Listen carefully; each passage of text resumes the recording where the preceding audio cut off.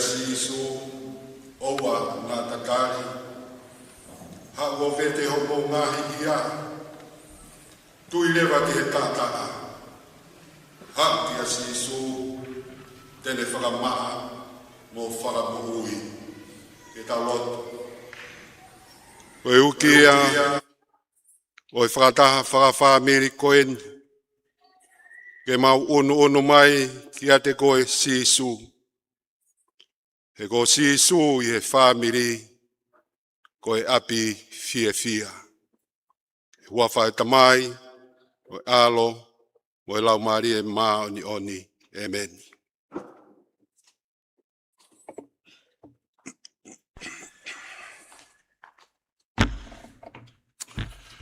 Wholawhalahini e kamata ke tau ngāwe he whiawheni, koe hongo fulu mā nima. Nei hao mo sisu, ai lotu le rei, pe oku kau to tonu ki he lau maari e.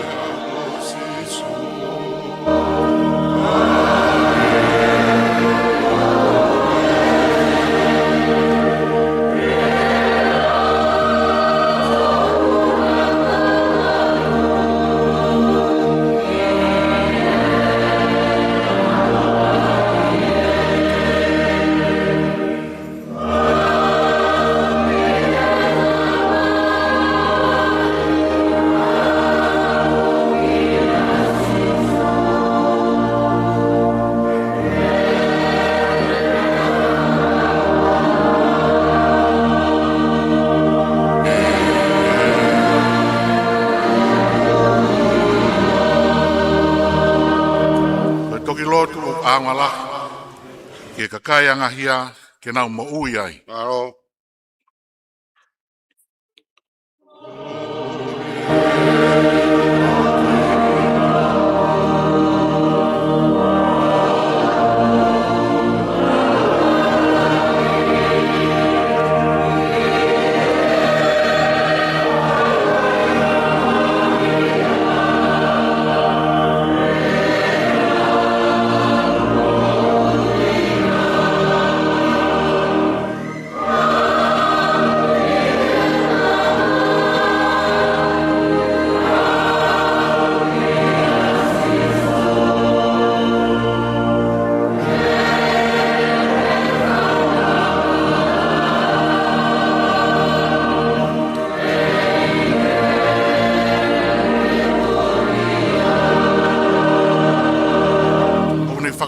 Ki hanga hala, ai tōna ki ofa a hodau o tua.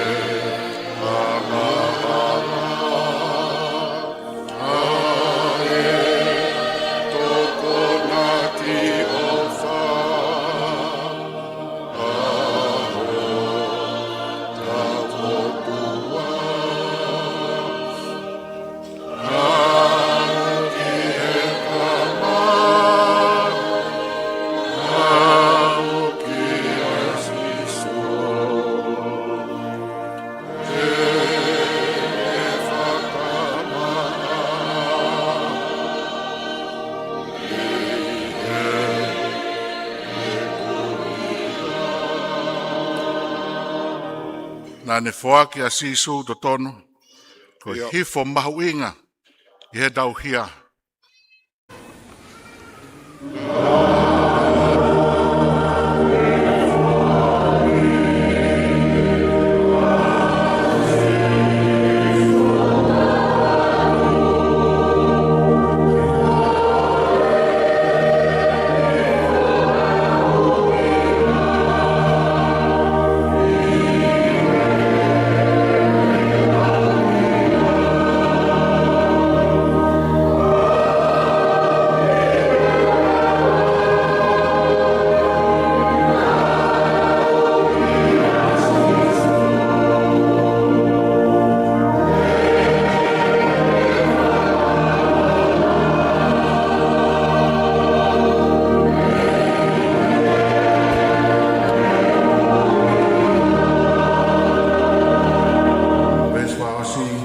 lotu ki asiso pe amanaki Malo. ki whakamore pe a moe liliu.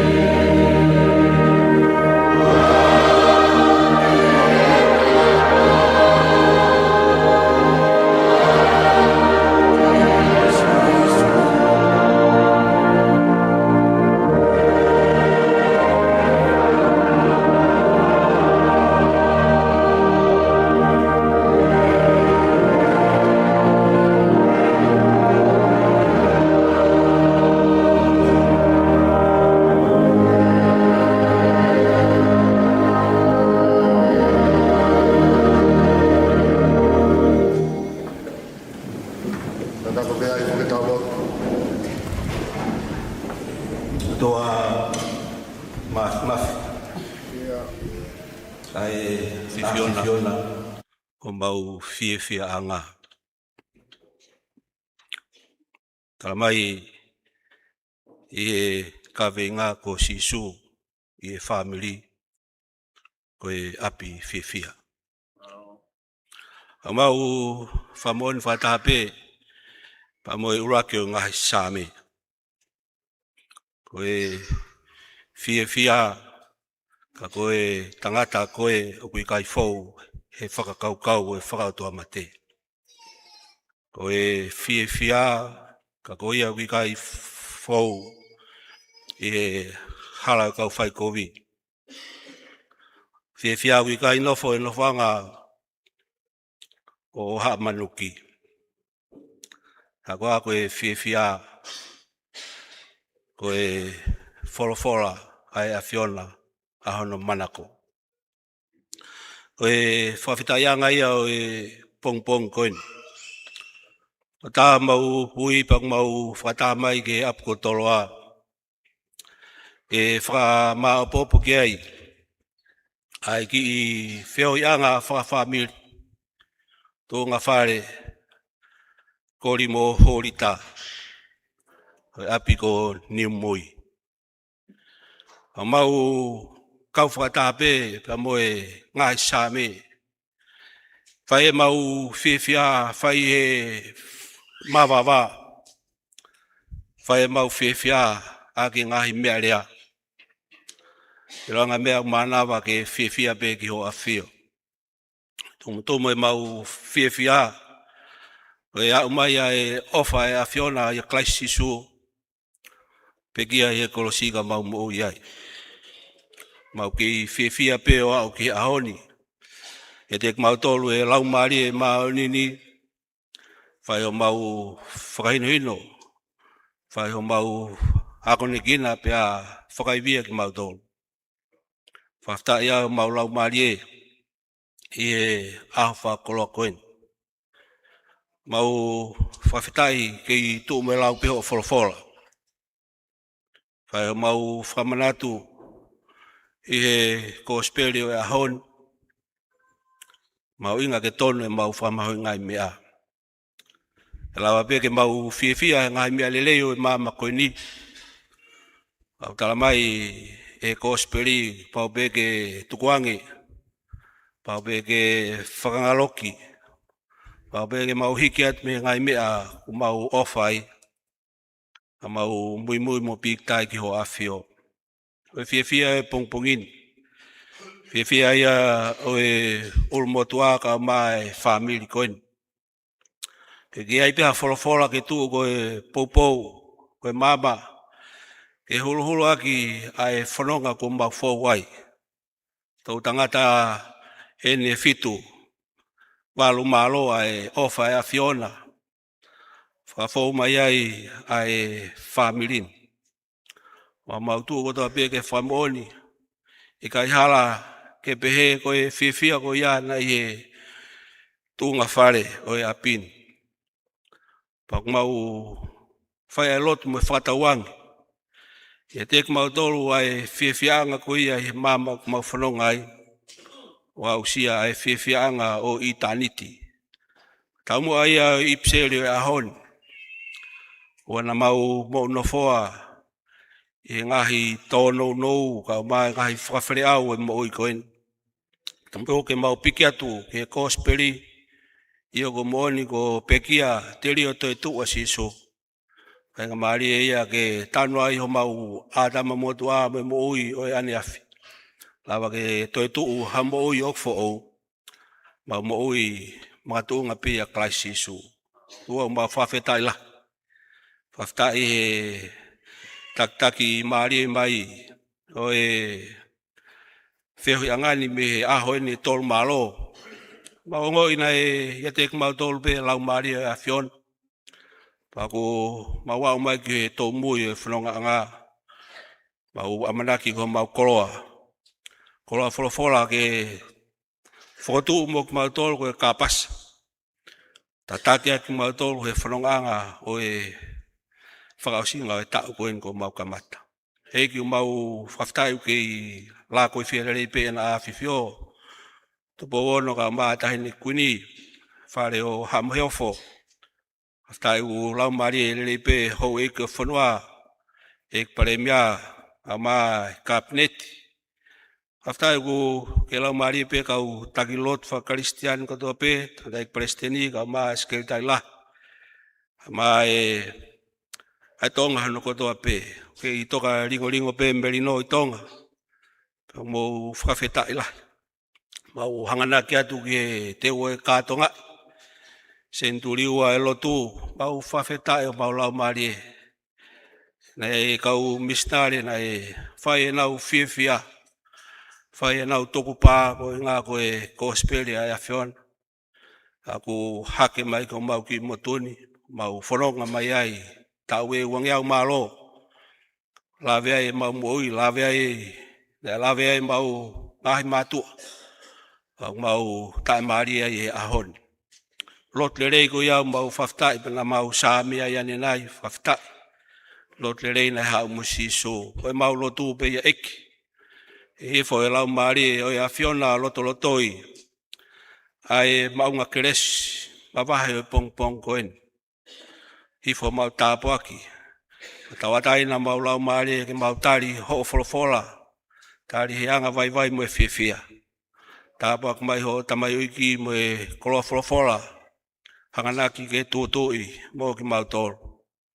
Tō ke hoko ai pēia koe mama i hala whanonga o mau whai. Tatake ai ki mau tōru ka mataanga e whehoi angani. Ma whokfoka e pēia langi mo gloria ki ho awhio. Ai awhiona tō taha pē huafa sisu. Ko mau eik wha mōi. Amen.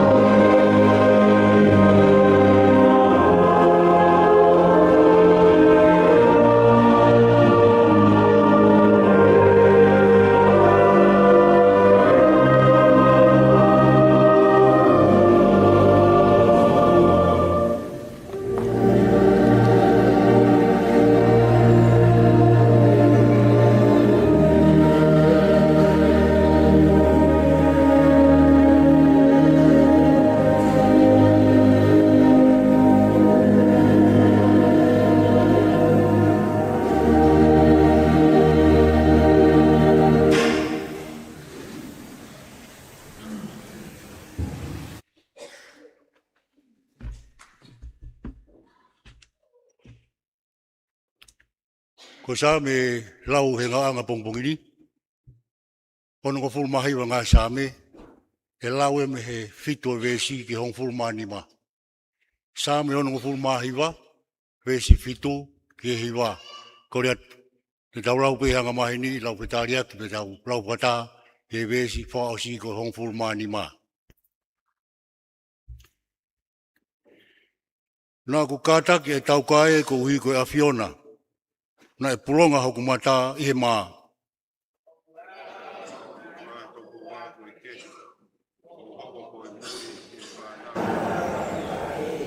He koe mamahi o whare o kai o osi au. Koe ngahi manuki e kakai o ku manuki koe ko tō ki a te au.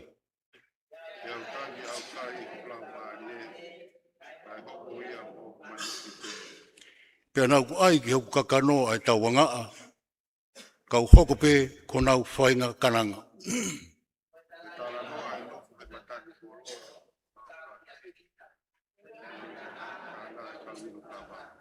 Ka ko au o ko whai atu e ku hō si hawae.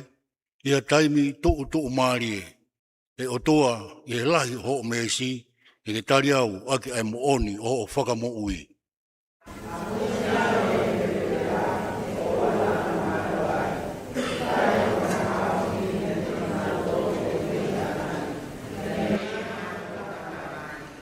Oua e tuku e vai wha ke lo maki i au.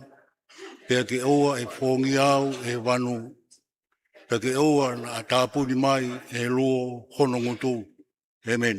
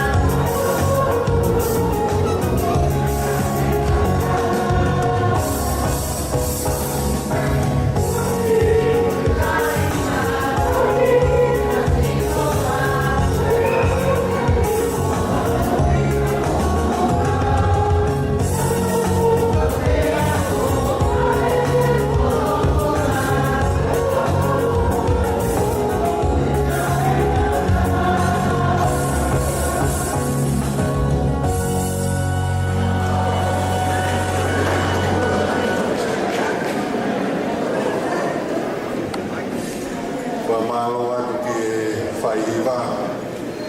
Au mai ki kau hiwa tufi koe ni e pongpongi e hoa tāru. Alo me o no whakato tau whatongia. Whai hiwa whakawheta. Au hiwa malo no whai. Wholawola te tau to e whanong ki ai me whaka whoou. O ku hae e he ongolele o Sisu Christ. E no hikitohi e mātiu. Wahe hongo fulu. Kamata me vesi ua fulu mā whā. Ki hono tolungo fulu mā hiwa. Hae e he pēsi hongo fulu mā fitu. O e whakawa whoou. Mātiu wahe hongo fulu. Vesi ua whā. Ki e tolu hiwa. Ai au pehe hono whakarea. Tala e hai o kumahiri. E tamasi ako i he whai ako. Umaa e pōpula. I ene e hiki. Mālo pe o ka pau. E whai ki he tama ako o tatau mo ene whai ako. Mo e pōpula o tatau mo ene e hiki. Te ka pau kunau hingoa pā usi. Ai tangata eiki ko peresi pupe. Hua noa hono kau nofu anga. Koia, o te mou mana wahe ki ati ki nao tolu. Heu kui kai ha mea. Kua fufu e tae whakaha. Pelilo e tae ilo. Koe mea au kua utala po uri ki ati ki mou tolu. Whakaha ahu. Te koe mea au ku whana aki. Ki he mou teringa, mou whanongonongo. Me he tua whare. Pe o te mou i mana wahe ki ati ki nao tolu. O ku tāmate i a sinope. Ka koe lau marie. O ku ikai te nau lava. Ke tāmate. Ka ke mou mana wahe tu. Ki ate ia. O ku mawhea ke whakaauha i heri. Lau marie mo sino whakatou osi. Ikai o whakatau haongo ki i misi. E toko ua. Ke konga sēni tipe. Kai patu ki he kere. Hana taha. Ta e mea ki ai. E o mou tamai. Ka ko mea ki ati ki mou tolu. Ko mou ngahi. Tu oni lou ulu. O osi lau whakalau te lau. Koia. O te mou mana wahe. O ko mou mahu inga. Ki mou tolu. I e whanga. Misi toko lahi. Bailonga aia, tene whakaha, i he ao e kakai. I ao e kakai e ne kau ki a te au. Te whakaha fuki e au. E ku kau mo ia, i he ao. O e kutamai a whio i hewani. Kailonga aia, tene whakawhisinga i au. I he ao, o e kakai. Te whakawhisinga i fuki e au. Ai tangata ko ia. I he ao o e tamai o ku hewani. O te mou mahalo nā ku hau ke velo mai hamelino ki he whonua. Nai kai te hau ke velo aki mai hamelino ka koha hereta. Seuke. Nā ku hau ke whaka waha. Ai tangata ki hene tamai. Hawhiwhine ki hene hatangata ki hene tamai, hawhiwhine ki hene whae. Hatahine ke whae ahono huse pāniti. Ka hoko ai koe ngai whiri. O tangata, o hono kaunofu anga. Koia, o kulahi ene ofa, ki hene tamai, pe ko ene whae, ki hene ofa ki a te au, o ki kai tāuia, moau. Pea koia, o kurahi ene ofa ki hono whoha, pe ko hono ofe fine. E ene ofa ki a te au, o kui kai tāuia moau. Pe koia, o kui kai tene puke hono kolosi, o mui a te au, o kui kai tāuia moau. Koia tene kalawhaki ene mo ui, o kune tuku ia ke more. Ka koia kune tuku ene mo ui ke more, Koe uhiko au, o kune kalofaki ia. Ngata e, o folofola ko tau whanongo. Whakatawang e lau maari maani oni, ne whai tāpo kina e folofola ko tau whanongo a. Amen. Ko le whamoepore te whamiri, o kau whataha i he hoatani, pia mo e siasi e korisko tupou, ap ko toroa.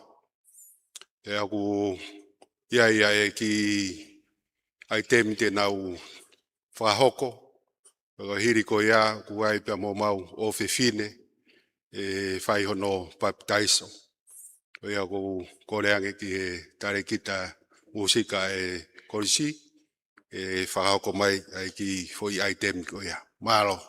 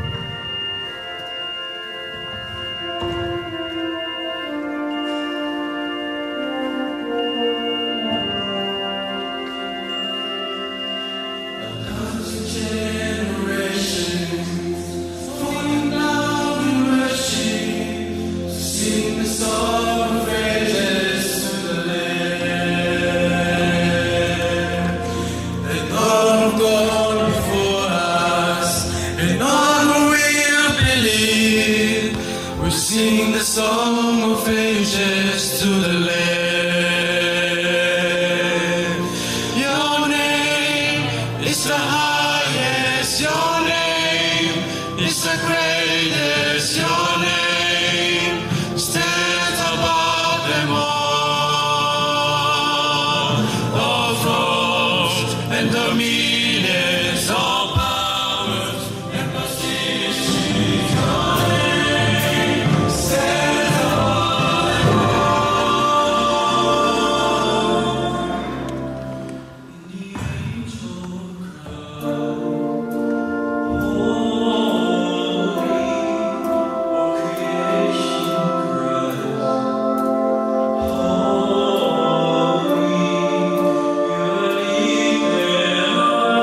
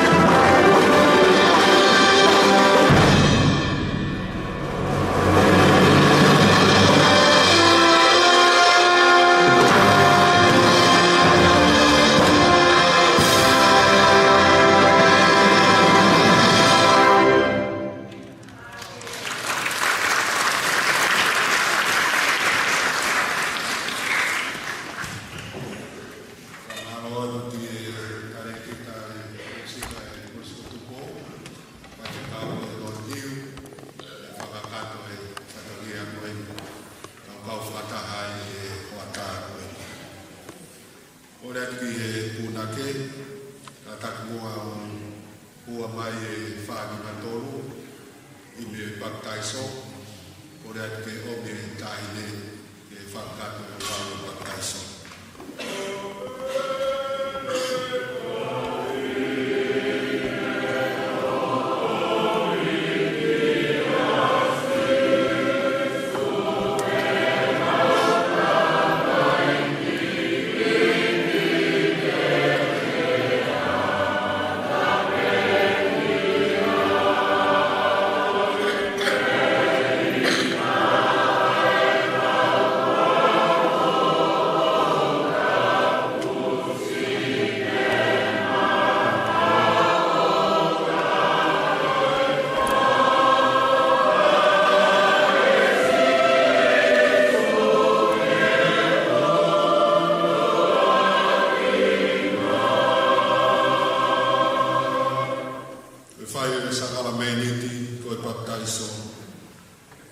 Si kainga, koe mea i e whanau i e kakai kotoa pē koe anga hala, na moe wholofola mai a tau whakamui ko kalaisi o te he.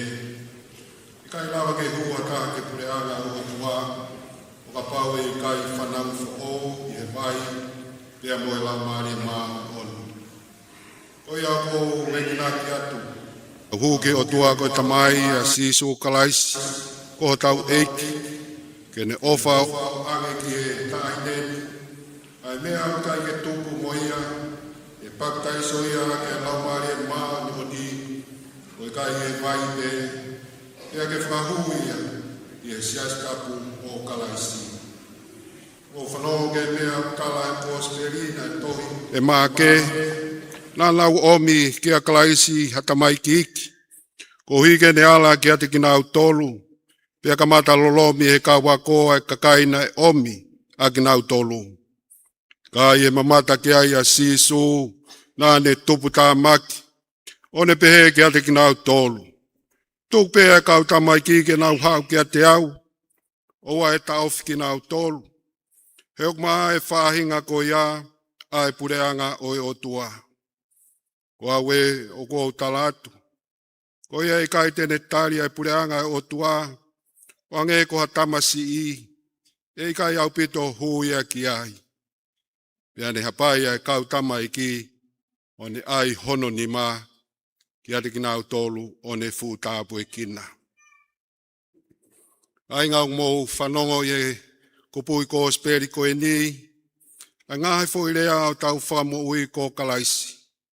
Tokua nāne whikau ke omia e whanau ki a te ia, nāne waloki a ki nau tolu na e fie tau whi, nāne e ki naki a e kakai kotoa pē, ke hoko o hange koha tamaiki. O mō wakai whoki ke fisiki tua ene ofa, ki ate ki nau tolu, e nāne hapai ki nau tolu, le hiri hono ni mā ki ai, o fu tāpu e kina. Ko ia, o wana ai hatala, ka mō matua ki tui, o kune whina ngalo ke mau ai tāhi neni, ke hapa ia ake ne alo whā, ke anga kia te ia e mo on tainga tā, mo whakakau ki hono pureanga. Ko ia e mahi no pehe, ai ofa e tau tamai whalangi ki he tāhi neni, pia moe ne whina ngalo le rei ke ngau e tau whaini, ai omi e tāhi ne ke baptaiso kone tūtū ni, ko ia ke tau hū kia te ia, o whai e tau whawhetai. Tua mafi koe mau tamai o ku ihe vani. O mau whawhetai atu ho ofa mho ui ki mau tolu. Ke iloko ho kere si mo tui ke a Fiona. Whalahi ai mau iloko ia. Ia popo maa wai pe e mau tui. E whoaki ho lau maari e maa o ni ke tahi neni. E ne whanau fo o wai. O hoko koe ea o e whakamo ui, ko hui ko sisu kalaisi, ko mau eiki, ai au nā whio ai pē mo koe, mo e lau maari e mau no ni, o pure i he tai mini, pēa tai ngata, e meni. E koe o tua ku a whio mau ai pē, ko alo pere ko sisu kalaisi. Ane wai mesi ono waka e vai mo e tātā whakatou osi. O ne tūtō ni ke ne kawa ko ke nau alu whakaului e ngai kakai kotoa. Baptaiso ki nau tolu ke huafa e tamai, alo, mo e lau maari e maa ni oni. Mea mai eiki ke ngai hu, ai whaltahani. O tūki e tai neni, o kwhai ke baptaiso, e maua mui ono osi, o hokere si, e ne whai pe iloa ia, o kune tutu mono, whanau tōnunga mo whiri, ia sisu kalaisi, o mau eiki, amen. Kore atu siasi, me whaamiri ke mou kātaki hake mua, te atari whaka e meni mai, ai ngahi kupu i lotu ko e ni.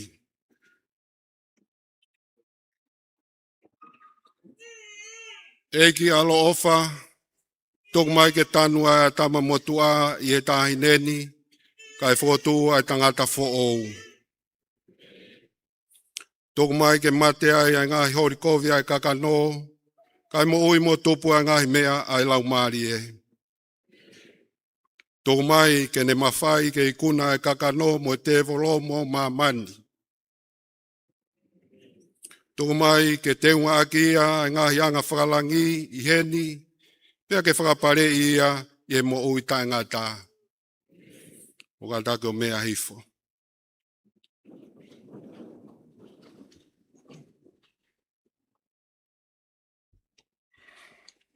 Katako whakahingoa mai e tahi ne.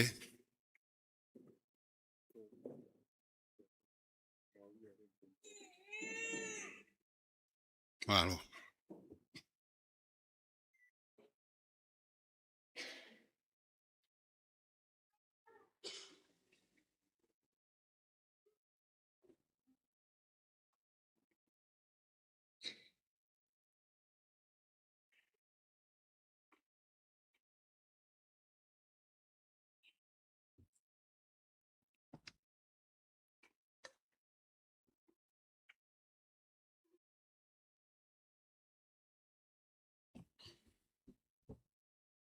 E kolo Tirita, Elisabeth, Maria, Lensentoff, Namaka Vea.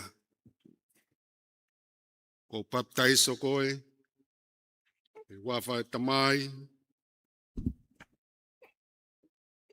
o e alo, o e lau maari e mao ni oni. Kau whahua e tahi neni, e siasi o kalaisi. O hige ako ne kina ia, i ngai toka te rine, mo ngai to o ngai lot whakaristiane. Awange ke ne nofo, ko e mate aki o kalaisi, o au ke ngatanga, o e ne mo ui. Amen.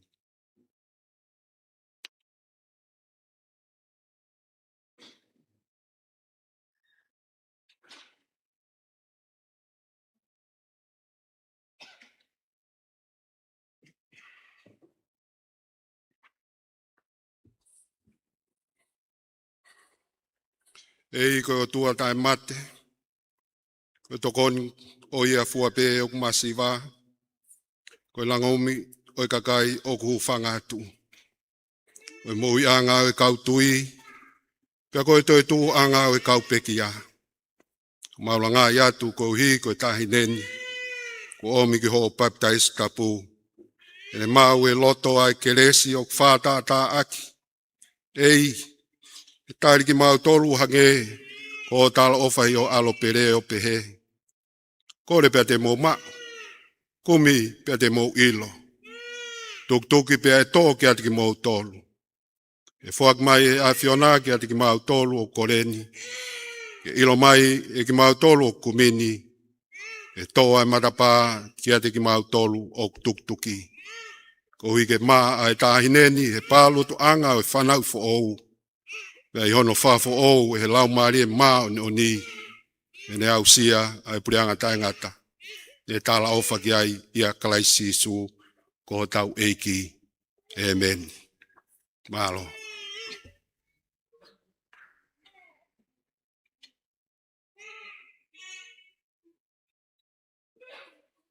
Kore ake himi wa ke kadak mai.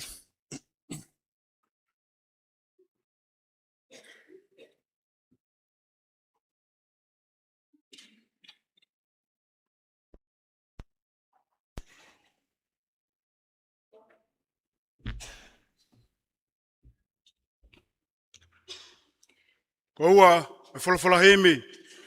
E tau ngau e whawhita, e whiwhini. Ni mangeau, maa fitu, o himi. Mo kātai ko mia ke tau hiva.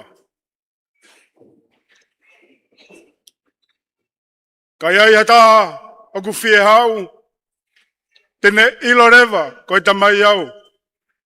O ku wawa ai be, o ku matapā. E kai te kei hataha.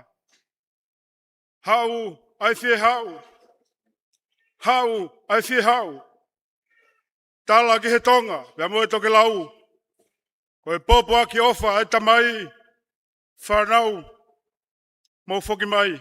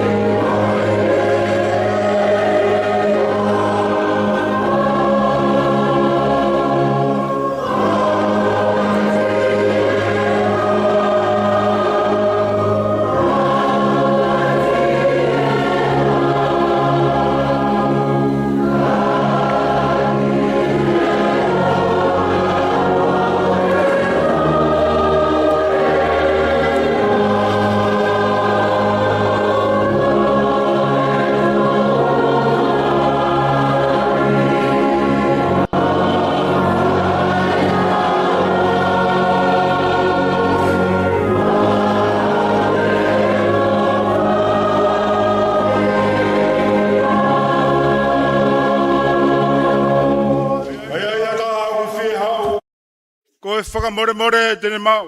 Tio. Ne o ngogu kilu ene hia. Nalo. E kai ka pusi ia.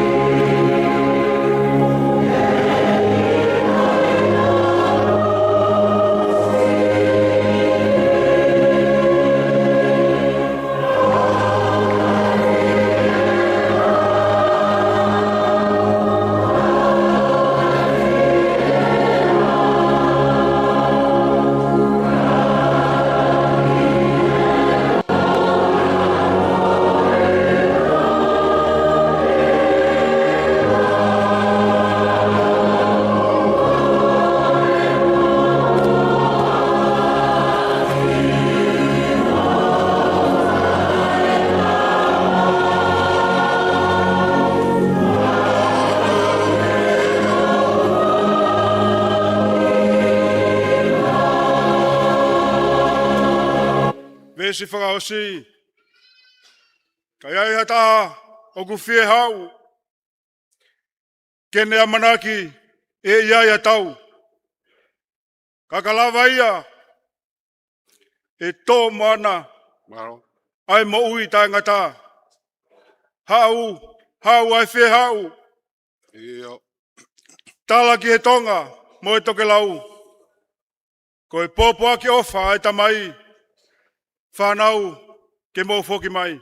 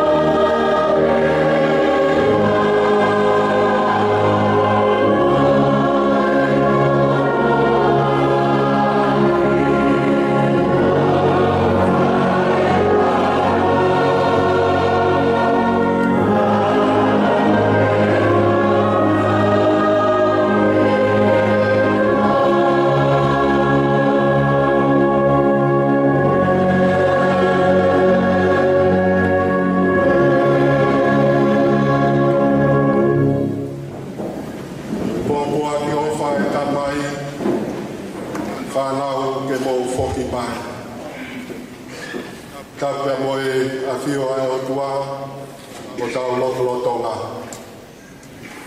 Tapea mo e tok tapun. Whakamanato o toketa moritoni.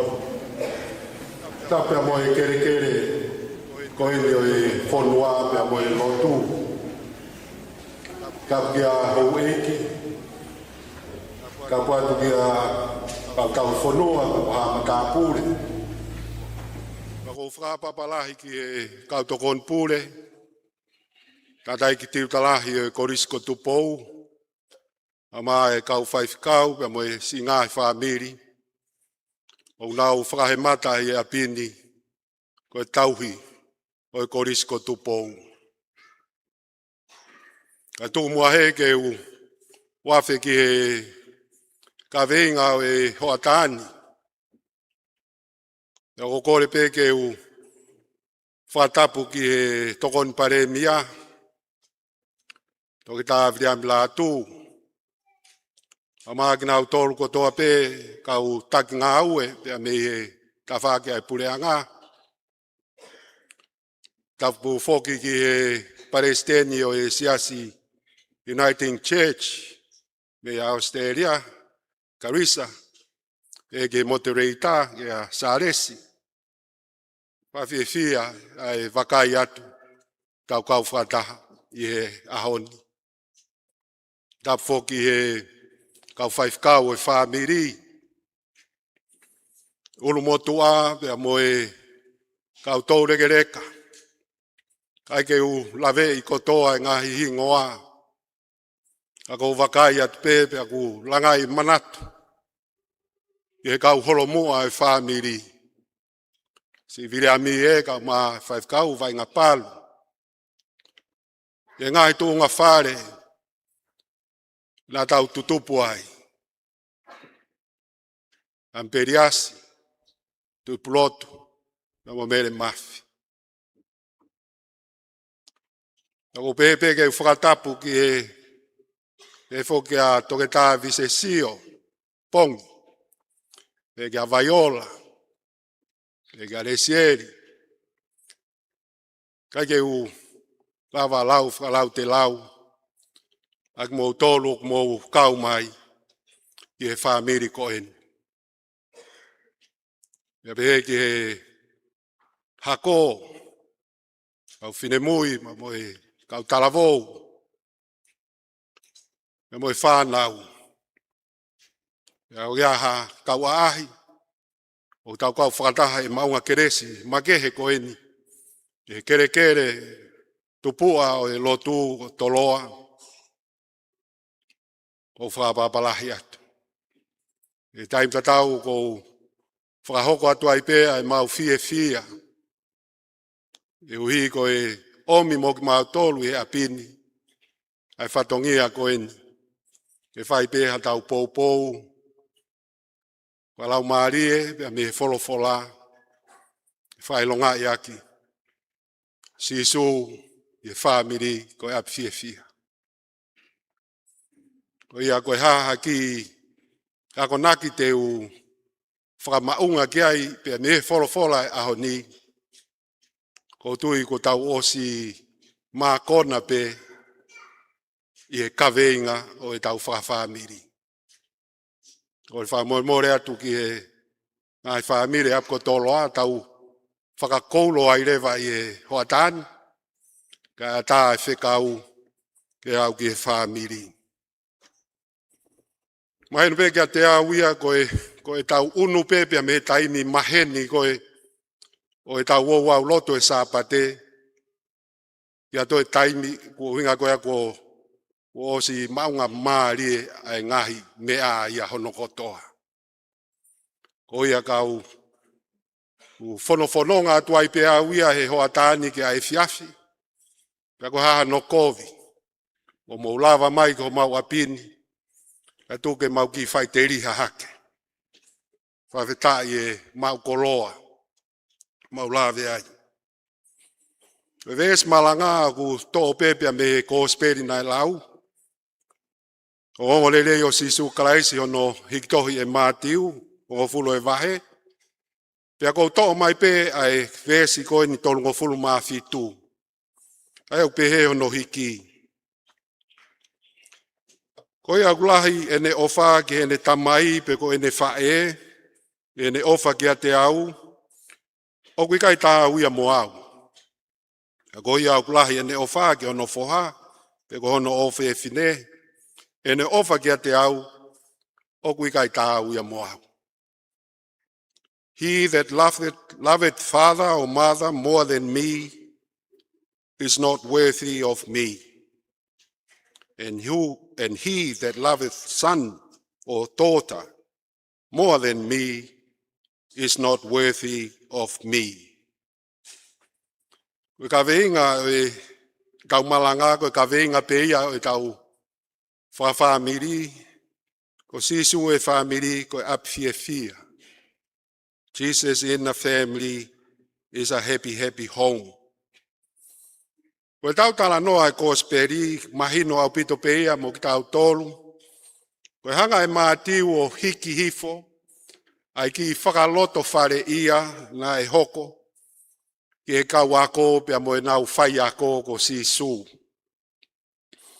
Whai ai e sisu ai ne nai mamafa, ko hige lava whaka i via ki nau tolu, ke nau lava o whakahoko pe, ai ngahi ngā ue nā ne whakahoko.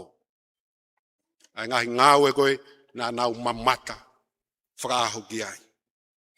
Ke nau lava pe ai whakamoi maha ki, ai kapus te volo, pia moe malanga aki kua ofi ai pureanga oe otua. Jesus had called his disciples and commissioned them to go out and preach the kingdom of God. He gave them authority to heal the sick, instructed them to proclaim that the kingdom of heaven is at hand. Ka koe pango. Ne kai ke palo mesiange si suia, hahala whaingo fua. Ka koe ngahi whakatokanga mamafa au pito. No easy road, but very strong warnings. Ia taha e ngahi whakatokanga mamafa koe ni a sisu, koe tau ves malangaya. Koe ia ukulahi ene ofa ke ene tamai, pe koe ene fae, ene ofa ke a te au, o kai tā uia mo au. Koe ia ukulahi ene ofa ke ono foha, pe koe ono ofe fine, ene ofa ke a te au, o kai tā uia mo au. Hangeo ki ongo whehanga hangai. Ai tau ves malanga pia moe whakahino hino ko ia koe o e whamiri. Koe whakahino hino ko e whamiri, koe whaunga ko e tau nono fo akai ngā. Tau maheni peki tau tōria pia moia. Koe wheofa aki ai ongo mātua pia moe na whanau. Pea e lalanga ai e mau luta ai whamiri i he nau whe ofo o whani pea moe whe tokoni aki. E koe whaunga ia ai nia o tau i heni ai. Ofa whakawhamiri, whaalawe peki ai e ngahi tala. Family comes first. E mua pe ai whamiri. O tau whātātaha mai koe ki whamiri na e kamatai e kōri pia mo hūrita. Na koe nau whānau eni o tau whakamanatua i e ahoni. O tau whakawhetai, ia mo whakamālo o tau kau i e ahoni. O whaafuafua nai, koe toenga mai koe nia mahalo koe tau tangata hono whaa pe ia whaihi fuai. Ki he walu pia koe hiva nai. Osi atu e tau tangata uluaki, ua. Mahalo koe tolu ke toi mai pe koe ke mau pe ko whangwhangu pe koe tolu na ia. Pe koe whaifkau Britania pe ku ono pe ku fitu ia. Kau kwa uia tala hui mai ka mau tolo tala mai koe iau kau ia he whaa. Kau tau whawhetai mo whakamālo koe, holoi tau ngā, o whai mai a he ngahi tau tangata, Ka pau tawa o hiva mongo fulu o tau katoa hen. Fafi e fia, koe whaunga koe whamiri koe ia oku kei, tauhi mai pe ia pe tau mamata kia e ahoni. Koe se ofa aki, pe a moe se tokoni aki. Tolonga mai. Tana mai e sāne pongi koe koulo, koe hauia me rea whakawhisi, koe kolo ulo. Koe fo irea fisi koe uro. Ilo ki mo tolu koe maheni pia mo fisi. Koe maalahi. Tako koulo koe kolo maalahi. Pate mo fe wakai aki pe o mo nofo koe na o kei uro pe kau koulo.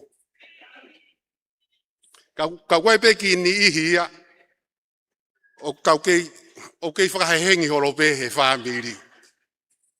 Koe kei lo ipe kuna ulo i fe. Koe kovi koe soso miti a kuna ulo takai holo ai. Ka koe hanga ia e fatu koe whamiri. Koe tangata mo e fe fine na ana fe ofa aki. Ka koe ena whaka amu ke hape i hona api. Ai fe ofo ofani. Ko waine ai vai. Penai pehepe toka ngai a sisu. Lea fefe ka koine a sisu kana mau inga ia pe sisu e whamiri. Kai ngata pena e tupuak pe a sisu e whamiri.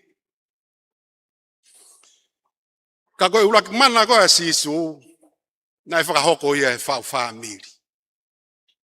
O hiki pe mati uia e kanima toi hanga pe sisu o whakamanatu ki he kakai.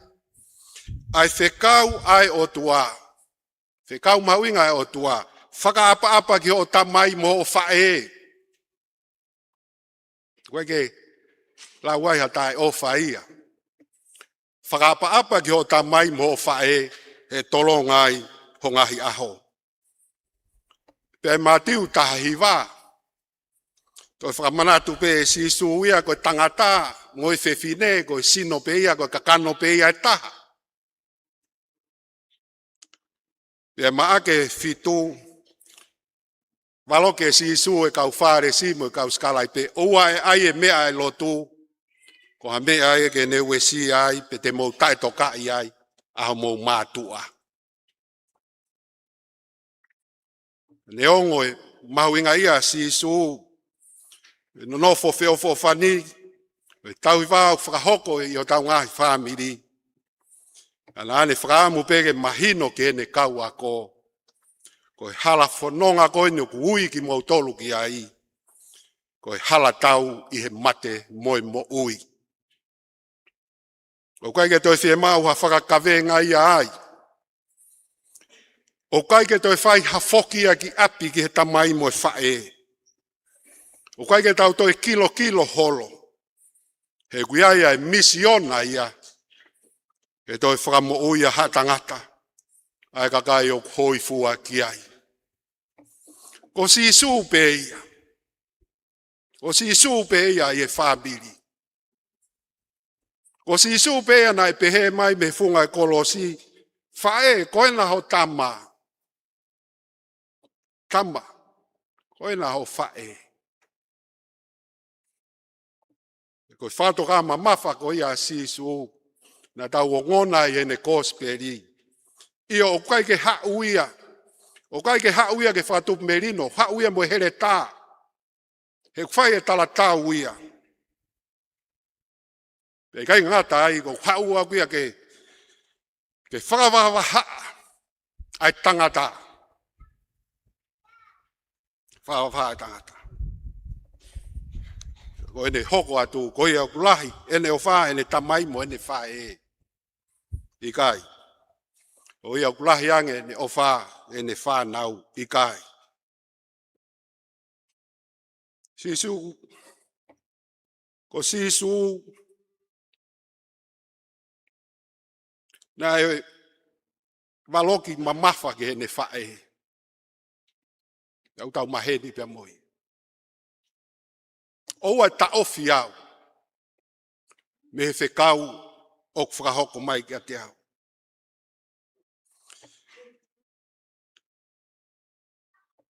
Ka koe ki konga koe ki mui.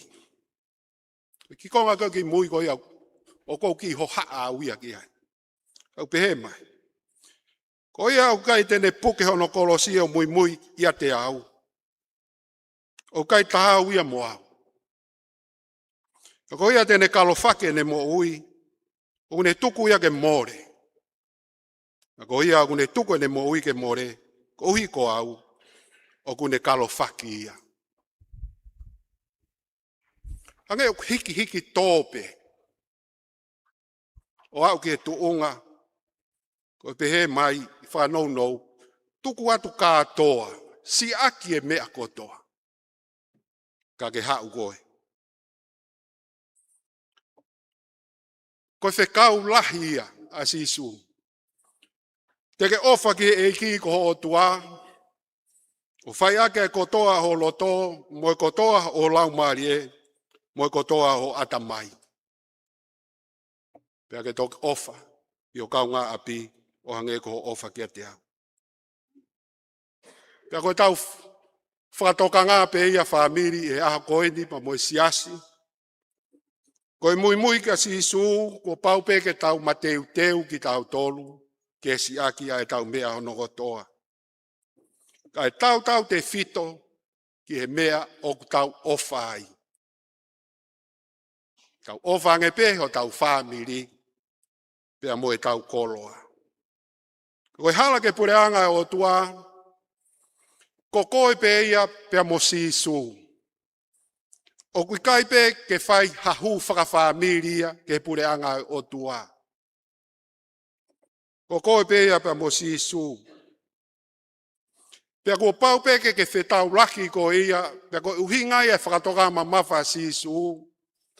He ka pau te ke toe whakamamafa mai. Aho whamiri pea mo ho koloa. I ho mui mai. E kai ke lava koe. Ka koe mui ka sisu. Hanga e te vita ia o. O mai he tau saame aho ni e ki konga koe ni ke ulau at pe ia. Koe na tula pe ia mui koe ka sisu. Na ka taki ai tau kae ko hui koe a Fiona. Na e pulonga hoku mata i he maa. O klau au e hoku ngahi toko wā koe kehe.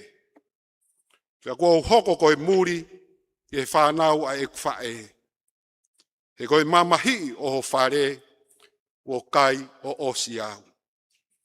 Koe ngahi manuki ai kakai, o manuki koe, ka kua tō mai ki a te au.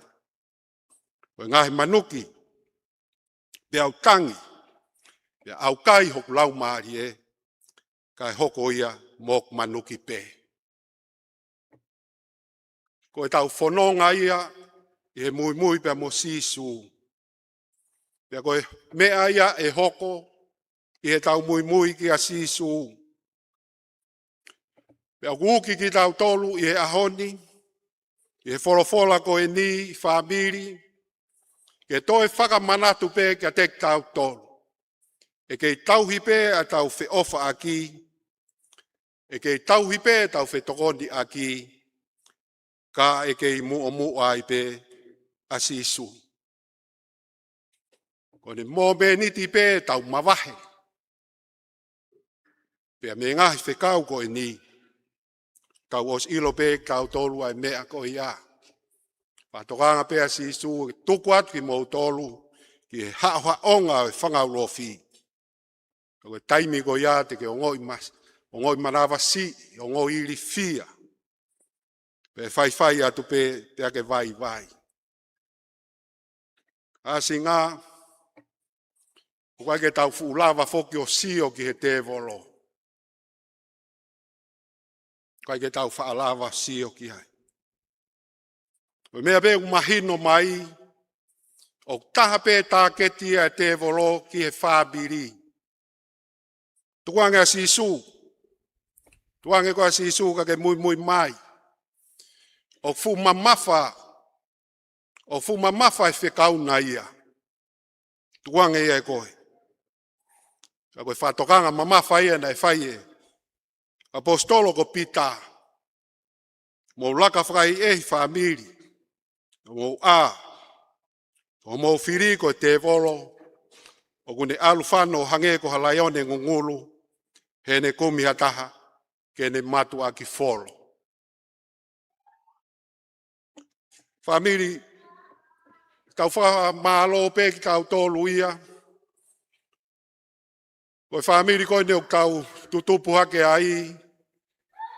Na e whakatoka pe me uluaki mātua. Mea kori mohurita. Neongo e masiva. Neongo e nofo i he pouri. Kana e whakatoka pe ai mui mui ia ki a sisu.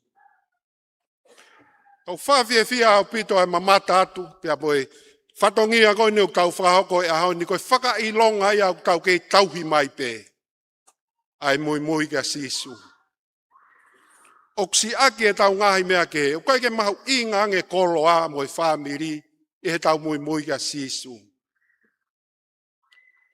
Ngata pe he whaiwhekau koe ni pe Piltania. Pea mo e tau tama MC koe ni Koris Kunsalo te. O ku hange ka te au o ku na kei fu mou no foa pe he paa ngā mo e koloa.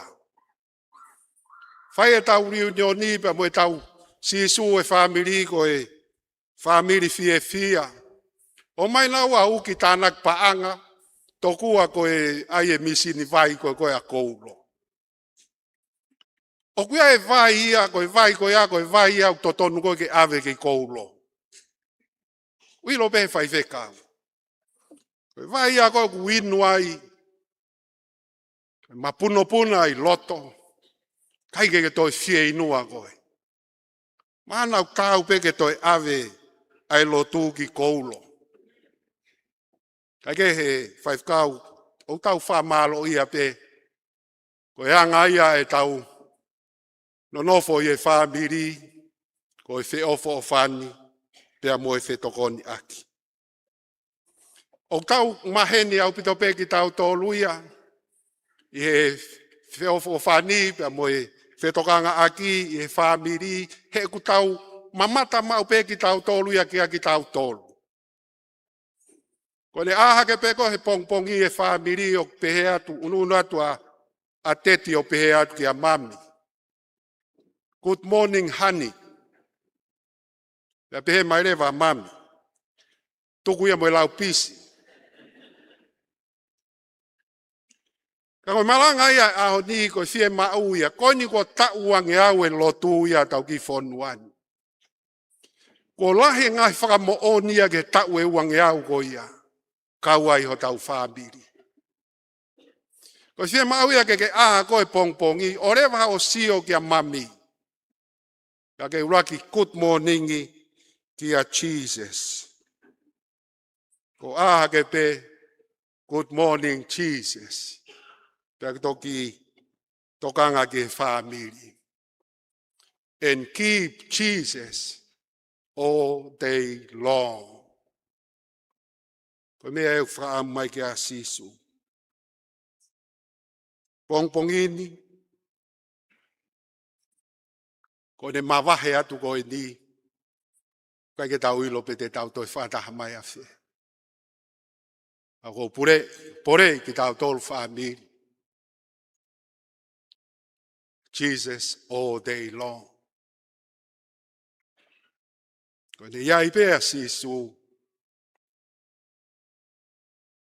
Ko e api fie fie. E kai ke ngata pea te tau tolu. Kai hoko atu ke tau longa i whanau. Pea mo e nau whanau. Pea te tau toki whakatataha kotoa mai.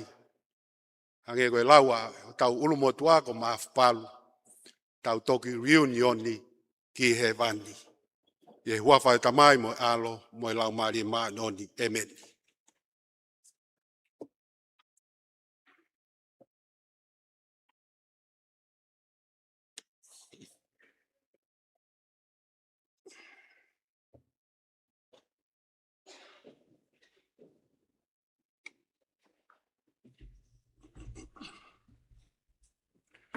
Kwangi au, pia moe ni mga fulu manima.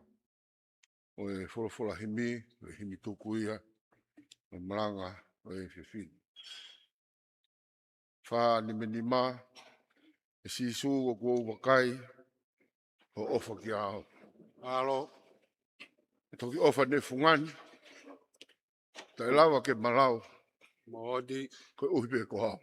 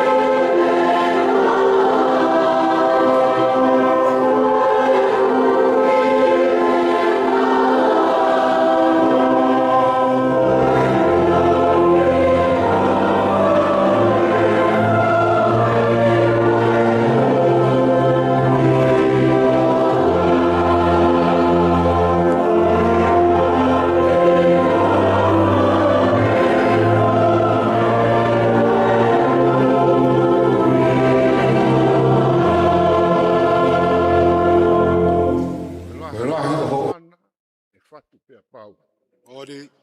O tuku o tu ungana, masani ang e fau, Alo. koe uhipe ko au.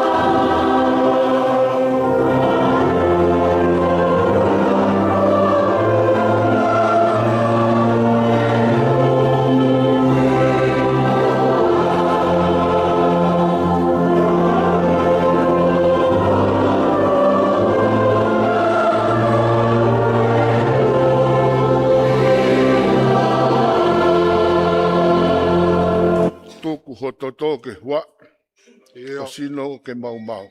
Alo. Ke tō ai hou hau he tamai ko hai e ala lau, koe uhipe ko au.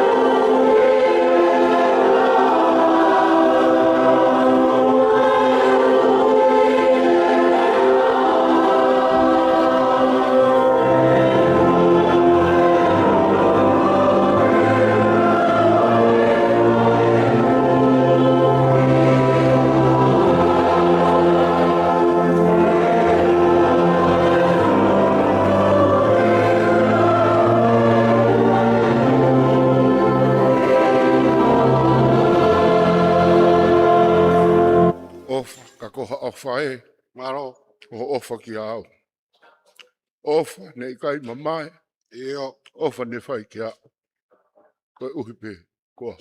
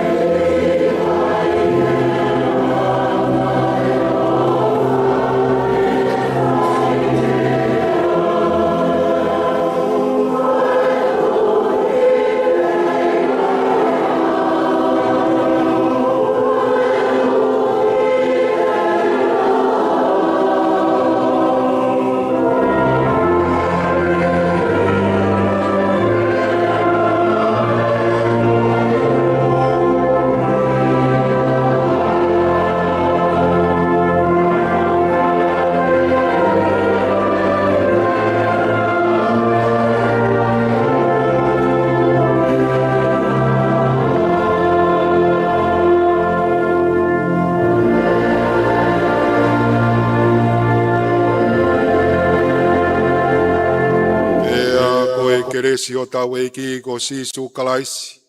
O whalai o tau o tua ko tau tamai pia mo e whiu he lau maari e maa o ni. Ke ia tek tau tolu ko toa pe ia o taingata. Amen. Amen.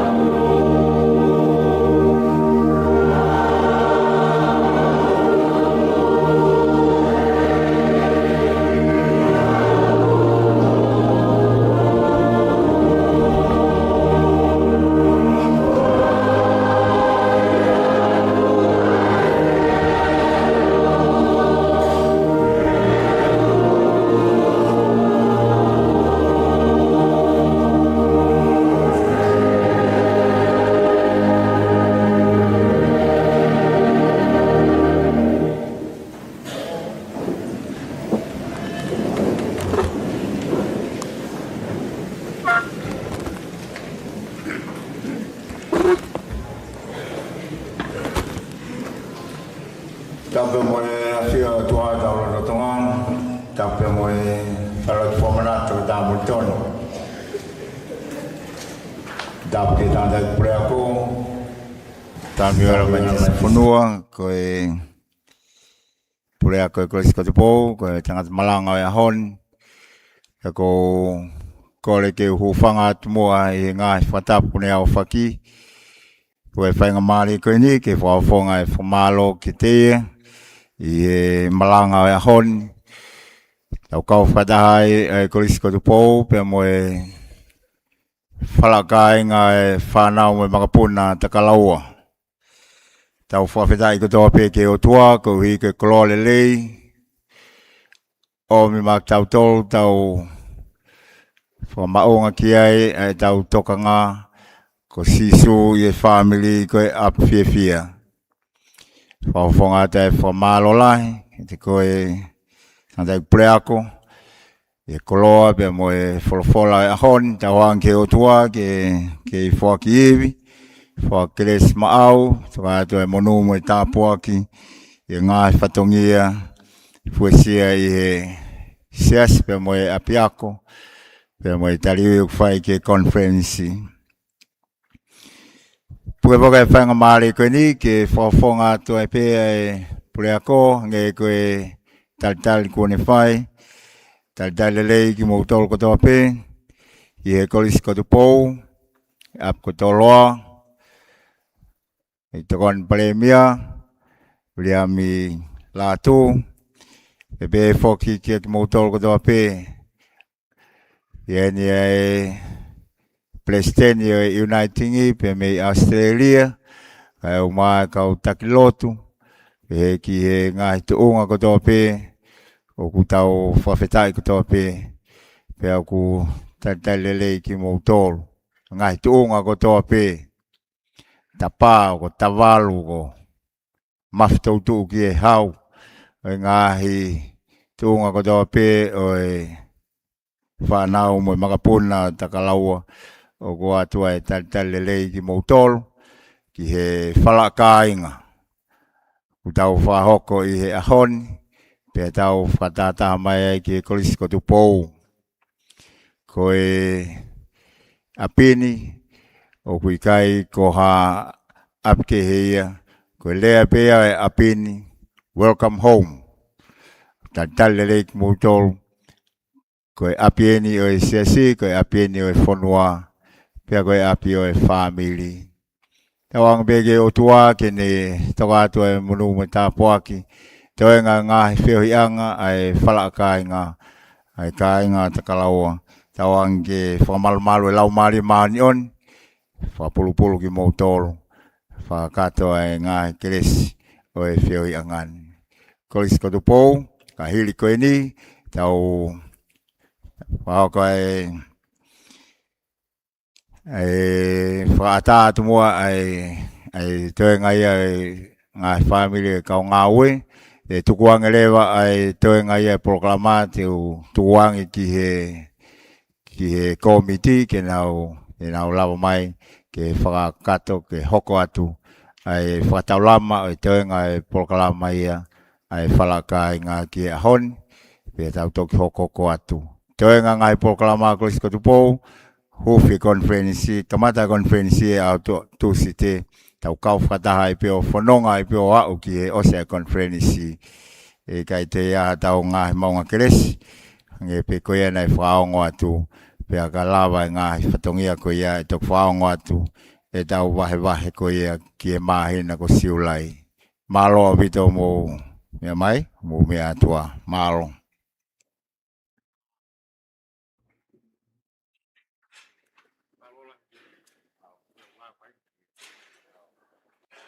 I malohi ai teknolosia pakakai kau ai afiona i nau fononga koe he pe o ke mau ilo pe tau ki fe fanga ki waka koe au fa fe o lau mari e fok mai afiona mau ha o ke afiona fa mau ngai loto hoko ngai lea a ko ni o ngai lea te mau to fanga fok ai mau tu pa ke mau to ai mau fa mama fa ki whakawhi a whiona ki o mau ngai loto whare ki whika uruaki. Mau kau atu ai i he lau ke pureanga o a whiona. Mau lotu ia. Whai e wafa o a loko si suka ko mau whambu ui. Amen.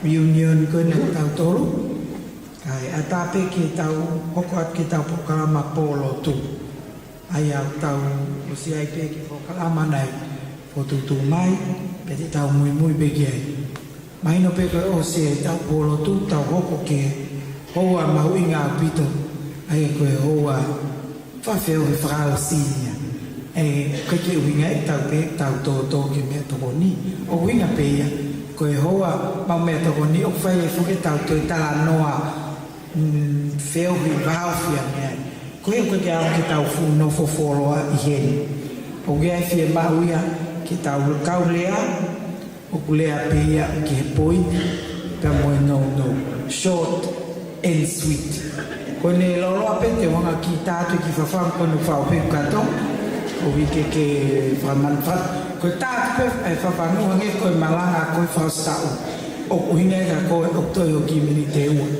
pa ki toki fa ma o pole va ko ho rea pa ki toki tu ke pe ka u ta ki ta te la va ta fa ke a o mo to ko to ki si i fo e wawe au pito e tau whawhanga. Koe o kau lea koe e au ni, koe kau lea whawhawhunga e mai pe ai ngahi laine, whanau. Aia koe lea o ka koe ni o piheni vuki e paisteni koe o e siasi Uniting Church. Ile paisteni koe ia, o lea e ngai fuhau whanga pamaman lahi. Talunga mo e tau ki reunion ni ke hao lea mai ki kakai toho wangi au pe. Ko ia tau puke ni mai ki whainga maari e koe ni ke lava ma Clarissa Suri. Ko e hako ia o Davida Tuaproto ke le whai e lea whika uaki. Te hausko e au ka toki hoko mai le vai e kau lea na o sivahe e pia e komiti. Lea ko matakayongo malupo. Me família me mafi o como que é a Daniela Palo me família o Amperias Palo e frau se leva erisiate e ka o quase me que me no manat merie kana sai ka to pe de po ko ele que fa manat merie ia da que manat merie to e te que tu ko le a heta in momento ko ni ko e u angola ko ngai fu va kala la hipe e no ki he taulanga i he ahoni. Ko ia, o tauhange ko ne lea pe e Palestini ko o United Church of Australia. Aia ko Clarissa pe o kuneo. Ko fe fine. Ko ke ngata pe ko Palestini a tonga, fua tonga ka koe fe fine. Pau tau paspasi ane makea Clarissa. Lava mai Clarissa. E toki ua ki pe au, me ta ilo e turi a ia sa utata, te wala ki Uniting Church. E te wala ko ia o tonga fuki ke sea Clarissa e poa te, pe vave au peto te awak mo au o Palestine Uniting Church of Australia. Ko ia, tau whaafe e Clarissa, te umai koe hiwa ko pasieni, hiwa koe e family ikai. Ospeni, u hiwa pe tau tau katoa. Si so e family te te mai ke solo le rei mo fa te tau. Oh yeah. Let's welcome Clarissa with a big warm welcome. Tau pas mai.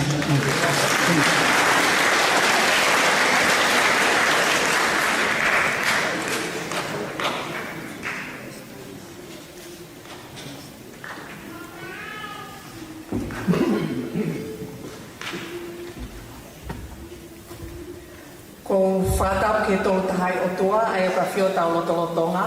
Apa sea. Ko kole pe ke uhufanga i he ngahi tala whakatap ko toa pe na i ka mata ki e tau malanga whakaeiki i he hoata ko e ni. Kai tuk pe mua ke u talongo fua ki he sea. Pea mo e whatongia ko ne whoaki mai ke u kamata e tau pōlotu. I he hoata ko e ni. Pea ko whanongo pe sea o ke mea i o giai e whawhangu. Pea ko tui e hange tau pōlo tu ko e malanga po wha o stau. Kai kehe o ko whakamalo atu i homa o ho sea. Tupe family ke o kamata ki pe e ku whakamalo ki he toltahai o tua. I he ene whakatahataha i ki tau tolu, o lava ke tawa usia mai ai whakaosinga oi reunioni, koe mahino ki au, koe au whakaosigeni. Peo kunofo o sio ki he fuutoko lahi e tau family. Ke ngai hako pe koe tau tangata, na e kamata me iai e tau family, a koli pe mohulita, o ko whawhetai ki o tua. Ka tukpe mua ke o whawheiloa ki atu au, ko uhi sea o toko lahi heni ai family o teki ke mau wheiloa ki. Pe o toko lahi pe mo e family heni, te mau tangutu te pile taha pe, i he mau siasi, whetala noa aki pe, ka o ikai ke ilo o mau family. Ko hingoa, ko Carissa Suli. Pea koe ofe fine au a ampeleasi katoa kam sespaongo. Ko mama o atu. Peo kei mo ui ene hoa o whaanga. E whae o maunofo whakatahi sene ko li e kina I loa he lotu waka kam sese. Ko takai whala ki he kolo tāla o tonga. Ku whangalupe. Pe ko uheni pe moe hoa, pe moe taha pe ma whanau o kia kulongo I whanau e toko wha pe moe moko puna e taha. Ko mea ipe na e whakahoko e he kutunga ane o whakawheiloa ki ata ai whanau a ampeleasi katoa he kai te utoi lava ki ai. Ka wo whakaampe ke I want to locate myself I he talanoa pe koe historia o e whamili. Me lava ne tau tolunoa ai mamao atu e tamai. Pea neongo o kui kai kei I heni mo ki tau tolu. O ko whakamalo ki o tua ko uhi ko ngahi values, pe ko ngahi tōkaki, na ne whakamahui ngā I anga o e tu o e whamili. Pe hange ko ia ko mau lave, pe mau ilo ki ai, o to e taha pe ai whanau anau na, pe mo kami. Si whangwhangu o kei lau mali le lei. Talu e tupu hake, pe mo e whae, pe mo e tamai. Na e lahe ngai taimi na nau, especially my mother. Nau whanongo pe I he ne talanoa ki he whamili I koulo, I haapai. Pe nai au ki a taimi, nai pehe e whae, pe mo katoa, whie mau ke awe au ke wau ki koulo, pe mo holo peka. Pe ko manatu lelei, valu hiva pe koe tau valu, na e awe au, pe mo me sui, ko mama o atu, o mawau ke tau ki I kolo, ko koulo, haapai. Pe nau alo nofo I he meiktanga, taimi ko ia, na kei nofo, a whangwhang pe mo sulunga, I koulo. Pe ko taina, ko tahene o whewhine, na e awe au. Ke wa o sio tonu I ho tau tupu anga.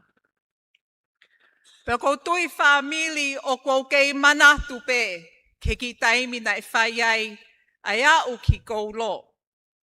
Pe o kei nofo mau pe I a te au I he taimi o kou alu holo ai tupu anga e tangata eiki.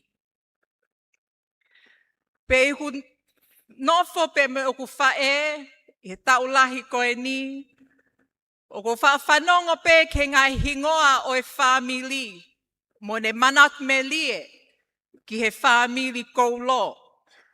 Nā ne whawahe mai pe ki au, ia e toko taha ko Kilifi hei muli nai Palestini, he siasi metotisi anu sila. Whiohi pe mo ne tu whewhine ko mele hei muli. Aloha ke ne talanoa manat me lie ki a Emeline pe mo ana. Ngai hingoa o ku I ka te ko whailoaki mo nau tolu pe mo ngai hingoa ku nau mama o atu. Pe ko tui whamili ko whaatalang ki o whae, ko I taimi ko o whae ai polo kalama ai koulo, o toton ke ta alu taua. Ko hi o ku lahiange ene ilo e whamili, I ku ilo e au. Ka ko whawhetai pe ke eiki, ko hinge o wahe pe ke mau ilo pe. Neongo ko e tau tangata si hi fo au. He whanga tau kete I he hako koe ni a te vita. O ku talatalai whale mai pe o whae. Mo ne manat me lie. Ke whamili I koulo hapai. Pe koe whawhetai anga e ku lau mālie e tawa o sia ai reunioni koe ni sea. Ai mahu ingo ai reunioni koe ni o hange o toi ata fo'ou ai ngai hingoa ku nau mama o atu. Pe toi hoko koe whalotolahi ke a te tau tolu ke tau tokanga. Koe hā lewa ai mahu inga o e kawenga folau o whātātaha ai ki tau tolu o e reunioni koe ni. Kai tukpe moa ke o mai ai pot folofola koe ni ke falotolahi aki ki tau tolu. He ka hili e tau reunion ni te tau foki ke tau ngahi api ngai fonua o hoko a te tau ngā we. Talu e ku a umai ane pō, pe o hu mai i holo, pe a mawhana e ku loto. E ku sio ke fia ko tau ai ka venga ngāwe, pe ko ka venga folau e tau family. Kau nofo o whakau loto e ku foki ke ku nofo a ngā, koe hālewa ai whehui, pe koe hālewa ai hoko atu ke a tek tau tolu family. Pe alu e ku whakau o manatu ke pot folofola ai tohi siua vahe ua whā pe koe vestaha ni mā. Tala mai ki a tek tau tolu.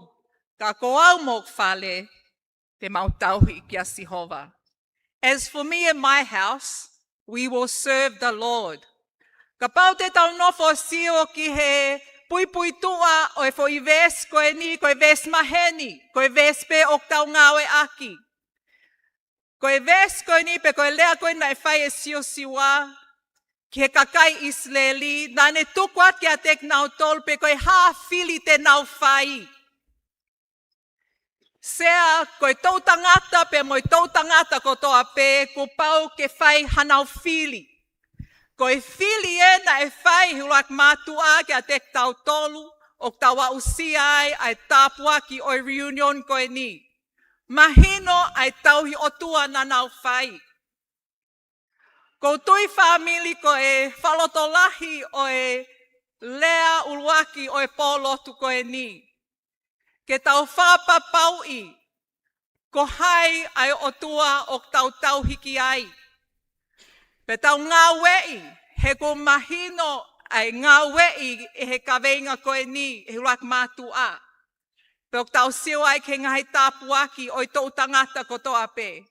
Ka tau siofi e tau longo i whanau. Ka pau ko au eni, tau whango fulu tupu eni.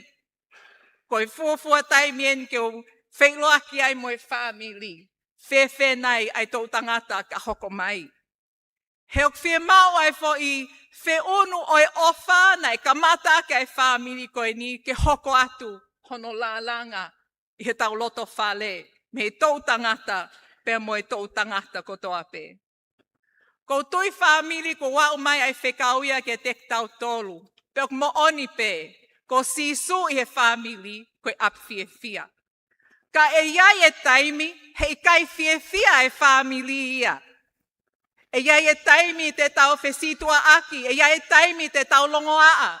E iai e taimi te tau ke. Kai whawhetai ke otua o hoko mai ai reunion koe ni.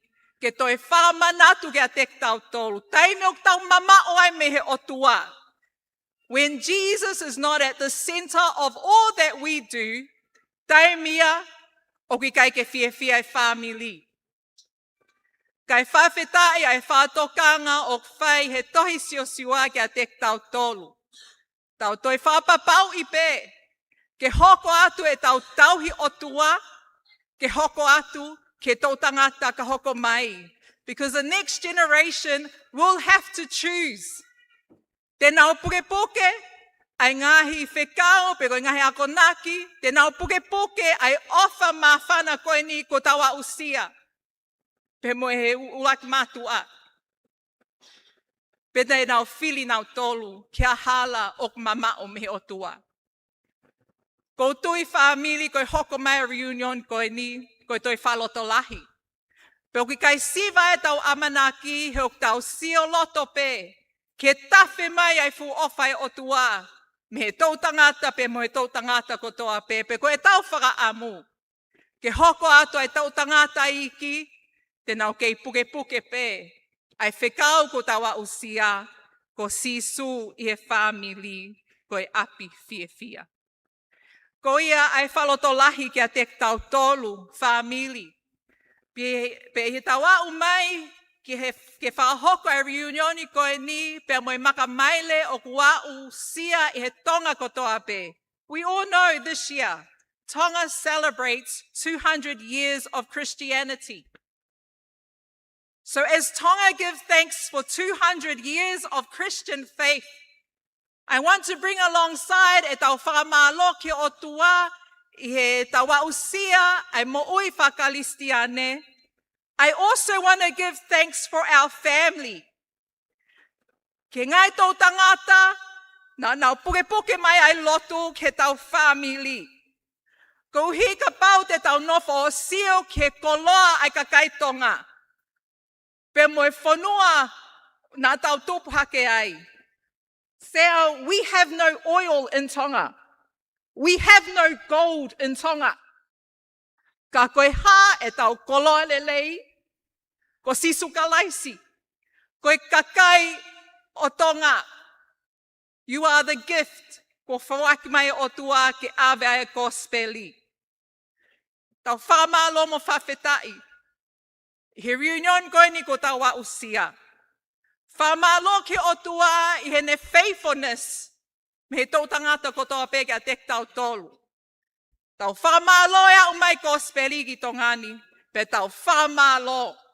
Ko hi koe ongo mātua, na nau mo ui wheo whawhani, o tawhi mai ai whahinga mo ui wheo whawhani mo I ofa ko ia. A umai kia ampeleasi, mele mafi pe mo te vita, pe a umai kia te koe pe mo au. Ko uhi pe, ko sisu I he family, koe api fia. O ko mauha o whalahi kia tek mo tolu family. He tawa umai ke au wha osi. Tau whamalo ko uhi koe mo ui a koli pe mo hulita. Pe tau whamalo I ngai whilau ko mo whai.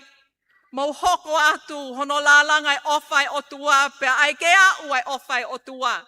Ke au ki mamani ko toa pe. Pe tu ke tau kei whakapapau e pehe ahoni ko hai o tau hiki ai. Pe tala ke ilo e mamani o kui kai ke tau hi koloa. O kui kai ke tau hi tūmalie. Ko koe pe mo au. As for me and my house, we will serve the Lord. Te mau tauhi ki a Sihova, o au kia ngata anga. Ko ui ki tau tolu e o tua, ke api kune teu ma ki tau tolu ko toa pe. O whake whai tāpui kina ko toa ki mau tolu e o tua mafi. Pe ofalahi atu ki a te koe sea, māloho mauho sea. Pe tu ke tau hoko atu, I he mo ui fia, ke tawa usia ai fia ta engata o loto hewani. Amen. Kataki ke tau teu ke ko whea ulitia ke hau ke tātau hiwa. Haku o si whekau malo tangi ke aluang ke talitari e kau wawa uko. Kataki a koe takoi.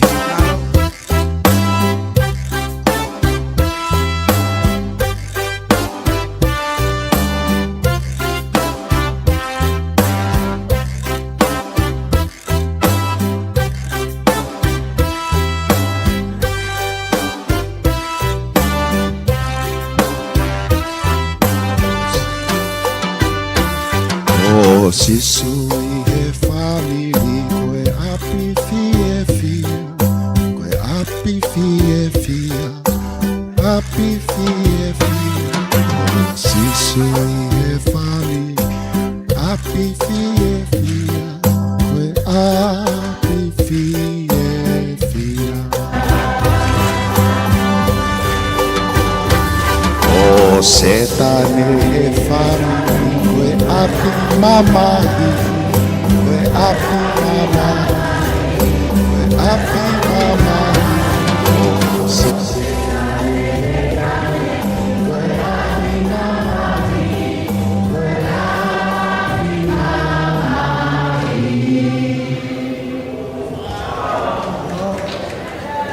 Whea pe whakafonga I he whamilo me mafi, matakai omo maluko. Ke ni whai ai lea whikau.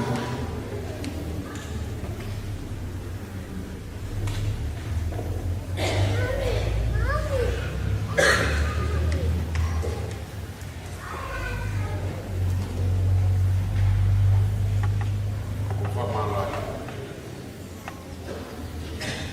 Sea. Mai mai mai.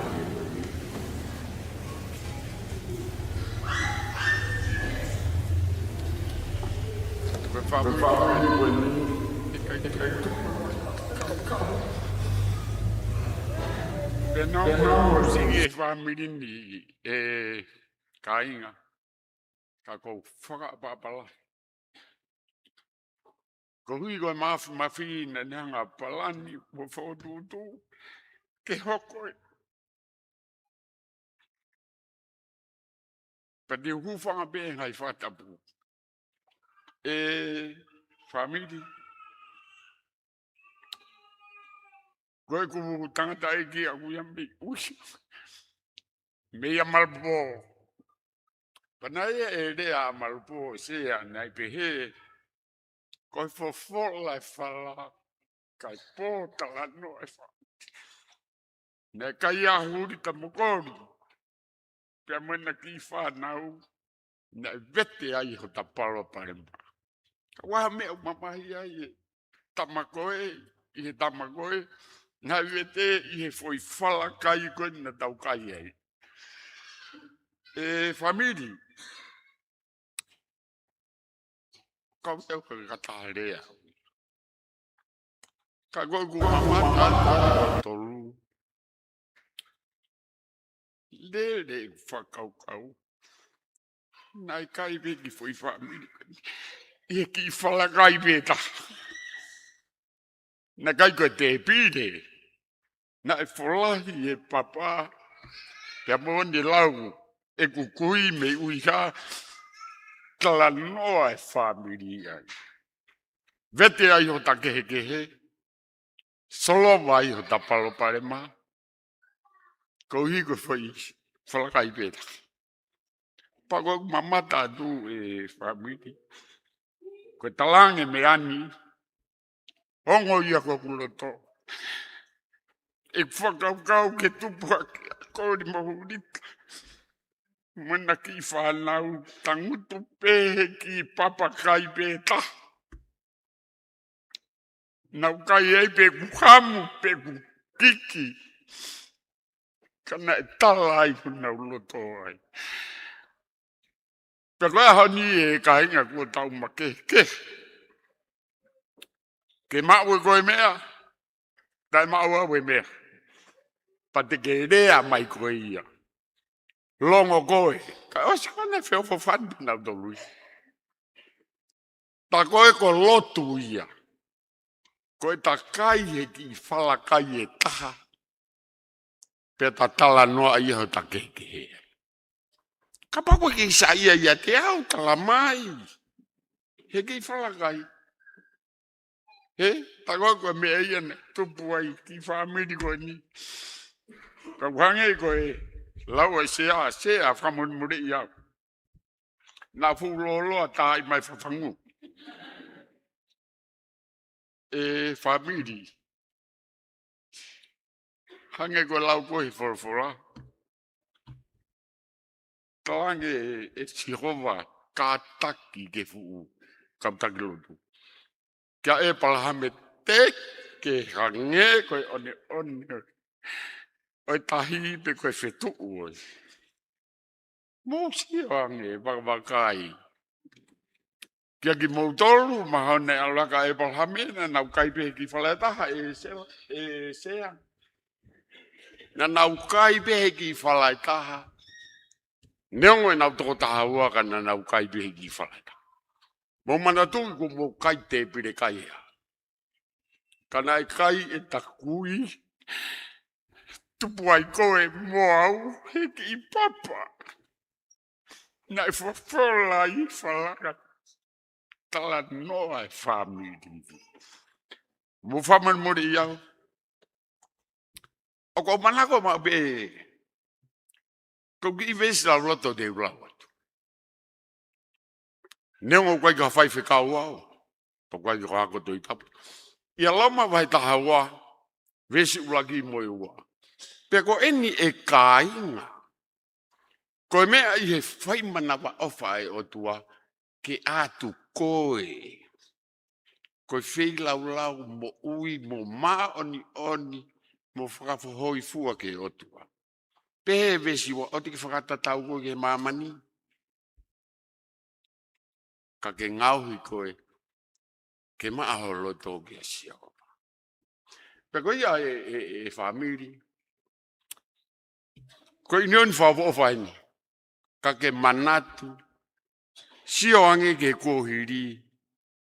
Nai kai e ki foi toko whaa koe ni. Te koe toko nima. A kori mo uri tapa mo. Amberias. Mo mere mafi na e pehepe e ongo tamaiki. Si, ho matua whiwhine. Mahala behi ke te hako. Ka koe ku hako. Kia te hako. Koe ku tupu. Mea mere sa. Koe ne tamaia masiu. Masiu ke he whae. Peko matakaianga malpo.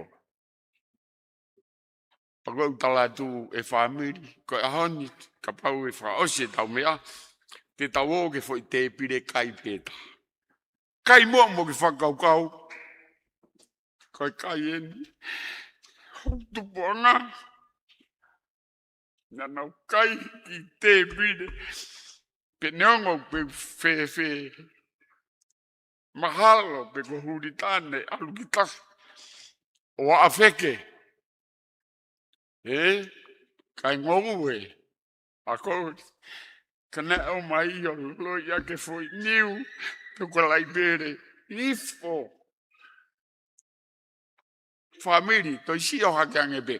He ku tau nofo ke. Kai ke sa ia yaugi. Nofo e Amerimaf. Nofo e tamakoe, nofo e ihe.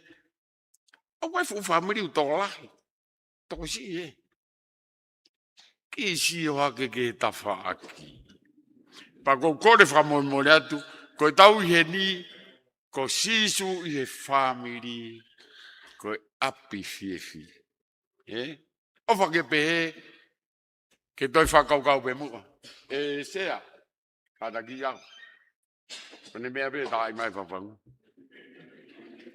Ko ku kore pe ki o ta family. O ki whesi o whaki. Pa ke pe atu hange ko algo ke lotu. Peace be with you. Ke whi loaki moe. Whi loaki moe. Pe kai e sea.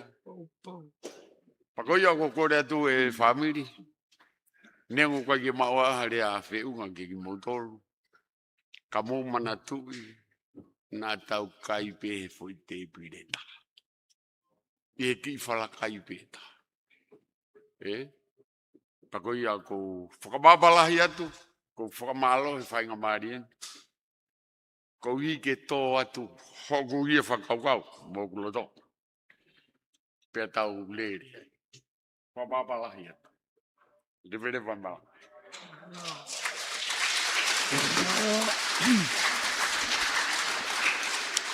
Amalo ka mata ka yongo. Pea koe hoka tuene tau kamata tau ngai hiwa. Whaka family. Pako popo apito ka mata ka yongo. Fulai nofu whakalanu. O tau whinga ki unu holo pe.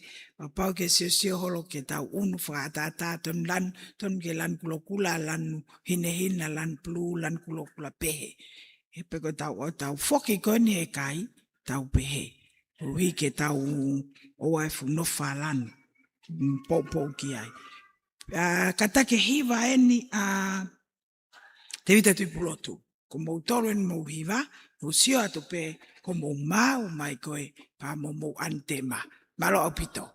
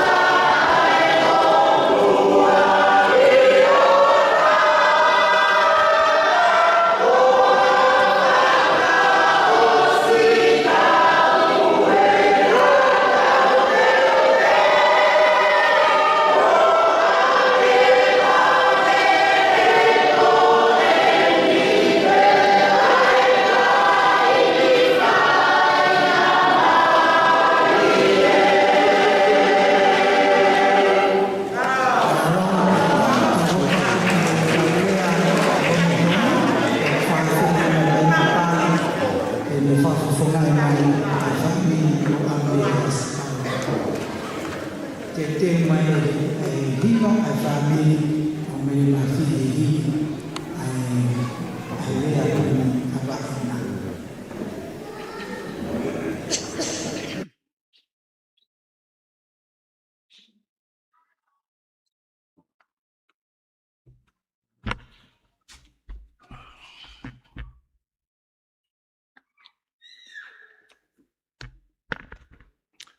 Apa sia ki he afio e ta mai tongan tapu ki he whaelot whamanatu o tā mo i toni pe whakatapu ki he kere eiki o api ko toloa ko kore ke u whamalumalu atu pe ngai whakatapu ko toa pe ku oso no whai ane nai ka ata mo ki mo toa kolo ko nike whai ki whakahoa no pe sea whamore tu be mua ke u lawa tatau ki i pot wholofola i VSP tolu tohi nei whai he palo whita ko Isaia wahe taha wha te uloa pēpesi uloa ki ke tolu ko e uhi e ala ofa si hoa ke se kope e tene whira isi leili o whukatua ki nau tolu i ho nau whanua pe whakataha mo ki nau tolu e ka kai muri pe te nau pikitai ke whare o se kope. Pe tataki ki nau tolu e kakai, o omea ki nau tolu ki nau potu. Pe e mao ki nau tolu e whare o isleli ke whanua o si hoa. Koe kau tamai o eiki, koe kau nanga. Pe te nau whakapōpula ea ki nau tolu, na nau pōpula ki ai. Pe te nau pule ea ki nau tolu, na whakamalohi a ki nau tolu. Pe e hoko o pehe, e ahako ia, e whaki kia te koe ai mālolo me ho mamahi, mo ho manawa he, e me he pōpula mamahi, ai e nga mo ularoa ki ai.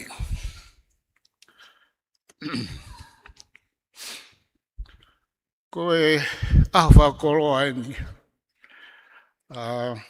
Whawheta e tau rau maari e, hange koe na tau whanau ke he maranga, nai, e mui e lea ne o si tau whakawheta ai pehe tau au sia mai a honi tau ke i mao ngahi lelei o tau lawe i nasi ai tau au sia mai ki toloa nge peku mo mea i ko fu api ako historia loa pe na e lawe mo nu ai tau ka inga ki nau tolu na mua mai o ako i toloa pehe pe wa mai ki a honi. Koe whawheta e lahi ka te auia, tai taha ke lele mai ki toloa, ka koe whenga maaria, honi, tai te whito, tai taha ke ase mea koe lanu kula ia i toloane. E taka ik whewhekau, u whakawheta, u whakamalo atu, ma e whenga maaria ke lele mai o tu atu he fu whare lotu, i loa, pea mo tauka kapa mau amana ki mo au ki ai. Ko lau ko loa ko tuu he, o whai e ki lea, niangu pe koe hae aonga ki lea, i whare lotu, whamanatu, sentu, o Moritoni. Koe ki motuani na e whaiswatongia lahi he pule anga, tano ni whitu taha koe wholau ka punamo e, mo malai ka puna. Paguai e ongo mawahe mau pehe kuru wao mai ki toloa, ko hia ko malai waka puna whao motu, ne mau whenga aki wā ofi au pitu he taimi lahi. Pako lawe iu ke i hoko mai pewa au mai ki ahoni. Ko manatu me lie, whamule mole pehe, whaiwheka au sea, ko ki manatu me lie nou pehe nio. Na ea e aho na whae mau huf malai waka puna i mui malai koe, he runway. Pea pongpong ko ia kowi apito e a uha loko vai. Paku whaiwhi lele aki ko osi mau mai e tak. Ane a whiwa ana e ki haere mai hufi. Whaiwhi tu taki mai ki toloani. O tari he ko risimo e. Ule ke mau mai o whai ma hufi mala i toloani. Paku ene lava e o wau koe lo tu me tāpua ki hen. Pea mātou mui wholawa ki hene aha whioga ha aeleki. Ki mui malai waka puna o whai ai kate ribbons mo ngahi o waupe. Pela vai pa tu for mai tau foki toloa ai tau ki kapati ai. Pa ku koe whenga tā noa ku mau inga ia pito pa ku lawe i pe na te hoko mai pe ki muini e ngahi mimehi ngahi whenga waki pe. Koe whunga waka u whakaunga tā maki ai mo tuani koe sia so tonga. Pa ku kai pe e mautala koe sia si whai mea no. Pa ku whakauhi kei te uhanga preke le ko ti koe ai whia whini. Koe ai ko le pe kei tau popotala noa pe. Koe kawe i ngā e mo i ngā hea kona kine tau whanau ta tuki ai he malanga ane uhu. Pea mo e ngolea ku tau si whanau ki ai. Koe ngai aho kou mawai ki he lotu i Kirikari. Pa ku o pe uange whangamako puna ma uo. Pa ku eke atu koe he nau mātua. Hamea mu asi ai Kirikari. O maksaya mato he lotu koe mo malanga e sastonga. Koe hongo fulu pe ke tahataha e meni o kai ke to e fu te hoko atu ia. Pa koe ai sea pa mole. Koe whaitele hape whetu nei o taimi. Ka koe nā te i he siasu e sira nā pe. Pe ka pau te uki i hokat pia he tonga ho e sira nā wha mole ia ke ama. Koe ta whaki koe ki whola waka puna. O koe ai ngahi tutu oni.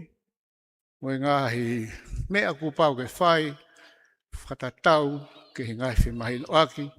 Pea mo e whemau ai kautaha wakapuna. Pe he ke he pule angaka, umai malai wakapuna. Pe hange pe koe ngai whatongia ke heke, koe ngai professionale ke heke. O koe ai whilea ko ui aki, mo whamole pe te ngake lea whaparangi. Koe PNR. Ai kan whaloa koe point of no return.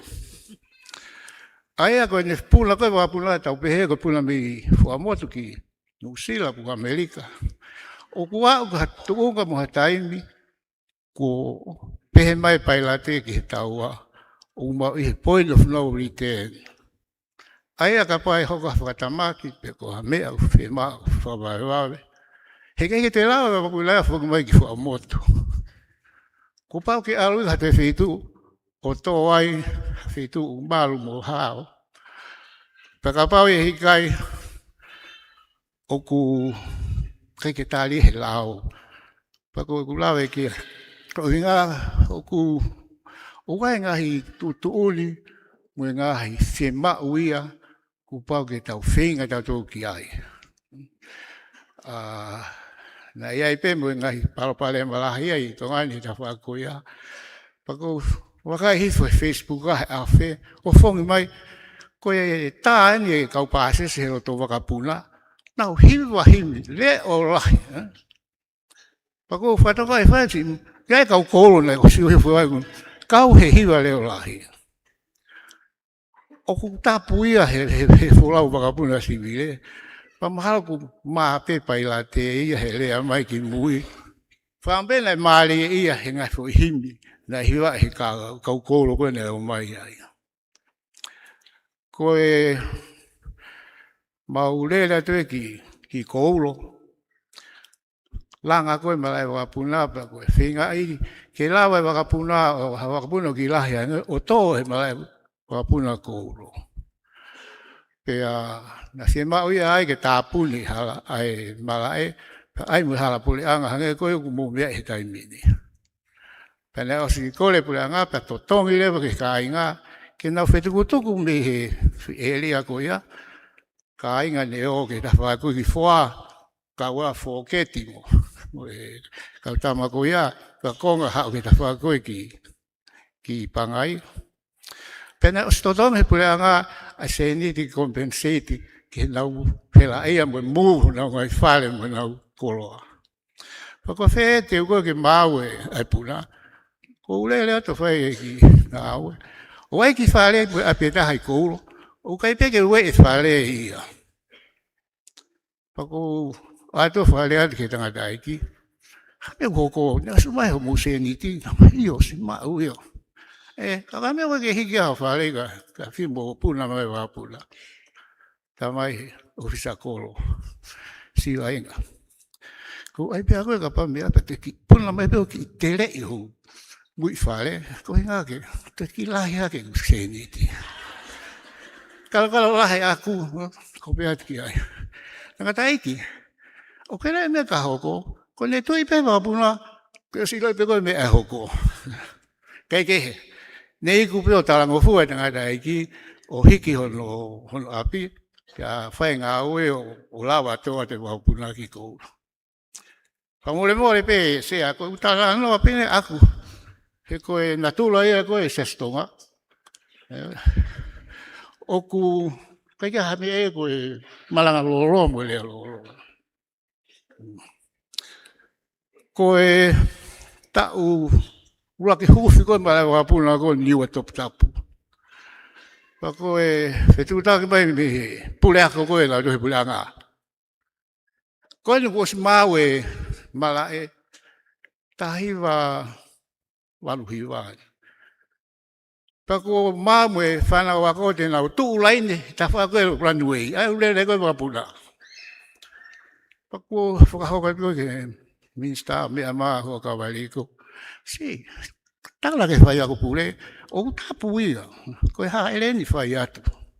Kai kehe, ne iku peo mau, whetutaki he pule ako, whetuku whanau mwe ka inga, oua o tuu laini, malai wakapuna, tako mau puna atu, hake koe whakatapu, oku puna malalo hoka. Lele kakai, lele mwe whangahosi, lele mwe kuli, mwe monmanu kotoa, he longo ako puna teke na usina toa waka puna toa. Kai kehe. Koe ngahi mea kau tau whenge tau mateu teu ki ai. Ko na whako ai sake koe he tahiwa walua. Mo mea i pe he ilo pe ku. Waa koe kau tampe koe matua age no mana tui. Aho tolu. Ma asta hiwa walua, ne toa e whako ai sake, kane wesi ala hapita tonga tapuni, ta hiki nu alofa, ka muha pai, pe sisi pia wawa.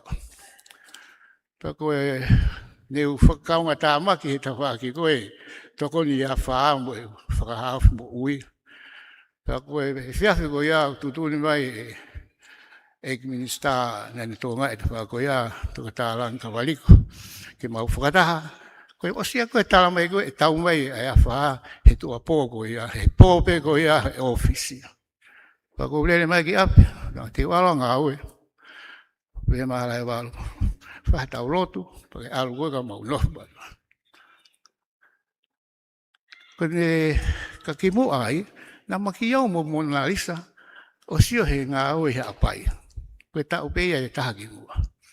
Tako mahali koe ki kolo, tamai tau ki kolo uwhi alo sio, mau whanongo fōia, tuku afu, mo e ka inga koe ia. Tako mahali tuku uwhi lako mo tuku afu, pa mawhongo me mau he ahi taha. Tako ateo koe whai mau ki lotu, ku pēha ka Mona Lisa ia. Se ka fua lotu au ia, o tāpua ki a tuku afu, mo no whare, pia mo koulo. O kai manda pena tāpua ki au mohalai walu mo tioni pe kai.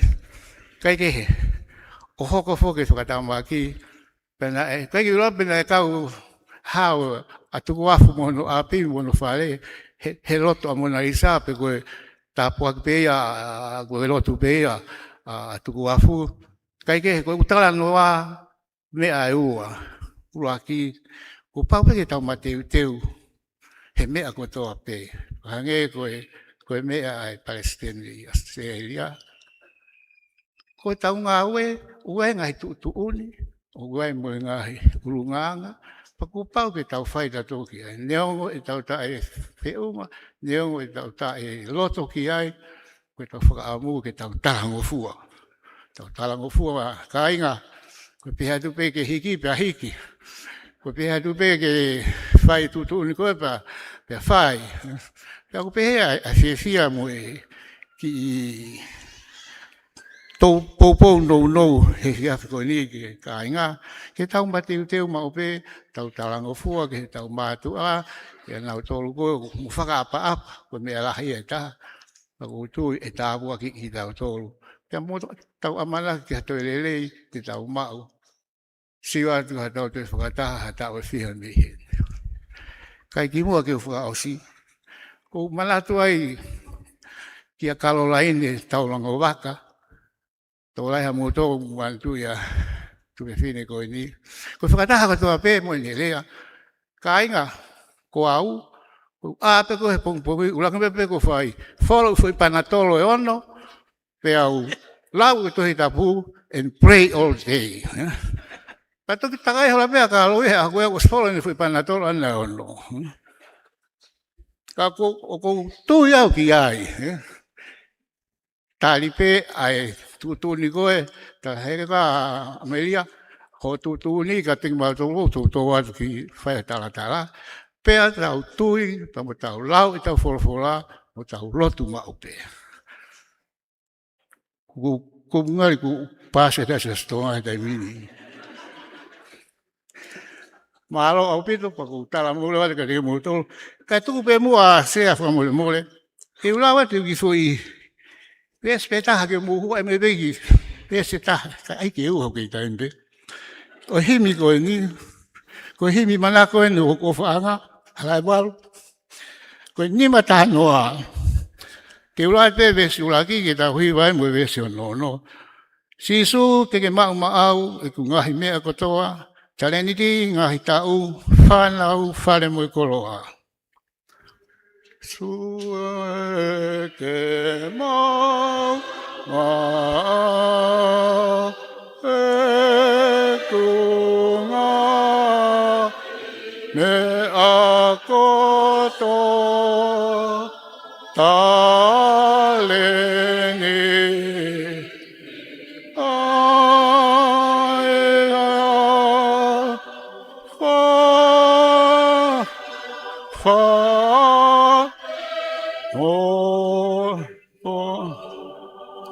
Mea tata upe mo oni hono uke pesia oa eki e momoi he koia o kungatanga. Amen.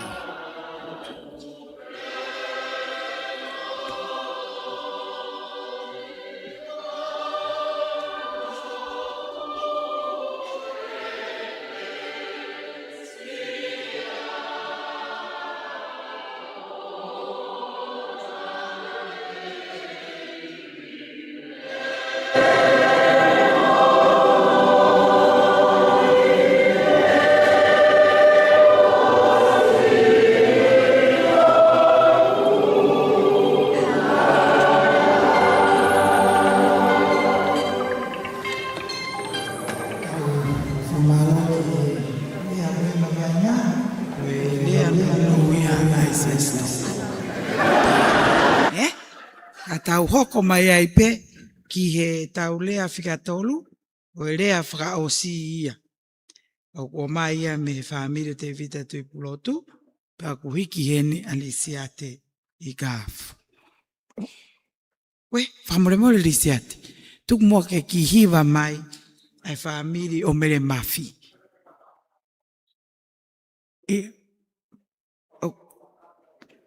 O geha ki hiwa ai whamire o mere mafi. O kata krisiate ke nausi ili whai ere vai ki hiwa. Malo au pito.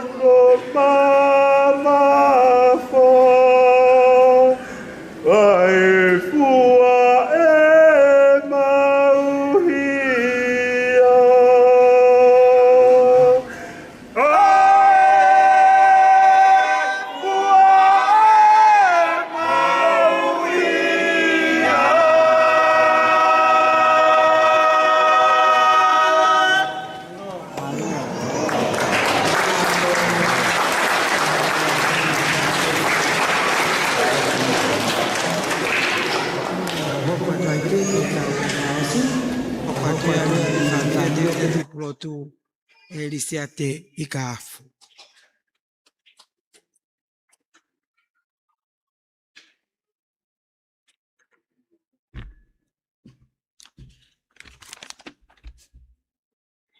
Uko kore ke u whanga ngai whatapu ko si au whaki. Malamalu e whareni ka ata ke whakakato atu. Patongia ko tuku mai ke te kita he whiafko ni.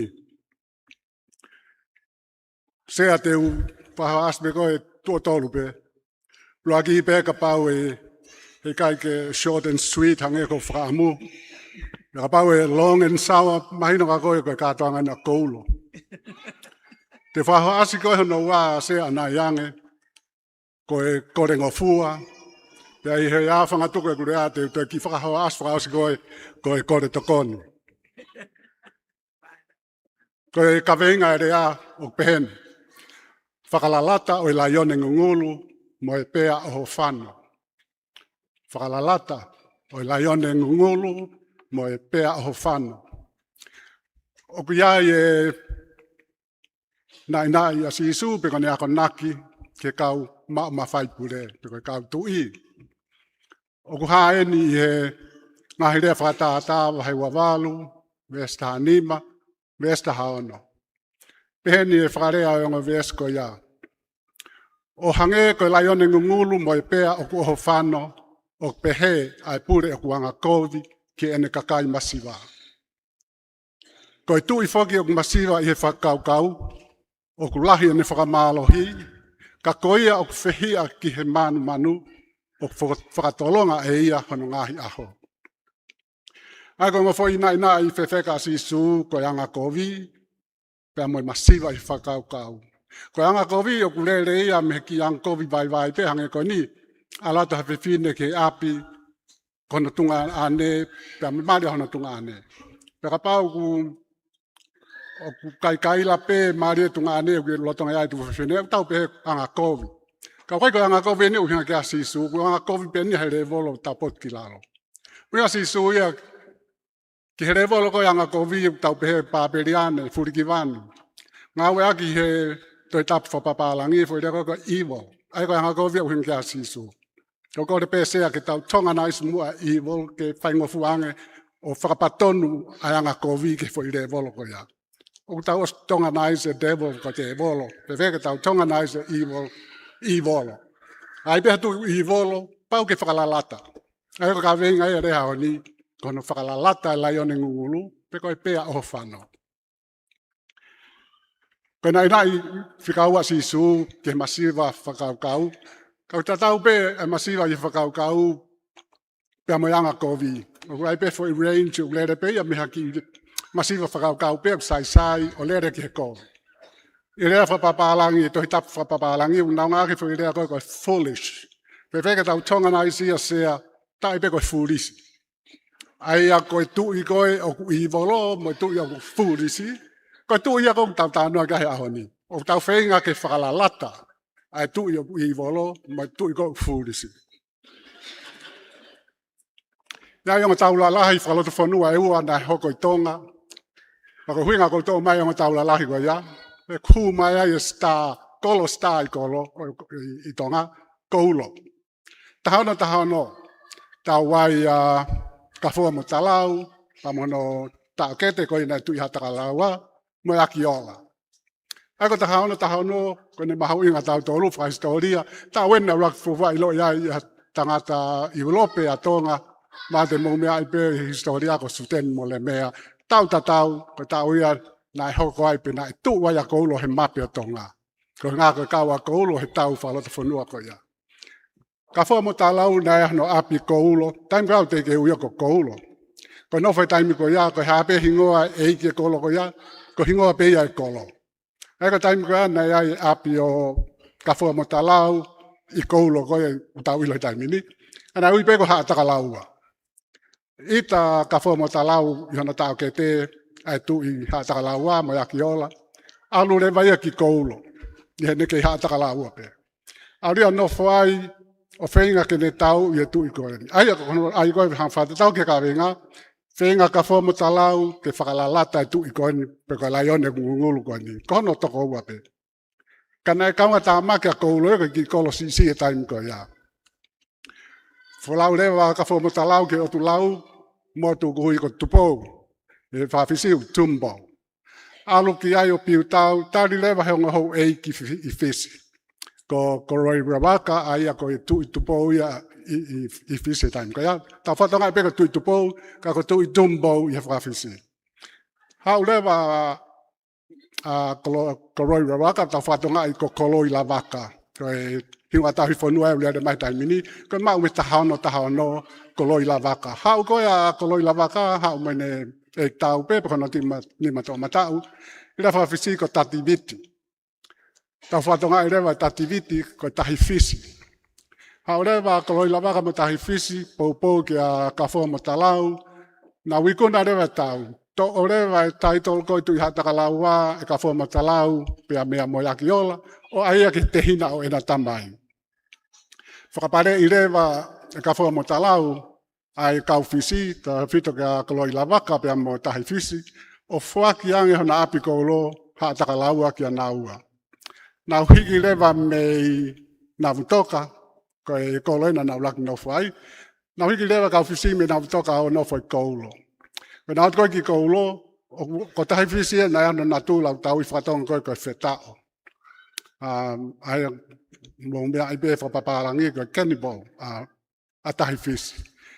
Pea koe wha kumi koe mea tokoni koe a tahi fisi ke whiau en honoanga whetao, na e wha holo pehe pouri, pea koe ne mao hataha koe ne pehe koe kailere ia, pea ne pehe ko uro, pea koe ne whatonga koe ke ngako. Ai tau pehe ka paka whotunga maha mea, maa lahi, ka iai koe mea tongoni, ka ne ngako pehe mea koe ifo e ke kai kautonga. Ai o mao mea a hingoa koe kolo, ko uro, koe ke ngako, alai peo ko ulo. Ka koe nofo kai ni ai kau fisi, nei kai ke fulere ia ke kautonga e nau nofo, koe ngā koe natula whetao koe o tahi fisi. Pena e teu tau ma wai pe kau fisi, koe ngā koe natula ko o tahi fisi. Pea koe e nau nofo koe ai kau fisi, nau nofo peta whakoha takalaua. Ai nofo a koloi la waka pea mo tahi fisi i hatakalaua, pea koe nau nofo fo o mai, maua koe hui he kautonga a kau fisi koe kau uro, koe ai whakatentene ki a tahi fisi. Pea koe whehia koe kautonga ki he whetao a tahi fisi, nau e pena toko koulo kovi. Ai koe spea hatakalaua pea koulo kovi, pea koe nohoko mai o ku tānaki kai mea tau koe kau fisi koe nau nofo te teki pehanga nofo, pea nai koe whata ko toa pe o tu whare koe iana e mea tau ai. Pea kun mau mea i rea koe koe where whata. Tau pota where whata ki fōa hoko a koulo kovi, hoko hataka laua, pea hoko atlewa tapoti ki holo peka ko tenge tange ia. Whai mai no fōa i o maa wainga hingoa koe ia. Kai kehe ku tau tuhe mape, koe tau hanga, pe ko tau pōpōka ka fōmo talau, i hono whakalalata, ai laione ngulu koe ni ko moyaki ola. Koe tau toi as i he mape, toki asi i he tawarua fitu. Koe tau ena tau whahau, pia mo lau whiritonga. Na e whakakovi i e toke moana, ko ikilahi e taimi ko ia i tonga lere ka toke moana. Whakakovi e ia lau whiritonga, ta ange ko tau whahau, whaatanoa ka lupe pau. Ai koe hoana whika uraki ia o lau whiritonga ko lupe pau. Pia ui rewa ke aluange. Ai ko o waibe mahala ka o whahistoria koe whakakovi koe a toke moana hu nei loia ko tau whahau koe moko pūnai e tui kanok pōlu. E whakatonga iange e haapa ia o eiki lahi a tau whahau ia toke moana. Whenga re vaia ke whakakovi i ke tūri mei haapa a tau whahau e lau whiritonga. O hau re vai ui me lau whiritonga ke oange a tau whahau. O aiange e lau whiritonga o ku wai talano sa sala mai o ku ke whaatalanoa ki a lupe pau. Tangi tau whahau koe fie hua pe. Pea koe ne tuku koe ke alu pe atu a lau whiritonga, ko ho mea whai ai e tau. Pea tari a tau whahau, tau pea tau. Koe ne hume peka tau whahau o piu tau, pea ko koulo pe, ai kolo, na anau poupou ka kato ki a tau whahau. Hono toe ngā mo ilo pe historia ne awhi holo ngahi otu motu, awhi wā, na si ai whaingai na e kau ia pea mo lau whiritonga. O kau wai honau e ki he taimi koe a hawe areta. Ngai kolo to pena mea tau pe mawa e ua ha ano. Ko e motu pe taha na nau kau kakato na toka lau whiritonga kokotu. E nai nofo pe a hawe atu i ha te iho e tonga rereka tau hi ka lau whiritonga ko e tuki tonga he taimi ko ia. Ka whae tau koni mos mea ko to pe historia. Mui holo e kau tau ko ulo. Ia tau whahau o ikuna. Ka mauai ngā hirea i loa. O toi hoani e pe tau tuhe mā pe ko ngā hirea ko ia tu loa mai. Ngahi taanga lalahi te mo umbea ai pe asia e ngarea ko ia. Ai ko rea ulua ki nguma umea lo ngani te ne fu he kawa ia tata. Ai ko mea mahanga mahemi pe o he tau. Ko e kawa ko e iki i he ilo kawa. Ka pai ahe taha fu ai. Ko toka tahe te ne tā ulua fi. Ai ko e te ne avangi ai kawa tau he tawhake taha. Pa koe kei ai koe tau whahau ke fuha tahano ka wako fua lo ngani. Whai koe tau, kuna whanua atu ko skamata ke ngā ngana mai ka kai me kolo tau, pa koe e whee ke naki holo pe ko hai, ko hu ke kolo tau, ku hau rewa koe tari, ko ngalo rewa e kawa i atata. Koe ngana ne fu e kawa tau whahau, he tene whai mea koea. Koe rea hana ua, ko lere mai me tawalua fitu, ko rea koe ali e mālohi. Pai tau pa pehata tau whahau, lie ku ke kafo, pa tari ai toa ko ulo ko ni, o ua lau e kafo, ka lau e lawa tau whatongia. Ko hingo whai tau la lahi e ua, ko ulo, tu ta whaaki, i toa taha koe ne tau e laione ngungulu pe koe pea aho whano. Ko e whakalalata ia o e laione ngungulu, mo e pea aho whano, koe ko hanga ue o whai ngofua, ngā ue whai ngataa. E oku riak mo ui e o ai. Koe ngahi paraparema lalahi ko hokoi tō ngā, ko manatu ke rea tari aini me tōlu e ne malanga pe he. Ka upi ai ha mea whihi pa tuku i atu hatonga hai ki ai. Ai pe he e lava he tamaia ko iao, o solova e whihi ko iao. Koe teu tangata koe kolo, koe lau a aku, ka waha laione ngungulu, tuku i atu hakoulo ki ai. Koe whakalalata ia laione ngungulu, mai pea aho whanau, kai ke aonga ia ki hatama pere i me tonga eiki pe koe lolo. Aonga pe ia ki hatama tau kei o rifuka me vai ko whaatoto. Koe ku kōrega ni nai eksea te whakahoa asi koe ni. Ko whakahoa asi whika wā ko whaatai mini. Ko re mahanga fua ke talahui e mahanga si ke mahanga lahi. Ko tākanga e mahanga i tonga pehe mau pe, talahui mau pe mahanga si, kai whaakaataki pe mahanga lahi. Ko te ria nau kai ke whaakaataki e mahanga lahi e ahoni eksia, ko mea ko kora tai ngofua. Pa ko mea whakaotsko nau talatu, ko re toko ni, ko re atu ka oho toko lahi e kulokulaha e ahoni he whakaose kurea pa ke kātaki mea tātaufi nau tōru. Ko ki talahui e mahanga si o peheni. Neongo pe lahi, mo e where atu mounga e kau tangata e tawhaak palu. Ka wai peha na uhinga, wangea ke tawhaaki tu pulotu, a hingoa tau i whanua tuku afu. Kei ke awe noa ia. Eksea ko i whakaosi ake kurea. Ko i hiwa nau whau, wanoa wataha pe a tālungai whine mātua. Se astonga tau atai nai na konferenisi sene. Nā kūriri o e whailaini nai tōlu ai koe ai ke ai i he tau kātanga koe ni. Kai mea pango nei kai ke moilerei mo tu ahiwai a ke ne hike fo hiwa. Ka te toat pe tau o ngā o kumnehanga o summarize i eksea e tau whakataha maa kātoanga pe a tau tutu koe aho ni. Kai koe whakarea ki tau pehen. Ko me i te whangawharik pako mata ha dimensia eksea ko me te whanga wharik pako te walu ke konga hanoa mātuku ni sa mote vai ko whaatoto ko tatau e longa moe loto ni umui ko tohi hoku loto ofa ki tenga tange mo whaaki au ko whaaki au ko aptuku hauia ko ringi as palu ko ni umui mo mea ko tope ko apkolo. Pea koe whau koe ki hiwa koe na whauia e se anga sio, ko anga i sio e tangata iki ko ia na koulo mo oni mau family. Ko anga i sio tangata iki ke anga nofo e kolo.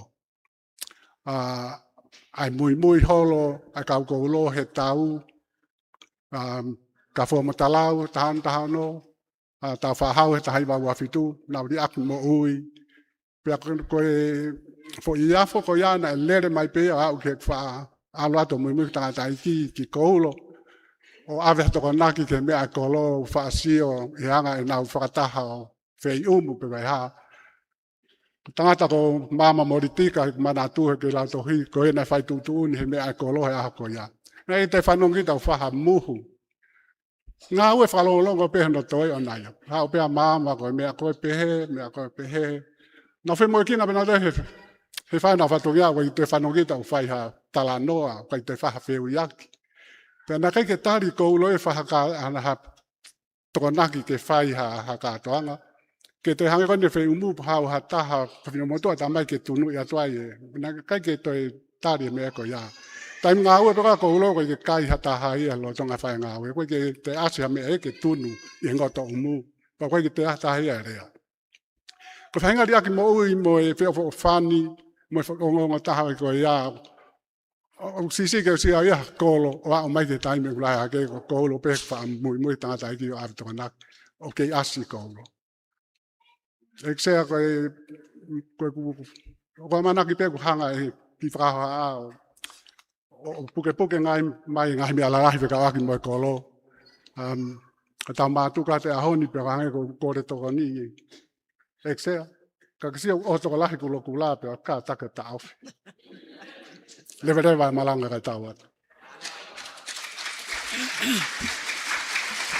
Halo, lea ia me familia te vita tipu lotu, pe te tau hoko atu lewa ki he hiva, e familia amperiasi, pe au toku whama au popo atu, mwe ne tau koe tau taimi. O tupe kosi, mau maari e mai, ai taritaria o e malanga mu tau tau. Katake kau hiva koe nao hange mo a mai o te teu mai hiva.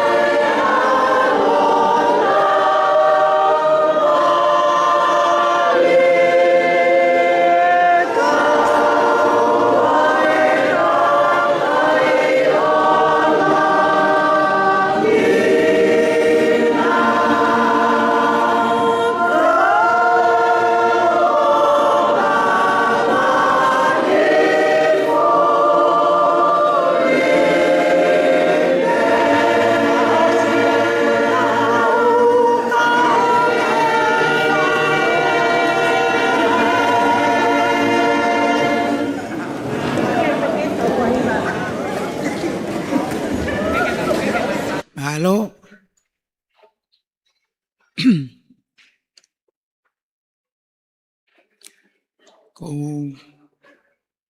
whingā ke whainga maari e koe ni whakamālo lahi atu. Kia kmauto ko tōna e whotutu e porokalama ke mō whai e ngāi lea. Tau ke whakamālo lahi atu ko hi koe ngāi lea na mō tuku mai whakamāopopa kia a e tau whakataha mai a e whamiri a kōri mō urita i ngai aho koe ni pakono aho whao sien.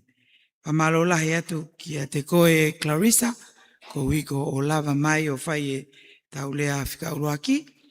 Mahino ai peka tau tōlu ho whamahino mai tau whakakaukau ko au mōk whale koe lawi a Sihova.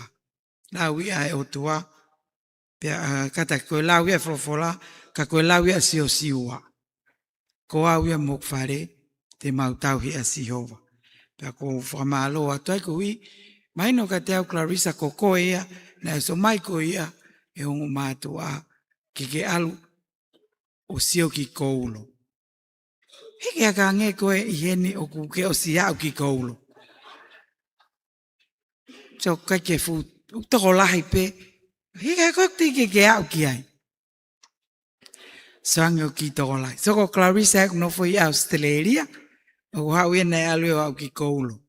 Pea ko manatu ai au kui loto ni ai kaunanga heni me o koe tare ki tāko ia ai si mama fo'o.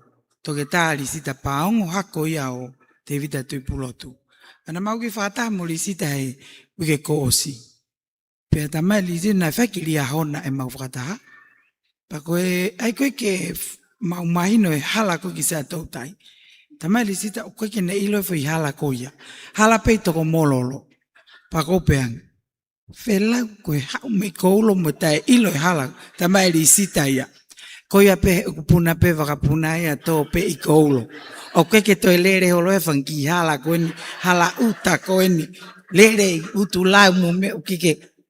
Plain pe o alu o tō i koulo. Tau ki mei pehe e tau mea koe ni tau tolu koe ni o koulo, lau koulo.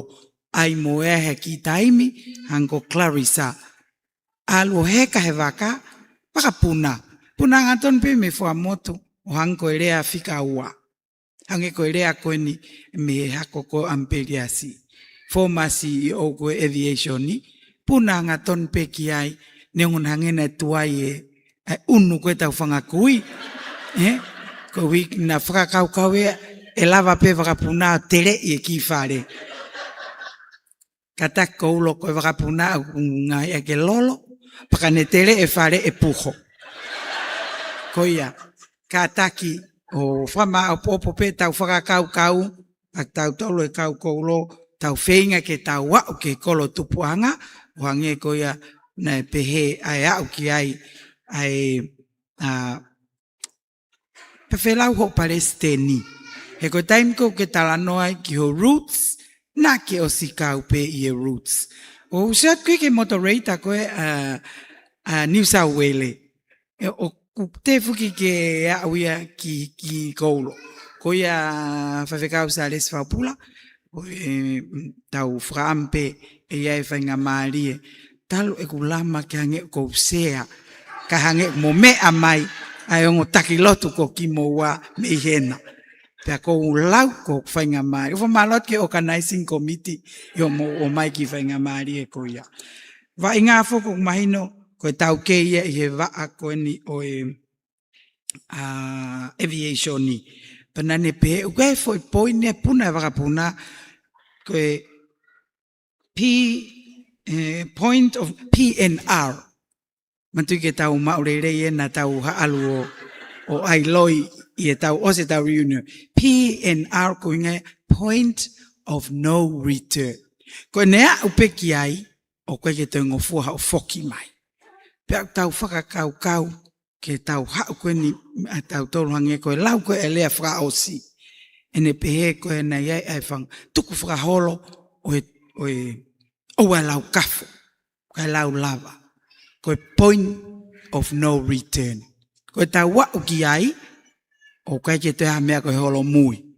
Pa koe au tau whamanatu mai ka tau tolu, mi herea ko ia, Neongo ko hange ko wongo I he lea koe vainga ene fu mau loto koe a foi himi manako o halai valu.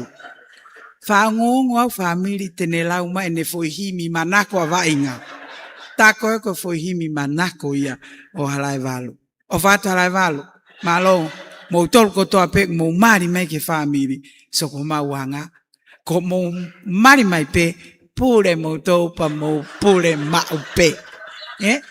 Ai tō atu ko e mau lotu. O mau hanga mau tolo whakapapa I mau tolo mou kau mai me ngai family ke he. Ko mou ha upe. Yes, you lead the game. Koe whakamalo la het kak mou tolo. Ai lea ko ia. Ai mahino kak tau tolo me ngahi lea. Hange koe lea me family ko ne o mele mafi. Whamalo atu matakaiongo malpo ko hui ko whale le leiga tau tolu mahino o tau whiemau fofola e whala pa tau wale ai. Pa nake pehe foko lea, ko taimi niu tau ki tangutu e whangite e pire. O ko poupou atu ka te koe e matakaiongo. Ai mo tau ki hifo ki lalo tau tolu family, he ku hange ale taimi mo tau nofo e whangite e pire, hange ai mo ufi. Pete ai mo ki peret maka, ka mata ke ongo e o koe, o ke mei hange a paparangi. O whamanatu mai ka tau e rea whao, si ta koe o tau hau mei fisi. Paka o mamata pe wakai atu koe ni, o tolahi a tau tolu, o tau ki matai hange, ko tau hau mei fisi. O tau kiri, moyanga e o tau fotunga, mo hange o koe ke tau fumarimari ka tau whakafufula, ka taki. O whemau ke tau ririu, koe me talamai he rea whika wha, ririu ki tau tolu, ko hui ke hange o ku humai o tau fotunga o me whakasisu kalaisi. Ai koe uhinga marimali, pia tau hange tau fotunga merie. He koe uhinga fuke hange koe na koe fui vete koe asane mo mea ai fui kouro. Mahino koe mauia me he rea whika mea risiate. Koe uhinga fuke koe ngako moni ne lau fui rea koe ia koe ngā hange whao foofa. Kai, ilo e ngako o ke fuloko sai ke mo uirerei. Fuluti he taimini o tau unu. Ai tau unu me hange fotunga whakafisi, ke fotunga, ke fuluti mai ho mousio. Ko ia, whamo uilele ia, ai anga o tau whanonga. Pamalo lahi atu foki ki he tau, ke kumautolo, ai organizing committee. Ko tui ko kumautolo, hiki haka nge katake, tau ki kore ke tu haka nge organizing committee. Kau me mipa koe kataki, mo lava hake, Lavinia, Ameria, Mia, mo tu ki tu hake mua, Veronica, Nauna, Heti, malo, tau paspasi au nge mua si kau organizing committee koe ni. Kau committee koe ni nau fua e whaingataa, o he ka koe tau wau pita toke pi ena ala. Os merie mea kotoa. Koe au tau fia, o kia tau kau nanga Veronica, ai pe mo tau ongo i tau fia hiki ka familie taha, ngofua au pito pe ia. O koe ke winga ke tau unofo mau pe he tau family.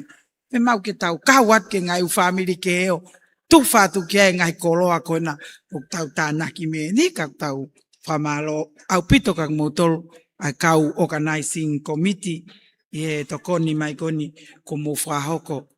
Whamalo atu whokak mautolu na e o atu ke tek mautolu ai whatongia ke mo whahoko i ngai aho e tolu koe ni. Pea te tau lava ki he kataki ki eke pe mia o whaife ia e mau mea toko ni mia. I he holo i mu i he. O ke holo e korisi whoko whai kone ai mu i hen. So ko mo hao koe ni na e whakangofua mautolu. Prako na e poaki i whakawhewhe ai reunion koe ni ke whai mai ki tolo ani. Ko sio ka mautolu ko mo whai e mea koe who under the wire. Au mo ki reunion ni. O vale pe ko mo hu mai ke fu fale lotu. Fale lotu ko ni ko ngai me ala lahi pe ai si o fai ki ai. Os pa mo te hu ke he holo. O sa te mo ua. O ia tau fia pe mo hao pe ko wiko ke resia e ki tau hawai ai kau koulo o fai tau reunion ni heni. Fa malo la het pe mo tonga i fai resia ni malo au pito sio mo lava mai pe kalo saline palu mo motol singahi fofongai fae me koulo na lava mai haton me holonga vava of kau mai ki he reunion ni fa malo ato mo lava mai ni kai ke me kakato ai tau reunion ni kapau nege ke mo kau mai. Koe tau fia. Ko toa pe e te motolu ngai hoa kau mai whanau mo kau mai kau fai fia kau. Motolu fa kau fai fia kau teu ke tau angiau e tau me westiriana e centuria lotu pe a koe ai mo whampe mo talamonua te motolu i whatongia koia, tau amanak pe tau whamiri, pe tau sias, pe tai siasi, koe uangeau lotu, koe hake mai ki tongan katoa, ke tau lotua mua katoa nga koia, pa mou kau mai. Mantu ko au ko pure whakanofo. Ko asiang pe ko sia tau iloi koe, te ke iai pola e te ke iai koe. Koia, tā ki ai, hiki mamo nima, koia. Tau kau ai pe tau tolu, i e tau reunion ni, i e tau centuri uangiau o lotu. Kau kia to mea e to e whakahokat pe e mia he hiri koe e tau himi koe ni, ka ko whamalo lo to hongat ka te mo to katak tō. Hangi e koe lau koe ni ai lea me whamiri o mere mafi. Tau ai e tau mea ke tau tah. Tau fofola ho tau ki whala, hena e ko ki whala masiva. Mea mahu ingai ke tau mantu i. Kea ngai whanki monu i au tau inasi ai kana tau ha me ki loto whare masiva. Mea pe tahana e whakawhei e kori mohurita ke loto whare ko ia ko si su. Pea ko eni o tau whamanatu ko eni mo e whamanatu hanko la Clarissa ko tau ki whare te tau tauhi a Sihova. Ko tau koloa ia, pe te tau mātuku pe mo koloa ko ia o i kai hato e koloa. Mo mea hake ke tau hiva whawhitwhitu o himi. E ko tala eni i hakovi pele rei, o ia ato nai hok ngahi matawai.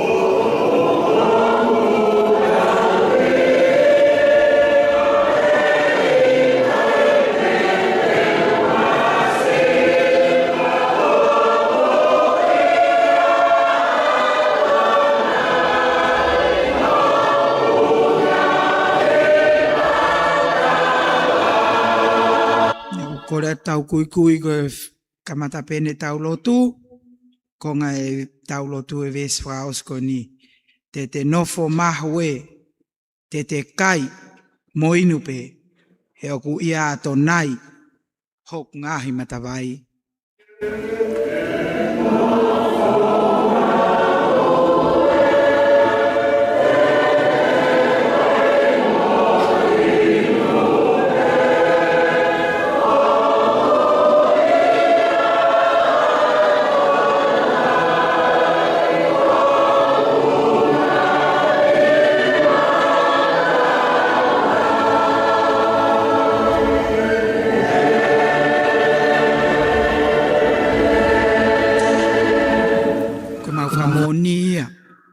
Ko mau matawai e a Fiona. Ko ke tuke mau ikuna e polotu. O whai ai whakama opo e ngai lea. Ai mau ki oa ke mau whanonga atu moia. Pak mau teu ke mau hoko atu ki he katoanga whakaosi, o e mau whatahataha mai, whaia e hoa mau mea tokoni, whaia e mau talanoa whakaosi. Ka koe ikuna koe ni o pōlotu, o omia ki e whale lotu, whamanatu o toke tā moritoni. Tangata nane omi, ai ako ki o mau whonuani, tō tenga ai ai ngahi, whamiri toko lahi i tonga, o kawai ai ngahi whamiri o mau iheni i ahoni.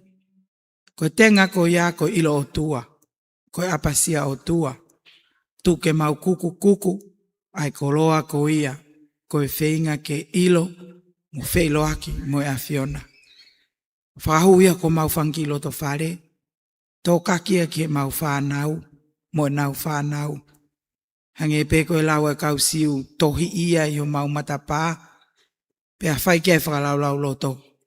Ko e koloa ia ki whamiri koen, pe ke ua nā more, i he tokon mai e awhiona. Ko e mau lotu ia eki, ke i hoko pe ko e matawai ka te mau tolu. Pau ki hene e si kau pine eiki, kau tangata eiki, kau whai whekau, ngahi tamai me ngahi whae mo e mau whanau. Mau whakawhei, aho lau maari e hifo mai, hunuke ofa e awhiona, ki ua nā toe mōria ia, ia mea o e māma koeni. Whakakakato e mau tai kakato, whai kotoa e mau koreni e wafa peo a loko sisu, kako mau whamaui. Amen. Pea koe kresa e ko sisu kalaisi ma o whai o tua ko tamai. Whio he lau maari e mau neo nino whoetek mau tol kotoa pe, o tai ngata pe tai ngata. Amen.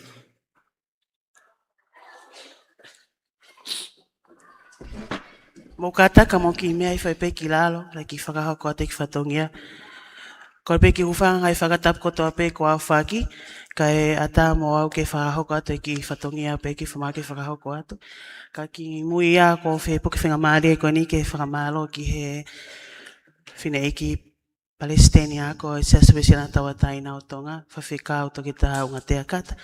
Ko hiko ne tari lele ai ko le nai whai, ki ne hoko ko e sea, o tau katoanga po lotu, o e whiafu ko ni. Whamiri ko tau au main ke tō mui o tau katoanga, o tau tui ke te lea kehe, ka koe whawhetai pe nei kawa e iki. Ka hili e ni o ko kore mua ke whemau ki whatau ki whaita e whamiri whakakatoa, te mo kataki pe a manu mo e komiti mo whawhako tūtu mai pe ki mua ki he, ka e whatau ngai whaita pa tau lawa tu lewa ki he holo, o whae mau mea toko ni, ko koe o ke ai haulea, tau ataina, mawhana, whahako kotoa pe e whalekai, ko ia pe mano.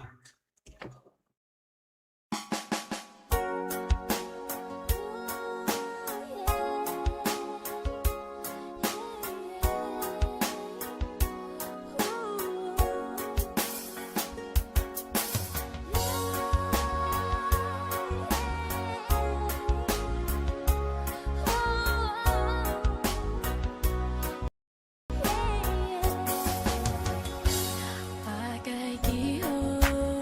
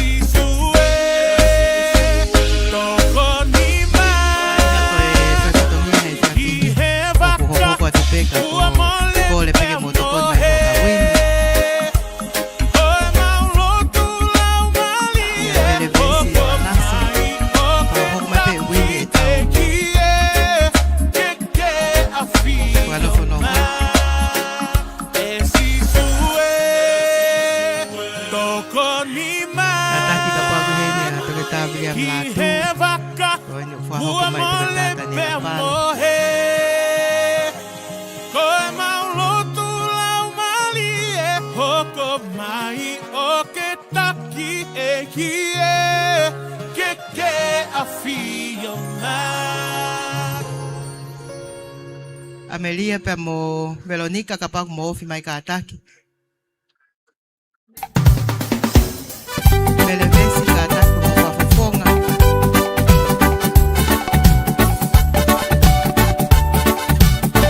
Malo opi.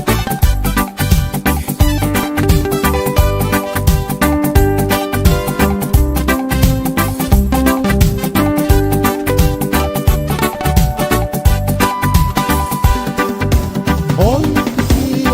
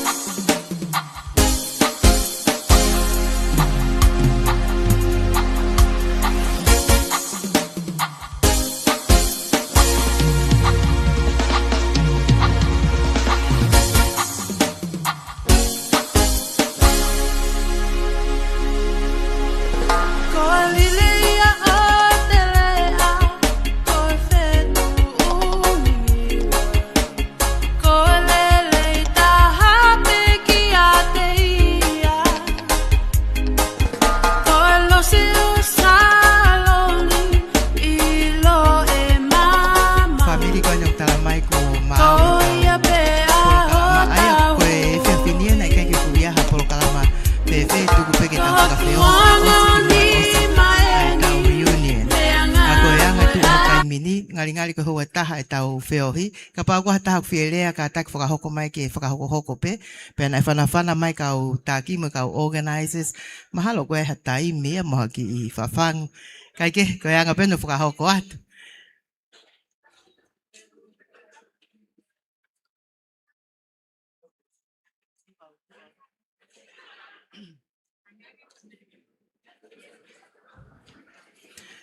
Sai ka tau kamata family.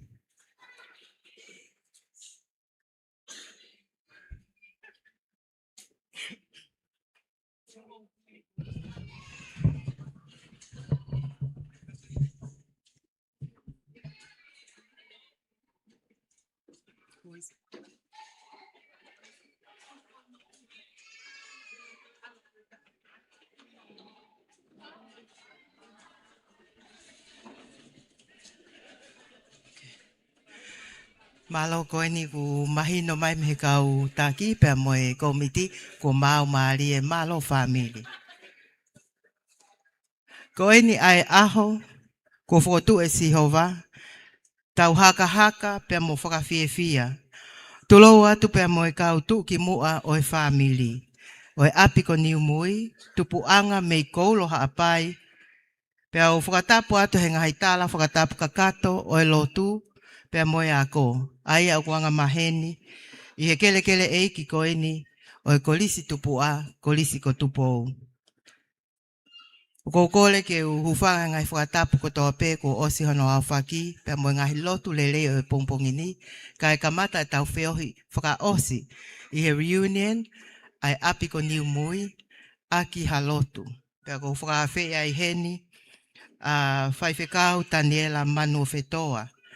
Mei he laine koe ni o si mai mapalu. Kene kātaki o tataki e tau kātoanga whakaosi o e whiawhini aki halotu. Malo.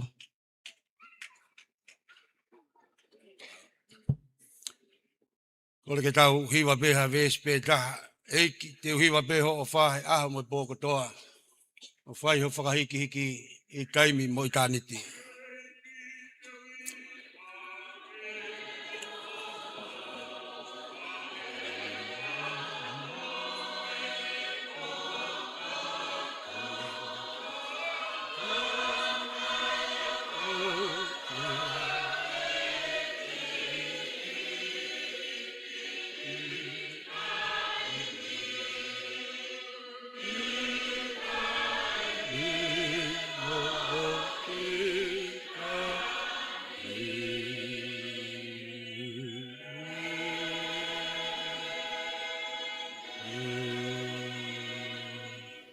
Tua mafi.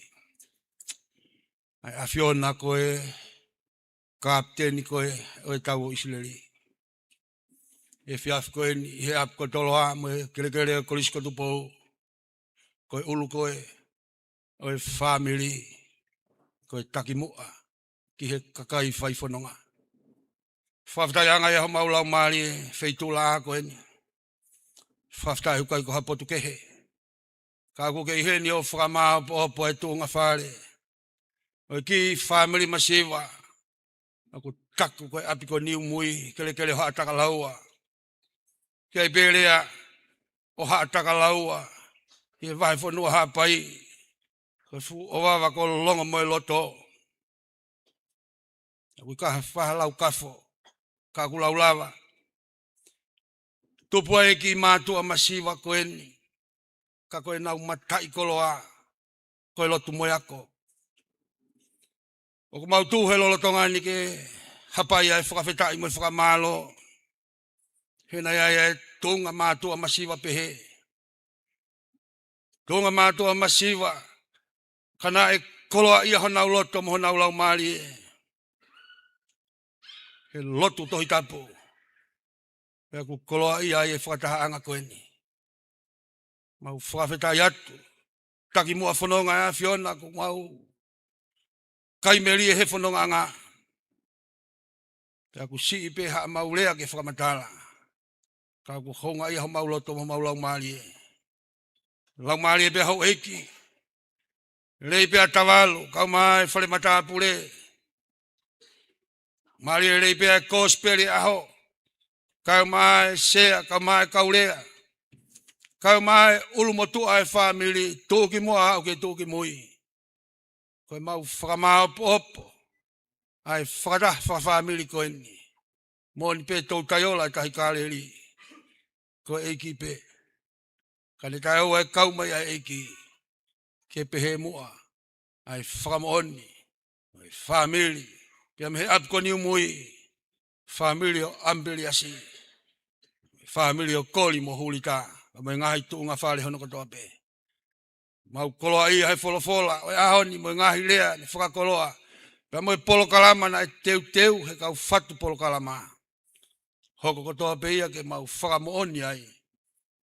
Sisu i he family. Koe fie ia ku mooni. Pia koe fie ia ku kaingata. Ka pua ke whakataangan. Ka ilo hou eiki. Toa i hai nasi. Ka ulea, ka mai kōspere aha koe ni. Tu ke mawai haivi. Ke mau whai ake ho whina ngā lo. Whakalangi ia ke awhiona. Lotu ia mau whai. Ia sisu klaisi ko mau whakamooi. Amen.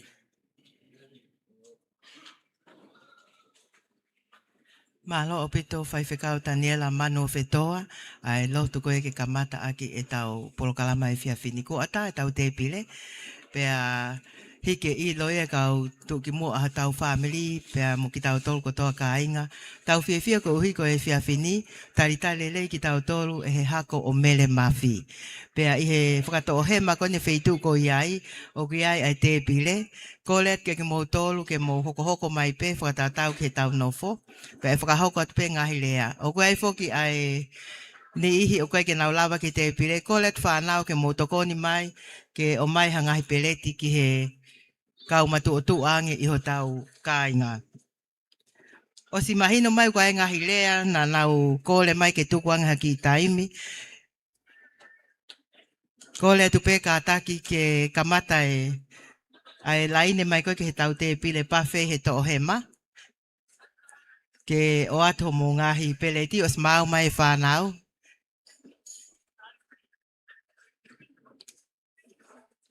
Ko e lea whakawhisi o e ahoni, o ko lea i heni, ki a tupou malupo, ke ne kātaki, o whakahoko ai lea whakawhisi, pea hoko mai pe ngahi lea o e ahoni.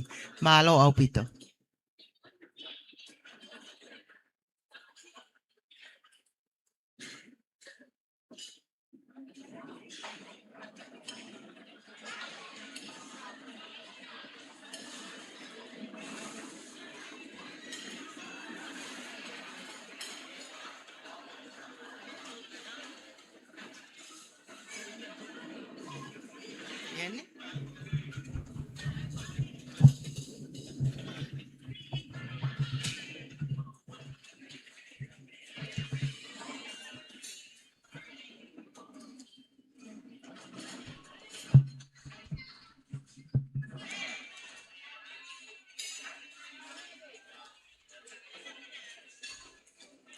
E ai whaka ofa si o ngahi loto a.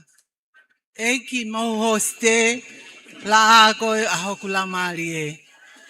Mea masani ange whau si o ngahi whale tapu. Hori hoku ata mai ke maunga nofo ai. Whakatulo watu. Whakatapu atu ki ngahi. Tuunga kotoa pe uktoton ki whakatapu atu me muani. Pea kou kore wha mole heni, kai tuku moa ke ata ai mala eni ke whaiha ki lea whamalo. Lea taritari, ho mou mea mai. Ko e ki whine motua. Ki whine motua whaho haa atu.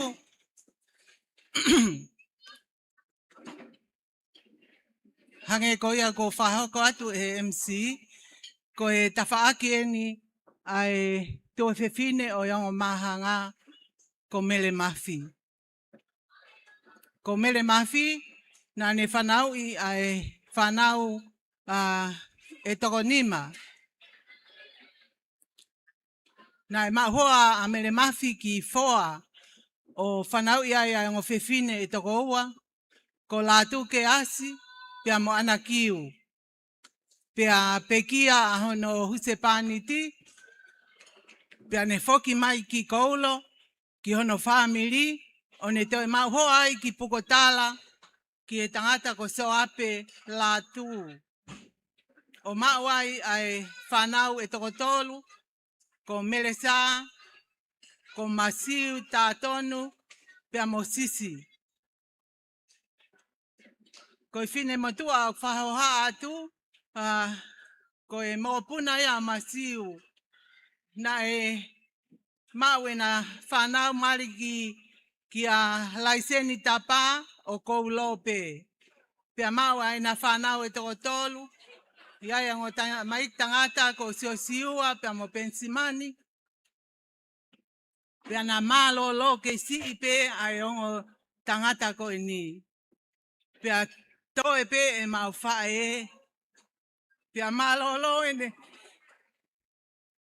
Ongo mātu a i e mahak whakau ha. Pia nai si ipae a holo pe e mau whae. Kei moui e nei kui i e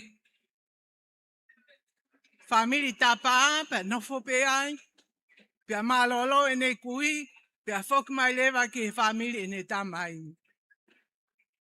Pia mauhoa a karisi ki i nomuka ki a sione tuifua. Pia ne hiki mai ai pe o nofo i nomuka. O whanau iai ai whanau e toko fitu. Pia malolo no ulaki hoa. Pia toi mali lewa ki e motua nomuka pe mo uiha. O iai e whanau toko wha. Pia ko sisi taha. Whamole mole pe tala noa historia ko uhi. Ko i mātanga u tau hinga ai e tau iheni. Ka ko whamalo ki he o tua i he ne whawhainga maari e au. Na i kai ke kau au i he whakakau ki he lea. Kau awange pe ai tala ki he ki a wini. Tamai wini i kai ai at pe e mautolu. Uhinga pe ke ompe ki he kau palu. Ke nau whai pe nau tolu ai lea tai tali. Pea ko nā whekihi aki pea mo e kaunanga nai oange ai whekau. Pea oku i kai ke uwhia maarie ki he tukuange ha whatongia po omi ki he whamiri. Pea utalange oa e tukuange ai whatongia. Puke mai e whatongia o tari. Pea ko uhinga ia e kutu atu. Ko e kuta eloto ke tukuange ai whatongia pea mo e whekau ko omi. Me he hako o Amplias Palu. He ngone alea ko sisi pe a whewhine. Pe au te tuu loto lahi, i he te whawhetai ki he o tua, ha whainga marie, mo ha whakataha lahi whau pehe, ko tau au ki ai. Ko neve ai whamiri, mo hako o kori mo huli tā, i he aho ko eni. Ko te sio atu ki he whukakai, pea ku hange koe lau, ku te hau kita me ki motu si, pe hange ku te tairiri. Kai whawhetai ki o tua mawhi, o kune omi ai loto lahi.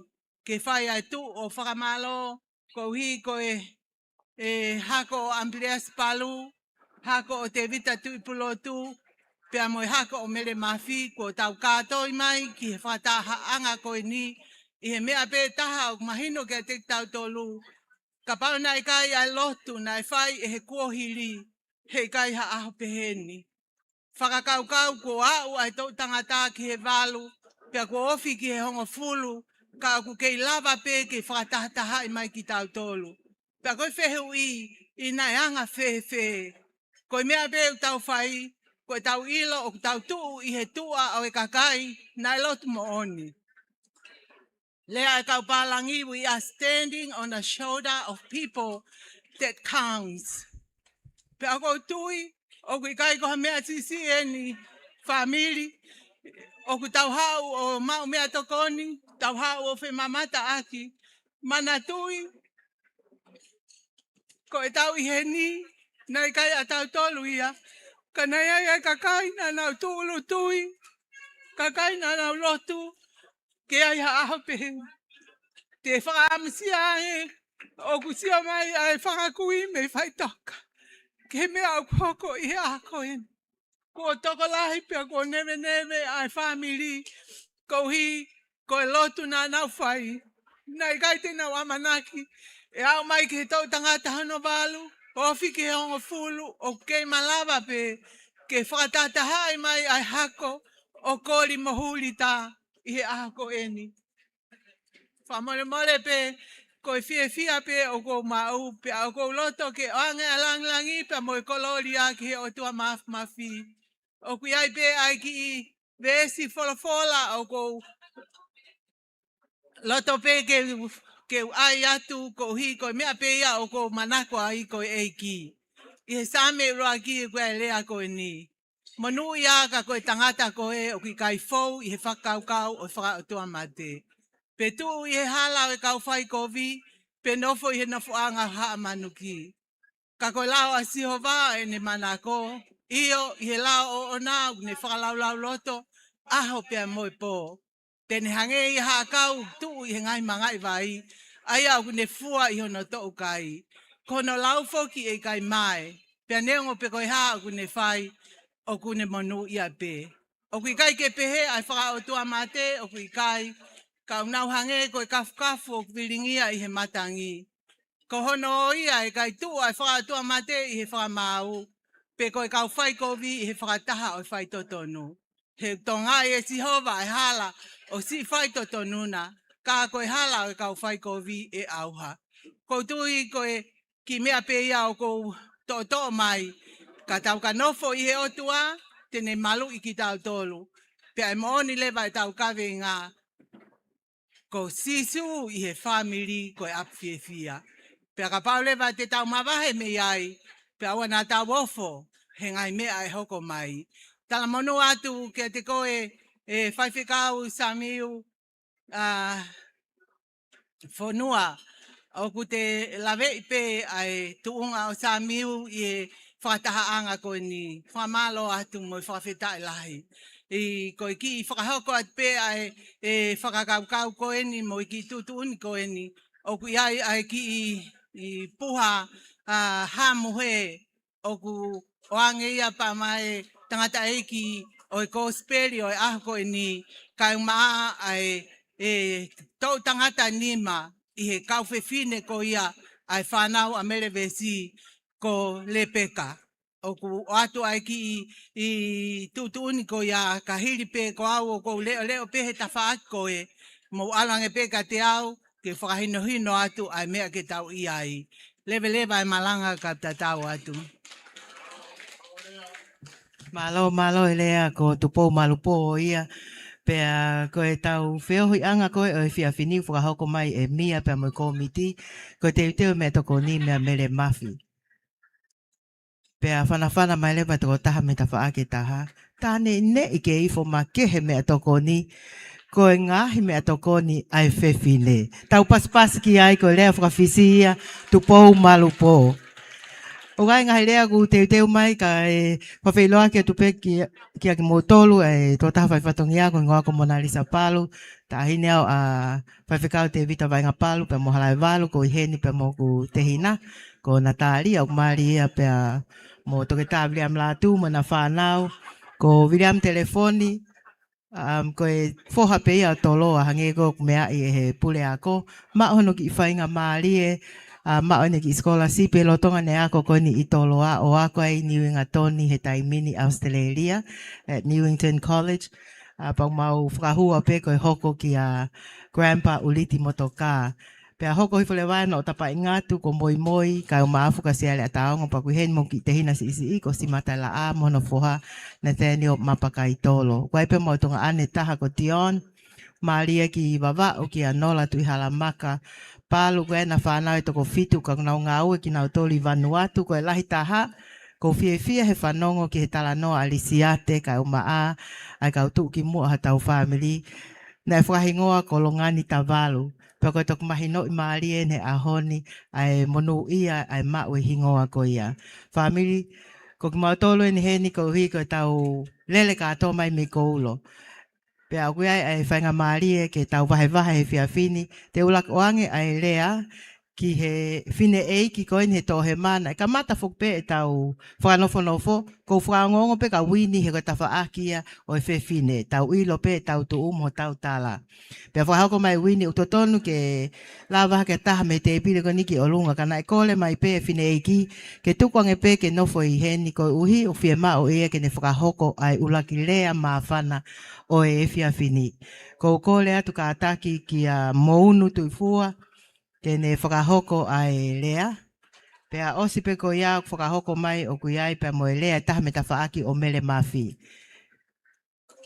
Ko e ngahi o wawia ko e formal and a very organized program with speeches delegated to people that is according to the hierarchy of our family has kind of ended. Now it's the chance for everyone to come forth if you'd like to share. Ko whainga maari en ke motol ka pau kua tau whelea mawhana ko e taimi eni.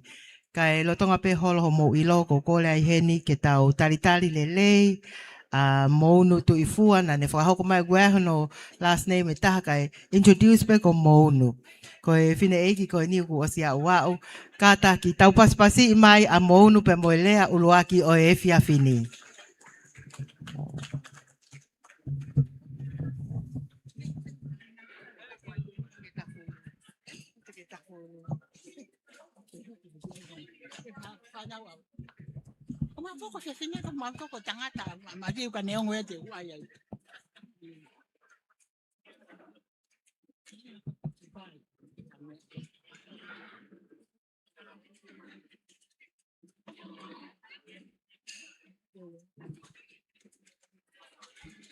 Malo, lava mai kainga mo e maheni mo mea ko tope.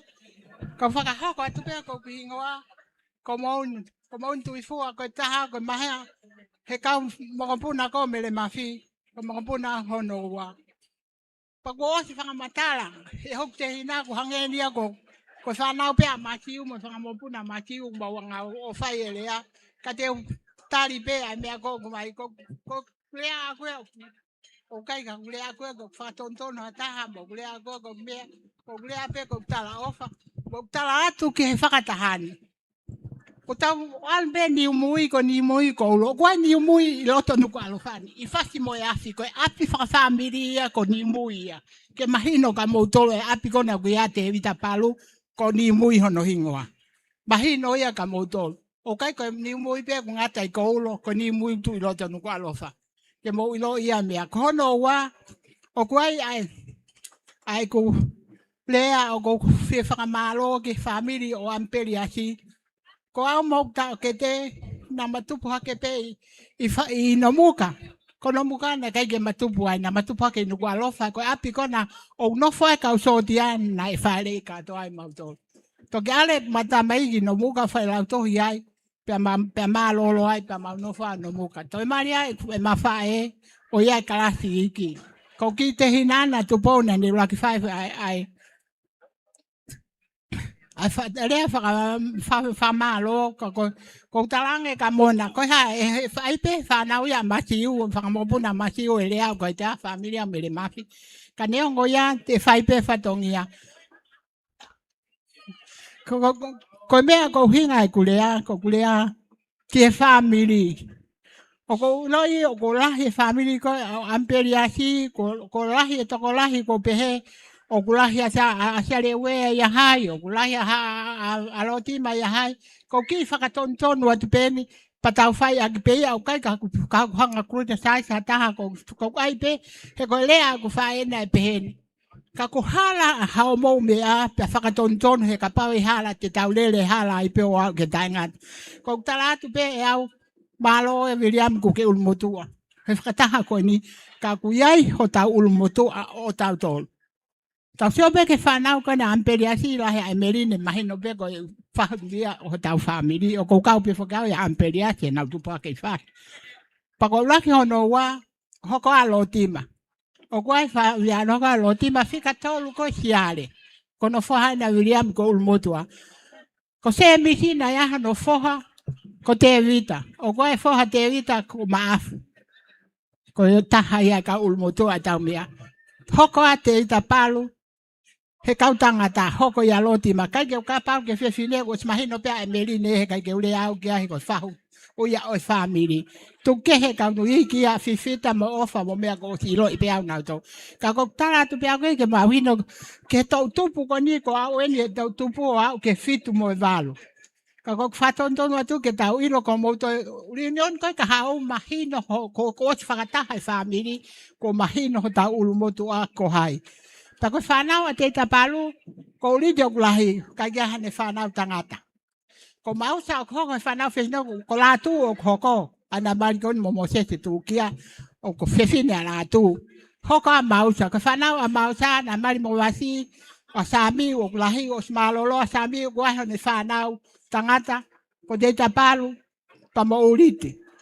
Kei mo ia wa inga, ko hoko ko tau, Uri oni ko do ko mai ho ta mai ko ha ko ta ulu mo tua ya ka kai ya maafu o ya va inga mo te vita papa o kai ya te nga mo mai hata ha me fa na ko na a son tala no me ko lo fa mo puna o te ga ye ulu mo tua a sia le uve a William ka fa mo le ka ko William ko ai pe o ke ta hanga tono e tau me a ka hoko ke to tangata ke mo ilo a fa ka hoko o eta ulu motua ko ki le apia ko faton ton he ko ho vale apa ko sa ia pia ke ulu motua William ka pa ko fata ha pe ia ka ko ulu motua moni ka kai ia ava inga pe ko mafu te vita papa ka ia hata ya na o mai hata e fa mo buna o sonetara no ame me ha pai ko le abe mo ofa ka mo to le ngo me aga o kwa ko ofa makehe ke whanau a lātu mo mea. Mo senturi e tane ela. Ko ngalo ia te au ka koe o whaangai au whae ho tamai mo whae mantu ia o te ngalo ia koe. Hono wā ko Katarina. Le ongo e ai e whanga mekitanga o kārisi. Na nau la kepa e nau no fo ka ko whae ko no mekitanga Katarina o ke Katarina pia kārisi na na fu wā ofi au pita.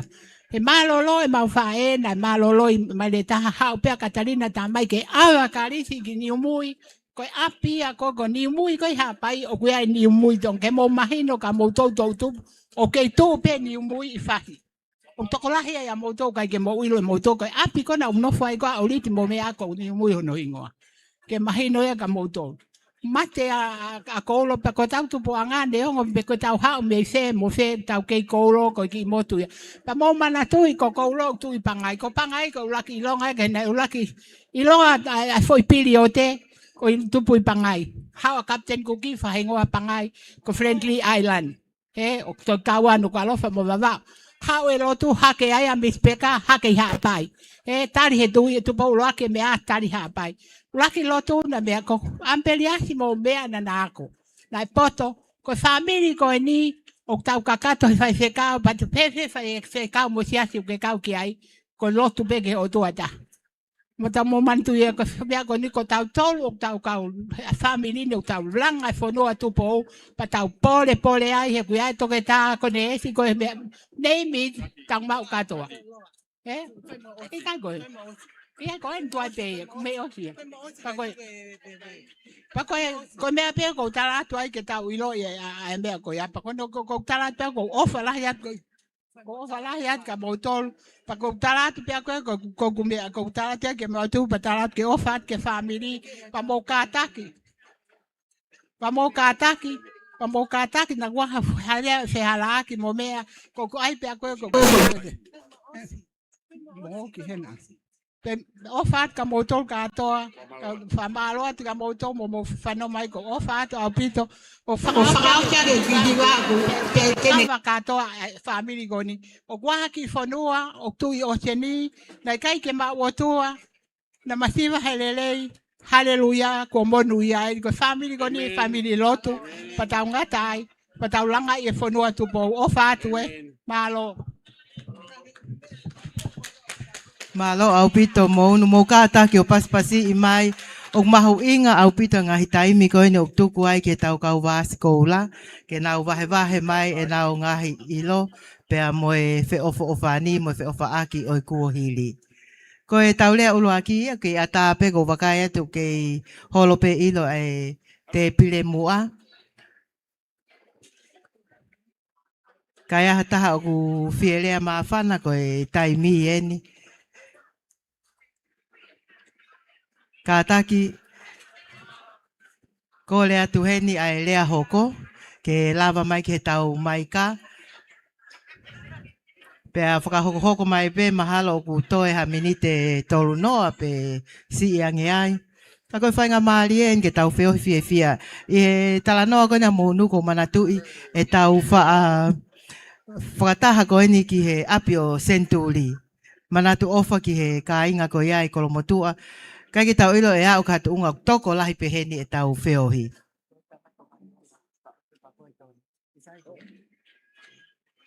Mea koe maika.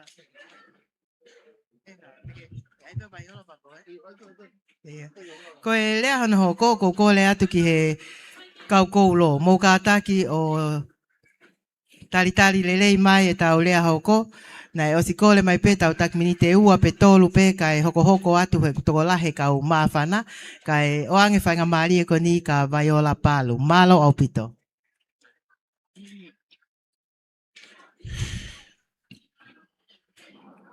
Tapa mo e a fio e taha mai. Whatapu ki hono lau maali e o kui he tau roto ngā. Whatapu atu ki he tū ki mua. Oi whakataha a ngani talu me he whalai te o au mai ke he whiawhini. Ka tāpe mo au ke tu o whai a whakafofonga lea, ma e kawala fianga ki whatahaanga koe ni. O tawalahi au pito e kawala fianga. Pea akulahi au pito e ngahi mea ia ai palu, pea mo e teuta tuipulotu, pea mo e mele mafi. Ok mo oni ia ko mo tolu, ok mo tuu. Koe hako ki mautolu. Ka kok mautolu koin mo le sieri fonua mo kalasi ko ia pa ko mua lolo ate ni i pe ke toi la heni ai toko la. O mau lave yang e mautolu a mautolu mo ngai tupu anga mo ngahi mea o tege mo iro motor ki ai. Pe ko koloa ko ia he ke toi o atu ia. Ko hono uinga, ko tāpuni, ko tau mau mea takon whaka o CN. Ka ku mahu inga kia te au, isa, ka whakawhailoa kia tu au. He toko lahi au pito ia, ai pulu upa mo mere mawhi o kai ke usi la ve ia e au. Ko Viola Palu au. Ko hinga e ku palu, ko ku mali mo se au stapa atou tai palu. Koe whohaia o se misi. Lahi pe alo tima mo kalasko ia. Mo te vita. Pea o ku whika ki mui a se au spalu. Pe tok hoka ho nau tu whewhine a mele palu. Pea ko hinga e ku kau. Ko loto ia ke whai mo mawahe au me palu. Ke to atoa ke aia ku ingoa kuia ka toile sisita tua ke hingoa e taha. Ka kwangai koe whaalea koe asoana havea hene whaalava mai me Australia. Ko au o ko kei available. Peneongo e available ke to e aha kuhoa ka to o ngata ai palu. Ko iai te upalu ai pe o au ke os. E whaiwhekau malanga. O koe ngahi mea ia o tau mo oni pe ia koe mo whakaataha angani ke tala ngahi tupu anga moi hako. Moi ha. Koe mea ko mahu inga ia i ho malanga he whiawhini. Ko whakamahino mai ke matakari koe ni e tolu. Koe kotoa e ngahi meani e osi kotoa pe. Kaya ha mea ia e tu uloa. Koe mea pe o ku tu uloa. Koe mea tae ngata. Aina ke pehe ai, koe ke mahu inga. Mo oni koe futoko ni ia mo fu ofa fai ki ko ulo. Ka koe foi mea mahu inga. Koe fu lihi o ko ulo. O ku fie mau. Ko ngata he e whiawhini pe te tau toi whakataha a whē. Ka kulahi pēa ngahi mea ia. Ko mau tolu koe. O ku tau tu a whanga mai ki he whakataha a ngā. O kai ke aha mau leo. O kai ke aha mau lakanga. O kulahi pēa ngahi mea ia ke whakalele i. Ko te whito e mea koe ke whakalele i. O kange koe malanga o e whiawhini. O koe ai mea o koutokanga ki ai. Ke tau mā tuku atu. O kai koe lau ia aku. Koe lau pe ai tohi matolu. He lea koe ai poto hene pehe ia palo vepi vai wha ve suatolu. I he mea kotoa o ku ke tauhi. Mu o mua ai lama holoto. He o ku whaunga me iai ai mea o ku ase mo ui. I mea kotoa o ku ke tauhi, mu o mua ai lama holoto.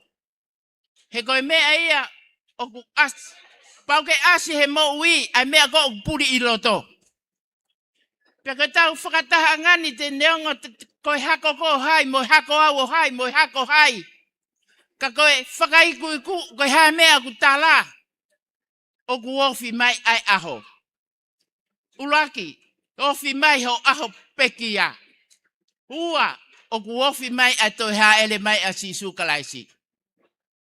Ko hea mea ta ngata ai whakataha anga koe ni. Koe pau ke lama ho tā loto. Ko winga whoki ko tupu awia koe ha ano. Ka kulahe ai kau ha ano o ku mali mai ki he whamirini. Pea koe whae pe ia ai kau palu. Nai haui me ha ano.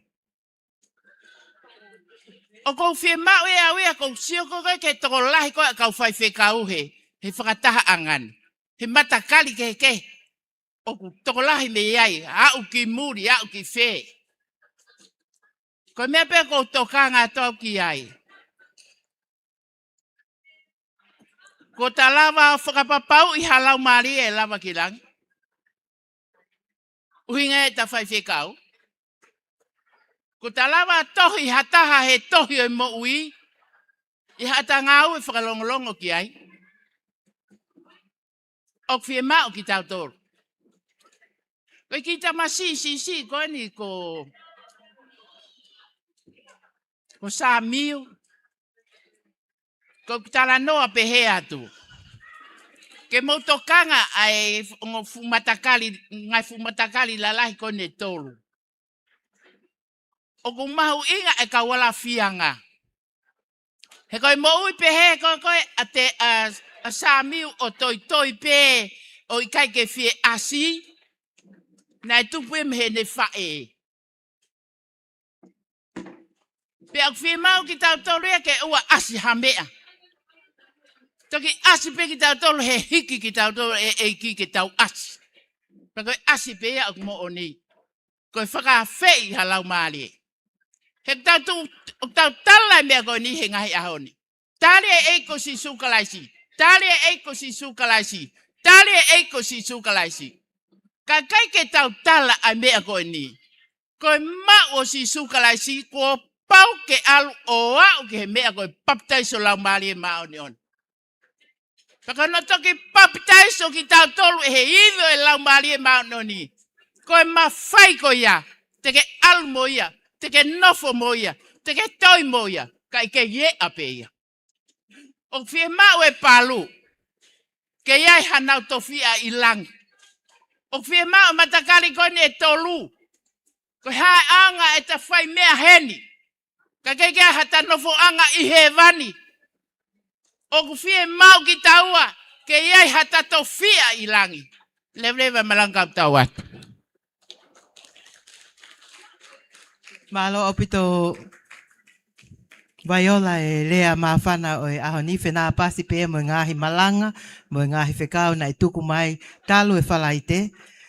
Whekau aki mo maho inga koe ne tau wheofofani pe mo e apwhiewhia I he vania. I he whanga mali e koe ni wangi ki a whaiwhekau Stanton Palu, ko Stanton ni kuheni pe mo whinau me Australia o na nofnai me Lipoane, mo i taha na whanau.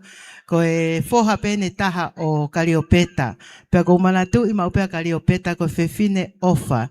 Neongo na ku lawe I peko Kaliopeta ko I tu whewhine a eku kui. But she never made it about that. Whewhine ia nai ofa au pito.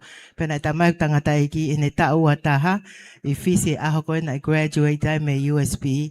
Na e lawa ange a peta mo ne fo I keke. O whailonga I ai aho whakoloa ko ia. Kai ke hene a peta ko peki a peta ka kui hene hono foha ko whaiwhekau Stanton Palu. Mo ka atake o taitai lelei mai.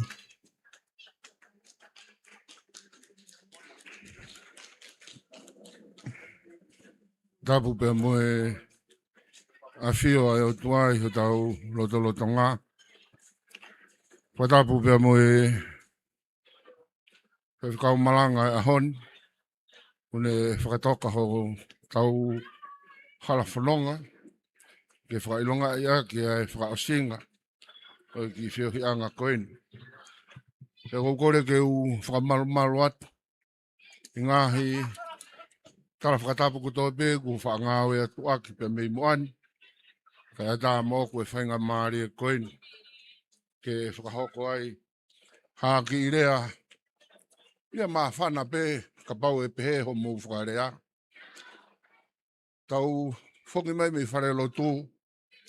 Pea ku au wakai ki he ngahi tā e whare lotu. Whotu tu ai ngahi papa. Pea ku hoko pe ngahi papa.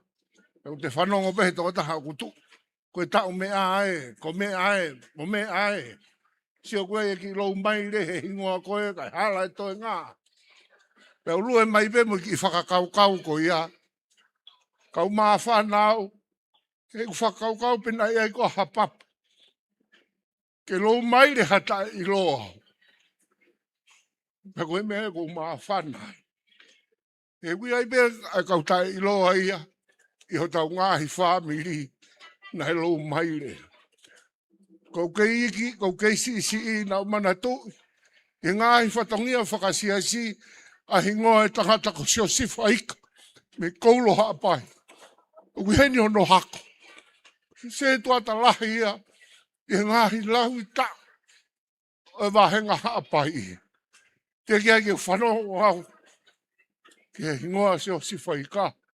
Kau nofo au o manu me rie ia. He ngā au e whakalongo. O kutau whanau fo mau peo siof. Ai lou mai re. E ne whela vai he hingoa. Family. O mere mawhi. Ia hingoa ai. Ko te vita tene fufu. Pe mohono foha. Ko sione tene fufu. Te keke u whanonga au. I he ngahi hingoa o wahenga ko ia. Hatangata ngoue. Lahi. Whangamonu manu. Ia mau pare he sou. Ka koe hingoa e tangata koen. Ko sione. Tene fufu. Ngoa bena I take I loa ia. Ingoa ta I loa ia. Kana I lou maile pe hono hiko ngā. E koe ne ki tō onga mo ui. Nā ne hanga whakamatarai. Ai mea nā mo ui aki. Sione tene fufu. Na kau he kau tangata. Na e fuufua ia e nau pasi. Na e lere ia. Koe ku tānoa koe ke pasi. Koe toi tānoa maaria ia e taha. Koe mau koe e pasi. O mai e pasi. O ngau hi e foha uriti ko Winston Afa. Koe ki tae I loa ia e taha. Ko Winston Afa. Ko hono tala noa na aike alo heka. I he waka. Pea. Ke ai he waka. Pea whakahifo mai. Alo e waka more. more kotoa e kakaina i he waka. Kau tānoa ka pehe kia Winston a whahe koe tae iloa ia. Kai kauas Winston afa i he ngahi hingoa na e fuafua pure i he whare mi sini ai poa te i he taimi ko ia. Pea kua ua i ongo hingoa ai. Koe whoha o siare uwea ko vai tohi. O ku keipo ui na ane whetongi hake pea afa ke tu unga ko ia. Ko hingoa ia pe kau māma roa. Kuia pe hona ulou maire kana e kai ke asi ia.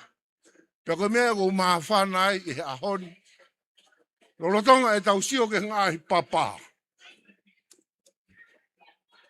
Lolotonga e tau talanoa ke ngahi lava mea. Une whakamanatu mai ka te tau tolo mea koeni. Ngahi whamiri. Hange e koe rea kua whai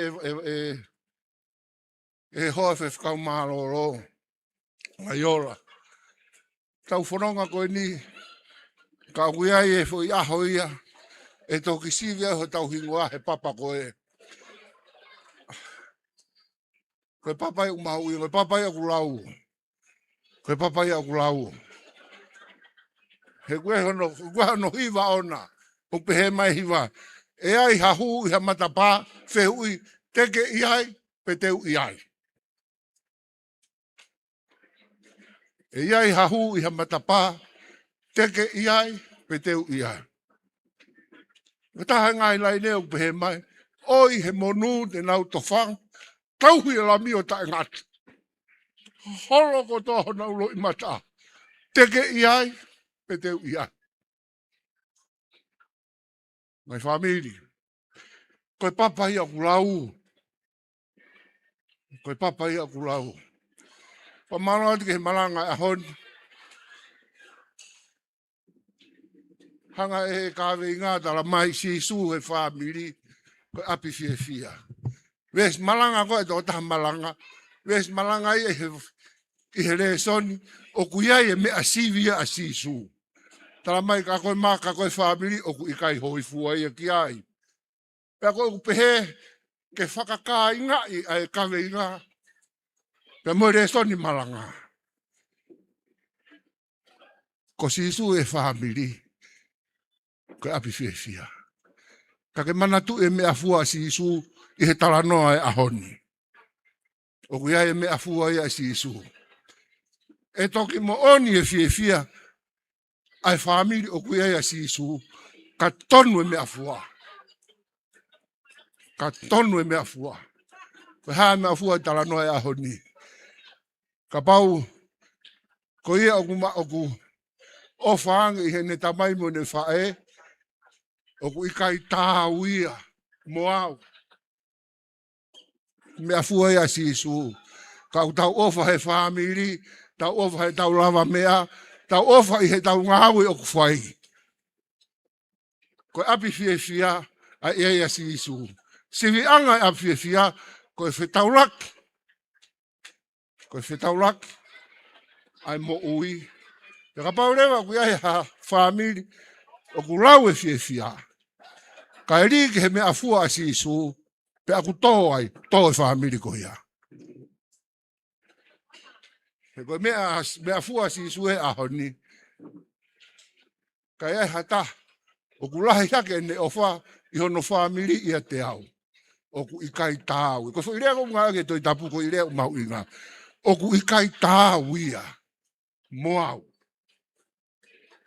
Ngai famili.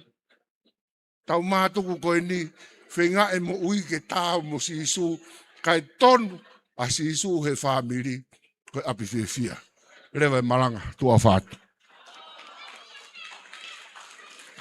Malo au pito fai whekau Stanton ni palu. Ai lea mawhana.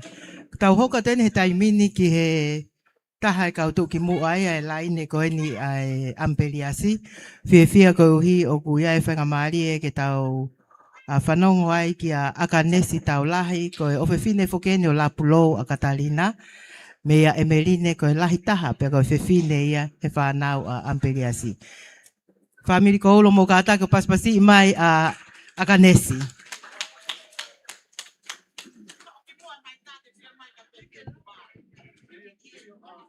Kole pe ke u whanga ngai whatap ko oso no au whaki. Kai atamo oku ke u whai peha ki lea maa whana he whiawhini.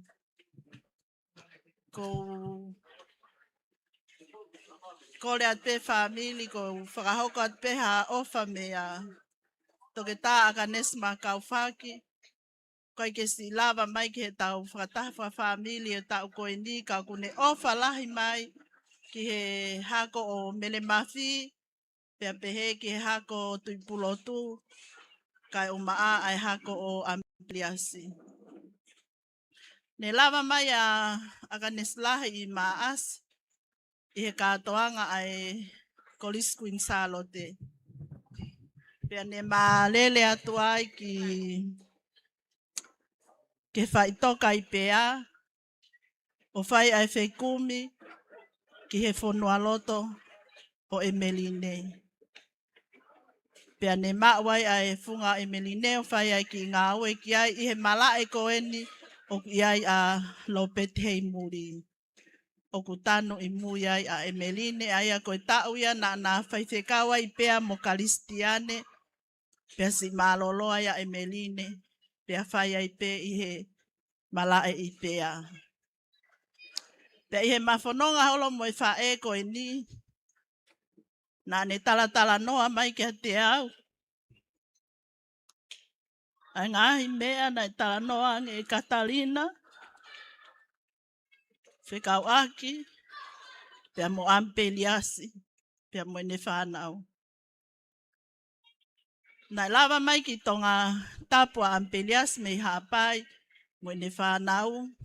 O mai ki nau tolu o whakaako i tongani. Pea na hako a Emeline mo Lotima. Pea sio ampeliasi ko Lotima. Nai fuupoto au pito. E sio ia e hiki haka Lotima ia. O whakalaka ia Emeline. Ko ia na wompe ki hako ko tisema pe na foki hapai. Hauleva ampeliasi o whakafoki a Lotima. Lotima te ke foki pe ki hapai. O talitari ai. Kai oleva ke hoko a Emeline. Ko ako koe nina na wako i nā fualu. Pea wake pea Emeline.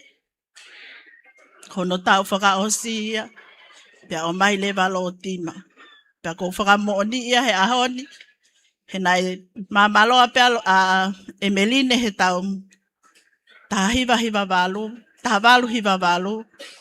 Pea hau leva Lotima o kapteni. E taha walu hiva. Family. Ko ako naki mahu inga ni nai talamai e whae koe ni kia te au. Ai whakamahino e ampeliaski e ne whanau. He kai kia hatai mia. Ke aluha ke e sisi. Ke laka he lahi. O pau pe e ke lahi pe lahi. Pea koe talango fua koe a Lotima. He ne foki ki haapai o talitaria. He nai nofo pea Lotima mo ne pehe. Pe to iai na hataimi. E ose angea e ako a Emeline. Kai si hao ki tongani ke hoko atu e le whenga ako. Pea i he hili e malolo koe na Emeline. I pea. Pea hiki a kalisi me whaithekau i pea. O alo o whaithekau i kolofo o. Pea. Si alo a kalisi koe ni. Ai ofa tua whewhine. Asa miuela whonua. Pea mo se toke tā se mis whonua. O ai ki api ko tala o whai kolofo o. Ke nofo ai a Katalina. O tau hea kalisi. He ko Katalina. Nai takai whala ia ki hapai. Ke sion tau singa lutui. Pea mau api pea tau singa ia. I tongo lele kai hapai. Kai kei siaha no api tongani. Ka koe ofa koe. Ngai o to ngane. Ona to fefine. O ai ki api koe. O whakautua ia Katarina I kolofo o. Ona no foi pe ai mo tau singa. Mo tau hia kalisi. Pea toki malolo a kalisi. Ai au whai a kalisi. I telekava. I ko ngā malae. E kau whai whekau. Family. Taimi laha iaki mau tolu koe ne tau ki mui. Uk mau tae fie whanongo ke ngahi. Tala I whale mo ngahi whakahino hino ai mātua. Kai hange koe lea. Ane nai whale lo tū mahu inga koe ke tau talango fua. Pea tau whi ofo o whani. Ka koe lao pe a sihowa. Ke tau whakalau lau loto ki ai. I he aho moi po. Lewa I malanga tua o whātu. Malo au pito aka nesi e whakamanatu mai ai ngahi whekau mahu inga o e whamiri ke tau monu I ai pe a fie ai. Whainga maari e koni o ange ia ki a whai whekau mano e kafotu pulotu mei London, United Kingdom. Hiri pe iago tui wai pe lea taha pe a whakaosi lea mo whamaapo opo mai e tau polo kalama e toke tā Daniela Palu. Kai o ange whainga maari e koni ka mano e kafotu pulotu. Malo.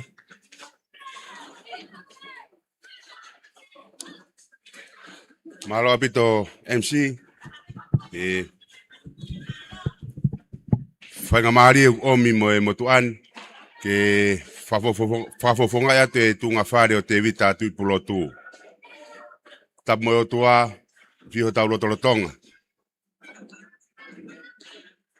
Ufanga atu he tala whakatap kua whak he lea whakawhisi ahon ka e tukupe ke whaiha lea talangofua pe. Ko e kawenga rea pehe mai. Ko e hae mea e tāwai ai whamiri o koriniasi mo hurita. Fatu pe kawenga rea ko ni pe mei he ves folofora malanga o ahon. Pe ku fatu ai tu ngareani. Ko e hae mea e tāwai ai whamiri o korinias pia mo hurita. Tai wholofolang whuka si isu ke kau tama, ka pau te ke ofa koe ki ho tamai mo whae, mo whanau, mo ha. Pa koe rea, o kui kai te ke tau koe mo au. Pa koe whehu ia. Koe ha mea e tau ai, ai whamiri o korinias i pia mo hurita. Ke whakatatau, ke kawenga kua tofa, he whamiri, ke reunion koe ni, ko sisu he whamiri, koe api fia. Koe hako kone o mere mawhi. Ko kui ngoa ko manu ka fua tui plot, koe whohalahi au o te vita la tui plotu. Koe tamai koe a te vita tui plotu, ko siontala noa. Tui pulotu. Na e whakanofo e taine kuini ko tukuafu. Pea tukuafu e tamai, pea koe whohalahi e hoko ki ai, ka koe koe ulope ko hai. Na kunofo pei ko ulo. Pea koe whakawhetai ki hei ki o ki heni, pea koe heni are peka loto a. Ko ne whae ko merevesi. Merevesi ki a tukuafu. Koe polo koe ngoue koe a tuku afu. Ko ulue mea polo ave ki a merevesi. Whakahoko koe polo. E ko tuku afu koe tangata ngoue pe nai. Mea kotoa pe nai ne mau pe eia. I ne ngoue pe mo ne whakamon manu. Koe ku foki koe ki api o ku hawa ngare peka. Mo e ngat, mo e hina lolo. Pai pe hepe. Pako whetahui aki ia. Ko mere vesi e, i he loto whare o mere mawhi. Ko sion tānoa e, hene kei mo ui. Ai whetahui aki. Ka au kulahi, ai whewhine ia ko anakiu. I whare loa. Pako aho koe nei te ua ke malo ka sentara noa. Na ne tangi ka merevesi. E fahu e hako o ana kiu he kona utolo kulahi. Sio uswelo ngak pe familia. Ko e tau ia nofo family. Ke ilo aho tau tūkunga. Pau pehepe ia.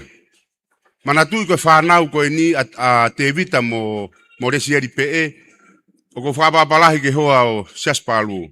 Ko ha ano ia. Ko resi eri pe ko ha ano. Whakahingoa e ika.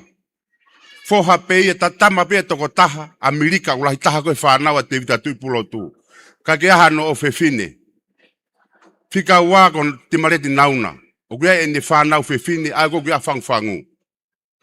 Whahu rewa whangwhang i he whanau a te vita a Sontanoa. Ko uina tange e ika o kwa kia to fefine. E hoko hake rewa a whahu ke laini hoko. Ko si osi whaika eni o kia kua risiate ika afu. Kaike.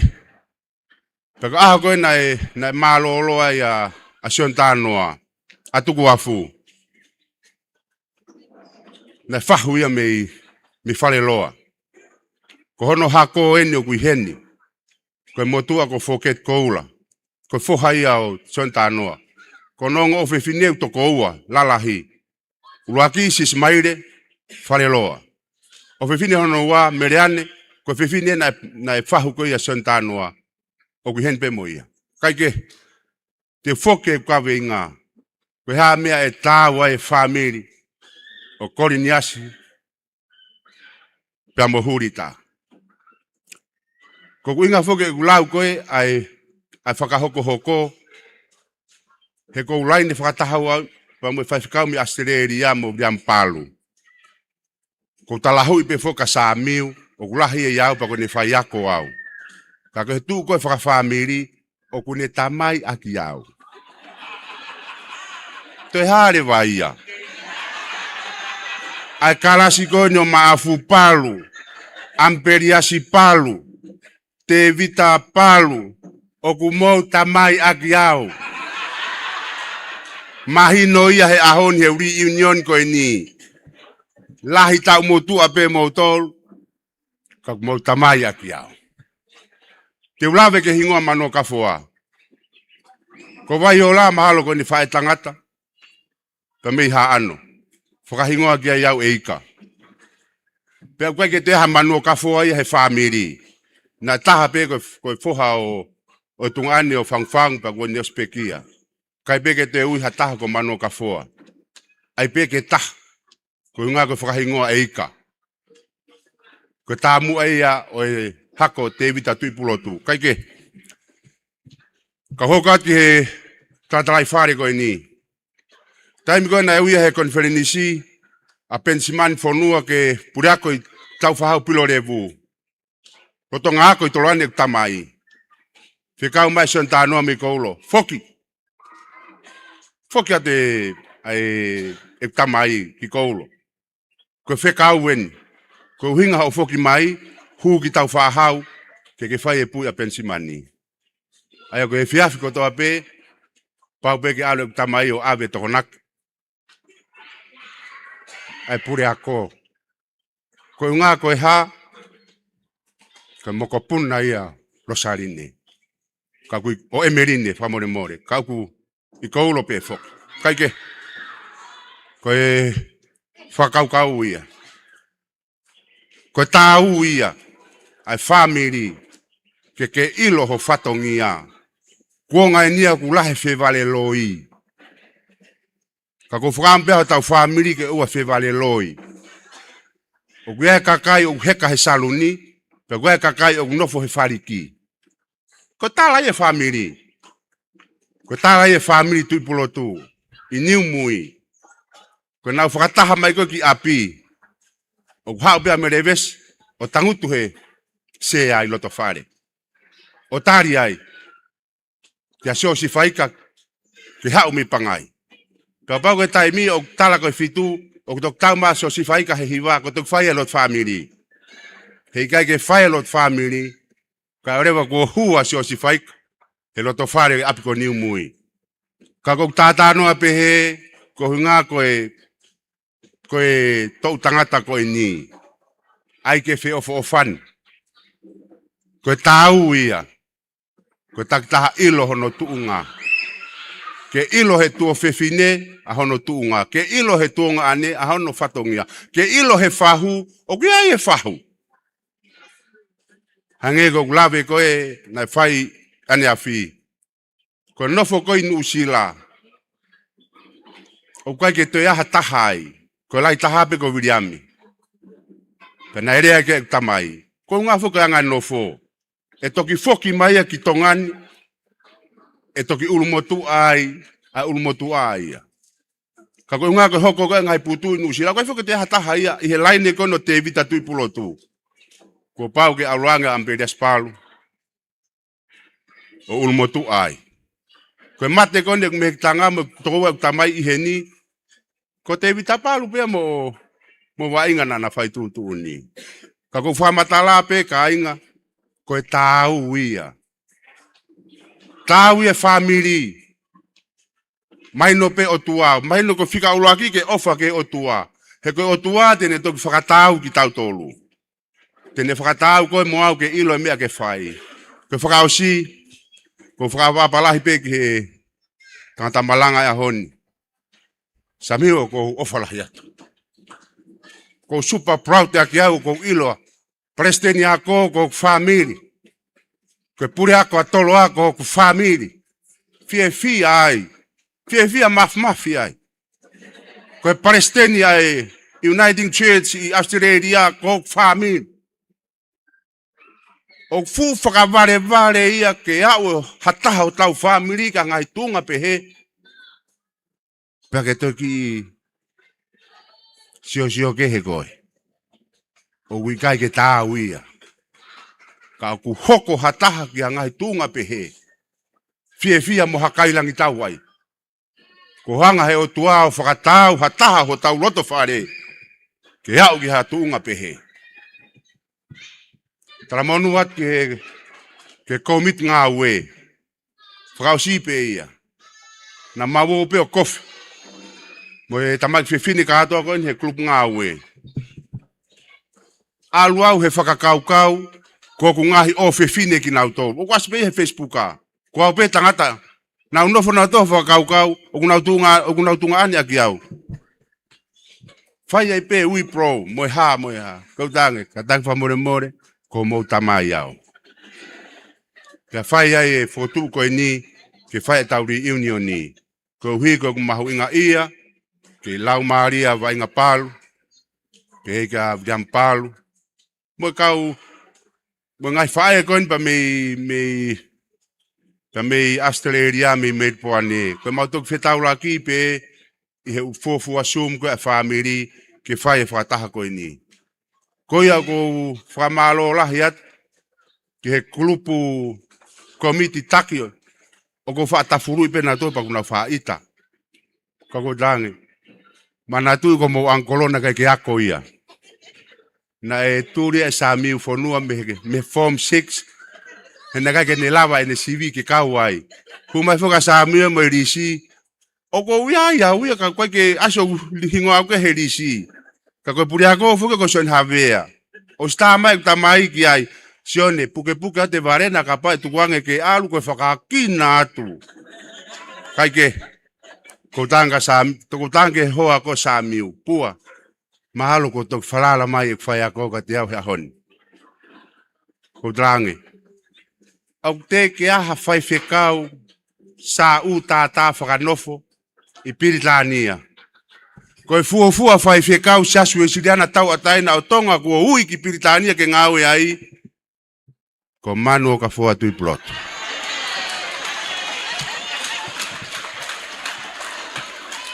Neurere ato wheloaki mo tangatai pa stene si asi. Kai ko awe na whai e rea. Koe ki i foha ia se tuata a mautolu. Mau tau tahaua. Koe rekaina ne whai e rea. Pako mea ena presidenti he osi koe a e mau whelo aki. Koe this is the best he whanau tama. Uinga ke ngai siasko na ni whakotu u. Pea koi ai tangata malanga a honi. Mahalo pe kua hau ki pesete wanoa hau whalala mai. Nai pehe koe ai ui ai apostolo. O ku tuu ai eiki ho tau waiwai. Ko ia tene whakatau ko he ngā ue. Pau hange koe uki nai whai. Mo womi ke tau kau he no toho e palau. Hau koe o te ke tokanga ko sisu tene toki whakatau i koe.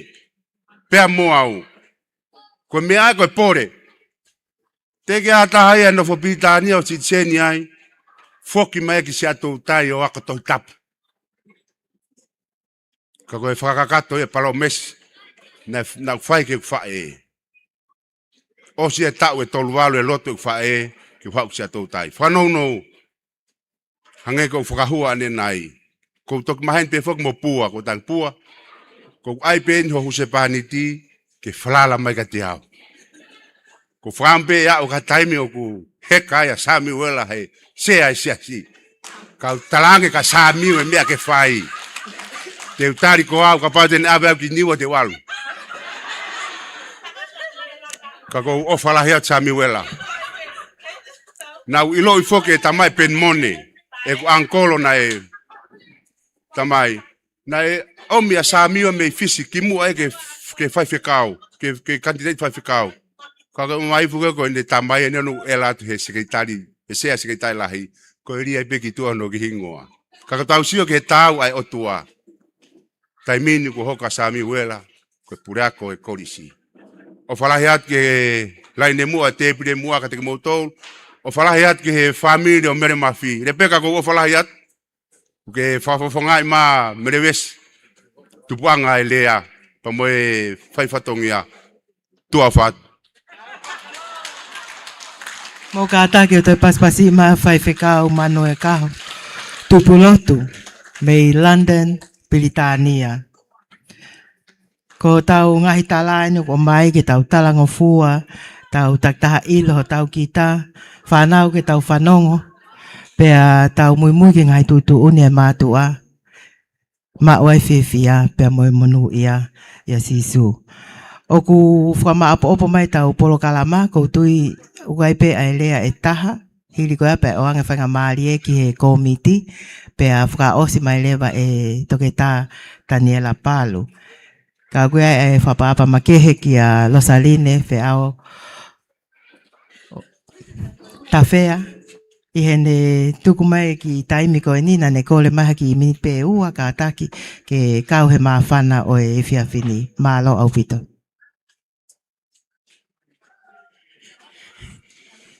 Whawhetai ke hea sihoa. He au tolonga pia tai ngata ne alofa. Mō whakamore more i angi au. I he ki mo minute koe ni ko kore pe ke MC ha ki minute pe ua. Nā ku whakareange pe i mua he ka ika. Ko au ia nā ku whakaampe ke urea au i he i reunioni koe ni. Ta tau ai pe aneath pe koe ahoni. Ka nā ku teu pe ke whai e ki lea. O ko ulake uhinga. Ko au nā ku tupu hake pe i niu mui i whasmoe afi mounu. Pea utoku mawahe pe me niu mui. O mau hoa, o hiki o nofo ki manli i he kumari. Pako ku aluia koe me niu mui. Ka nā ku tupu hake, o mamata ki he kakai koe ni whamatala ki ai whaiwhekau Australia, whaiwhekau Britania, te ki ai ke na sio tonu na ua i he kakai koe ia. Ko au, nā ku sio tonu he kakai koe ni. Pa nā ku maheni mo nau tolu. Pako mea ko whiawhia lahi ai he aho ni. Ko e ku wakai atu ke ngahi fofonga i he hako o mele mafi. Pia mo mele vesi. Hako o tui pulo tu. Mo hako ampele asi. O ku nau o mai e katoanga koe ni. Ko e uhinga e ku tu u whamole atu. Na ta ofi au he whaiwhekau si astonga. Tuku a he koe na ku mi mau pe e tau tolu ia ai polo kalama. Ko hoku ila mutu e, ko e tau tonga ane, pia moe ila mutu ko e. Ta te mau ka tō peia he hako te vita palu. Ka ko fie ai. He ko te vita palu. Na ane tāna ki kotoa. Ai kau koulo. Kau haano. Vavau. Potu kotoa pēna a mō whanonga mai ai ki tō ngani. Kou tupu kei si hake. O ilo. Aluse ane fuka. Mau whaalele mai ki alaki. Koe lea e tangata eiki. Tau o ave a ki foi papa naki koe. Maho ko tō whewhine ki alaki. Pea mau eke pe ko hai e whewhine. Kuma omi mau pe ki alaki kusi kei lau maari. Nai toki pe ki aluse ane. Koe tau te au mahiwa. Kei kia hatahaya tau tō heilu pe te tau wau ki ai. Kaiwa ko luse ane. Mahino ka ki mau tolu he tala mai he tangata i ki koe hako ia o mere mafi. Koe uraki maria o kuiaia luse ane. Ko hono wai o kuiaia mele vesi. Rosana pe o kuiai koe ni a le peka he ahoni. Ko le peka kono tau walunima eni. Na kulele atu he kengau he puleanga ki haapai. O alwai ki ko ulo ko fie ilo ko hai o ku keitoe. Peo alo atu ko le peka peo kuiai. O ai ho mata o senat ke ne whanau ki muri. Ko eni le peka e ku fie lahi. He ku sio ka koe he aho whalai te. Pako mea ko mawhana e ko whaama ki utu. He o mou aho he aho koe. Ko e ku sio at ke kakai. Na aku ke si. Pau sio e nau tolu. Ko tangata ko ni ko tala noa. A sione tala noa. Ko e kuia e whai whekau Piritania. Ko tangata le o lele. Paka tangata hange pe ko e mau whangata mai mo e mau kui. Mo e tau whanga kui. Ko e kau mea le o lele mo e le o maari. He koe nau tau mai koe ki tonga ni. O se hanga e te vita pāluia. O langa e fuwhaha iua. O tūpe ho mau api. Ke omi e kau hapai o nofuai. Pa te mau nofuai i hawike ka pau koe omi he kātoanga. Te mau nofo ai pe ka lewa ko osi kātoanga ka nau foki. Pa ko haina e kuki. O tua tauhi. Ai fuka kai koe ni. Homo whanga kui na e o mai. Ko hoku whanga mehikitanga. Ko ungatea. Ko kariopeta. Whae a Stenton. Pea mo la tu ke asi. Ko whae a Sane. Ko hawia, ko e tamai a tunga ane. Ko tamai a ko mausa. Kana e ohi hawia e uriti o nofai ni mui. Pana aku mamata tonu. Ke o mai ai kāinga mei motu. Whaapui. Wa ue ke tangata iki koko tapa. Na mau pēma tōku hapālangi. Ko siana lahi whaafu ofa, ka ko mele kono fuwa e ndai fōlai pe. Pea mō whewhine koe ni a mō unu. He kulau pisi ake eia ne pēne nofo i whasimu e awhi. Mō oni pēia. Na uomi koe omai o ako mei no muka. Ko ia, ko siulongo. Tu i fua, ko tu pō. Toki whaelea kaiongo. Kaiongo e o kei leka au pito. Pea ugai mo e tamasi e taha. Ta ehe aho ni, kau whaiwhe kau mo e tahine Palestini, e ku fia. He ku sio, ka ki mōtoro panak whaka amupe, ke iai pe au ki whainga maari. He ukai ke mō ilo, ai anga e whanonga. Ko ku hauka ni, ko he wā mō osihanga peo mea i hoku hoa. Ko nau ku kei tō tālua no riaki ane nai pa wā, tike heke u alusi o ki ai. Tau hi pe ia he e ki, ka koe ku manatu meli e. Hei kai osi a ka kau ka whakamatalau e ngai taimi na uomi ai. Ko taimi koe whai e mau lotu whawhamiri. Na e ongo kotoa pei whasi mo e awhi. Ai hiwa koe ai kau kolo. He kone hoa pe koe. E sone tala noa ai e nei whakahingoa ko tuku a fu. Ai hi mi. Ko si e tau mo ui koe fu wanoa. E tari mai e te vitapal. Peko uriti. Peko hai he kau tangata kon na e omi miha apai. Ko e mauhiwa. O ku wongo ko toa ia e whasi mai a. Pena ilo pe ia he ngai whaamiri. O ku hene kainga ko ulo. Mo kainga ha ano. Pena ia e tangata. Kono hingoa ko pala laua ho lai fonua mei holonga. Nā ku toku maheni au mo ene hono o fine na e polisi. Ka nā ku mga au e i he whakamau anga. O ne tala mai ka te au. Ko hingoa palu ia na alu e ne tamai ana. O whakahingoa ngā to o kuiku. Whai ku palu e ni ihi ia. Ko uhinga pe na e hao e tangata iki o nofo ia te vita palu i api. Fie palu ai peia, alu ai peia ai hono famili o whakaiku palu. Ka koia famili ko whaea maunu ko kālisi.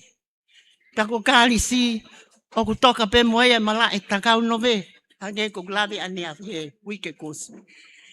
Ko lesieri kui a mapa koe na whakalanga lea koe na whaalea he tau mea. O tākoto moia i he malai o te vita palu. Whakataha pa mo mau eiki mama. Katalina lutui, Lapulau lutui, Semis fonua. Unau tākoto. Koe whakamahino e whaamili. Na i hena te vita palu. Koe ofa ampeleas ke omi. Hakoi molo tima sione. Ke nau nofo heni o tali ki moutolu. Koe tangata tali kakai lelei. Ene ofa i hono kāinga. A ue ke ngai potu ke wawau. Ni ua haapai. Tau te fito pe ki koulo moha ano. Ai nau nofo koe i api.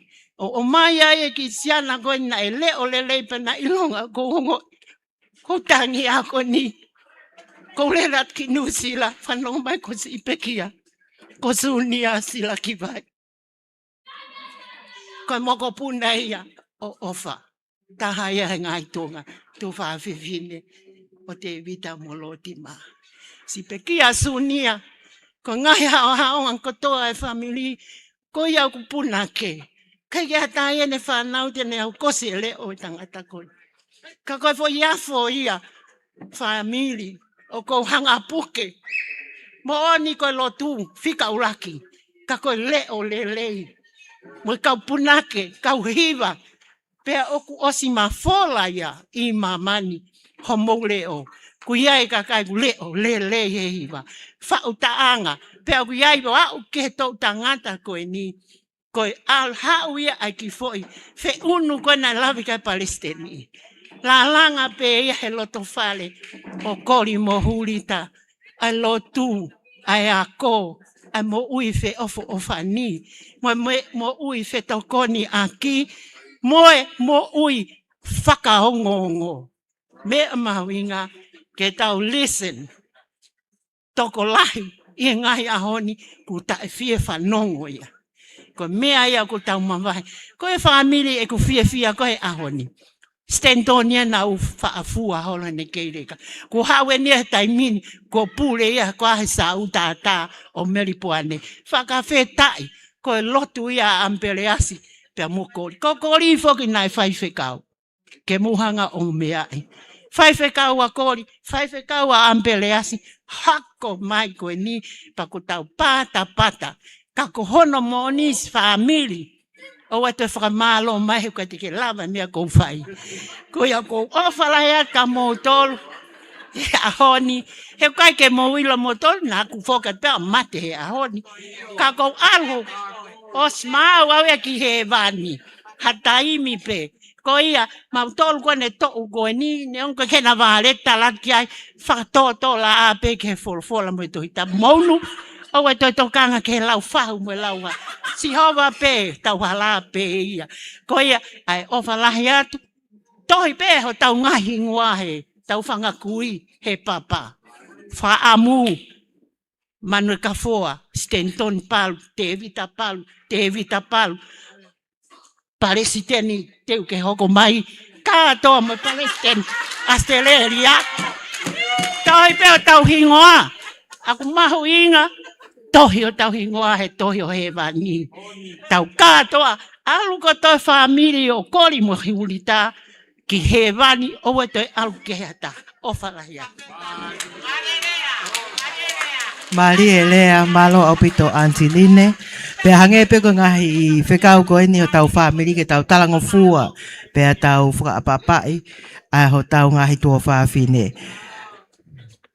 O malatu pe fa tala mai ke le ka te tupa ke ko lea pe ho tu fe fine pe ko e mehitanga o e whakaha ha te loto o te whingo o te le olahi o te anga COVID pe a ko tala ngofua pe ki he tala ho tau family na e whakahoko mai pe whe mao ke whakasisi e ngahi lea ka aku maho inga ange ki a te au ai tau whe ofo whani pe mo tala ngofua ki a tau tala mo mao ngahi le son maho inga ko e hange nai o mai e Auntie Rosaline ko heni whaka Rosaline whakataha pe mo Maxwell pe mo mele ko e taha ni ngahi whanau pe a pehe ke uliti pala pe mo noa ko Amelia mo ne whanau ki a ki mo toko ka ke mo mea i ko uliti pala ai ki tamaloto toa na ta hiva i ho mo hiva whakawaha ale soni ane nai.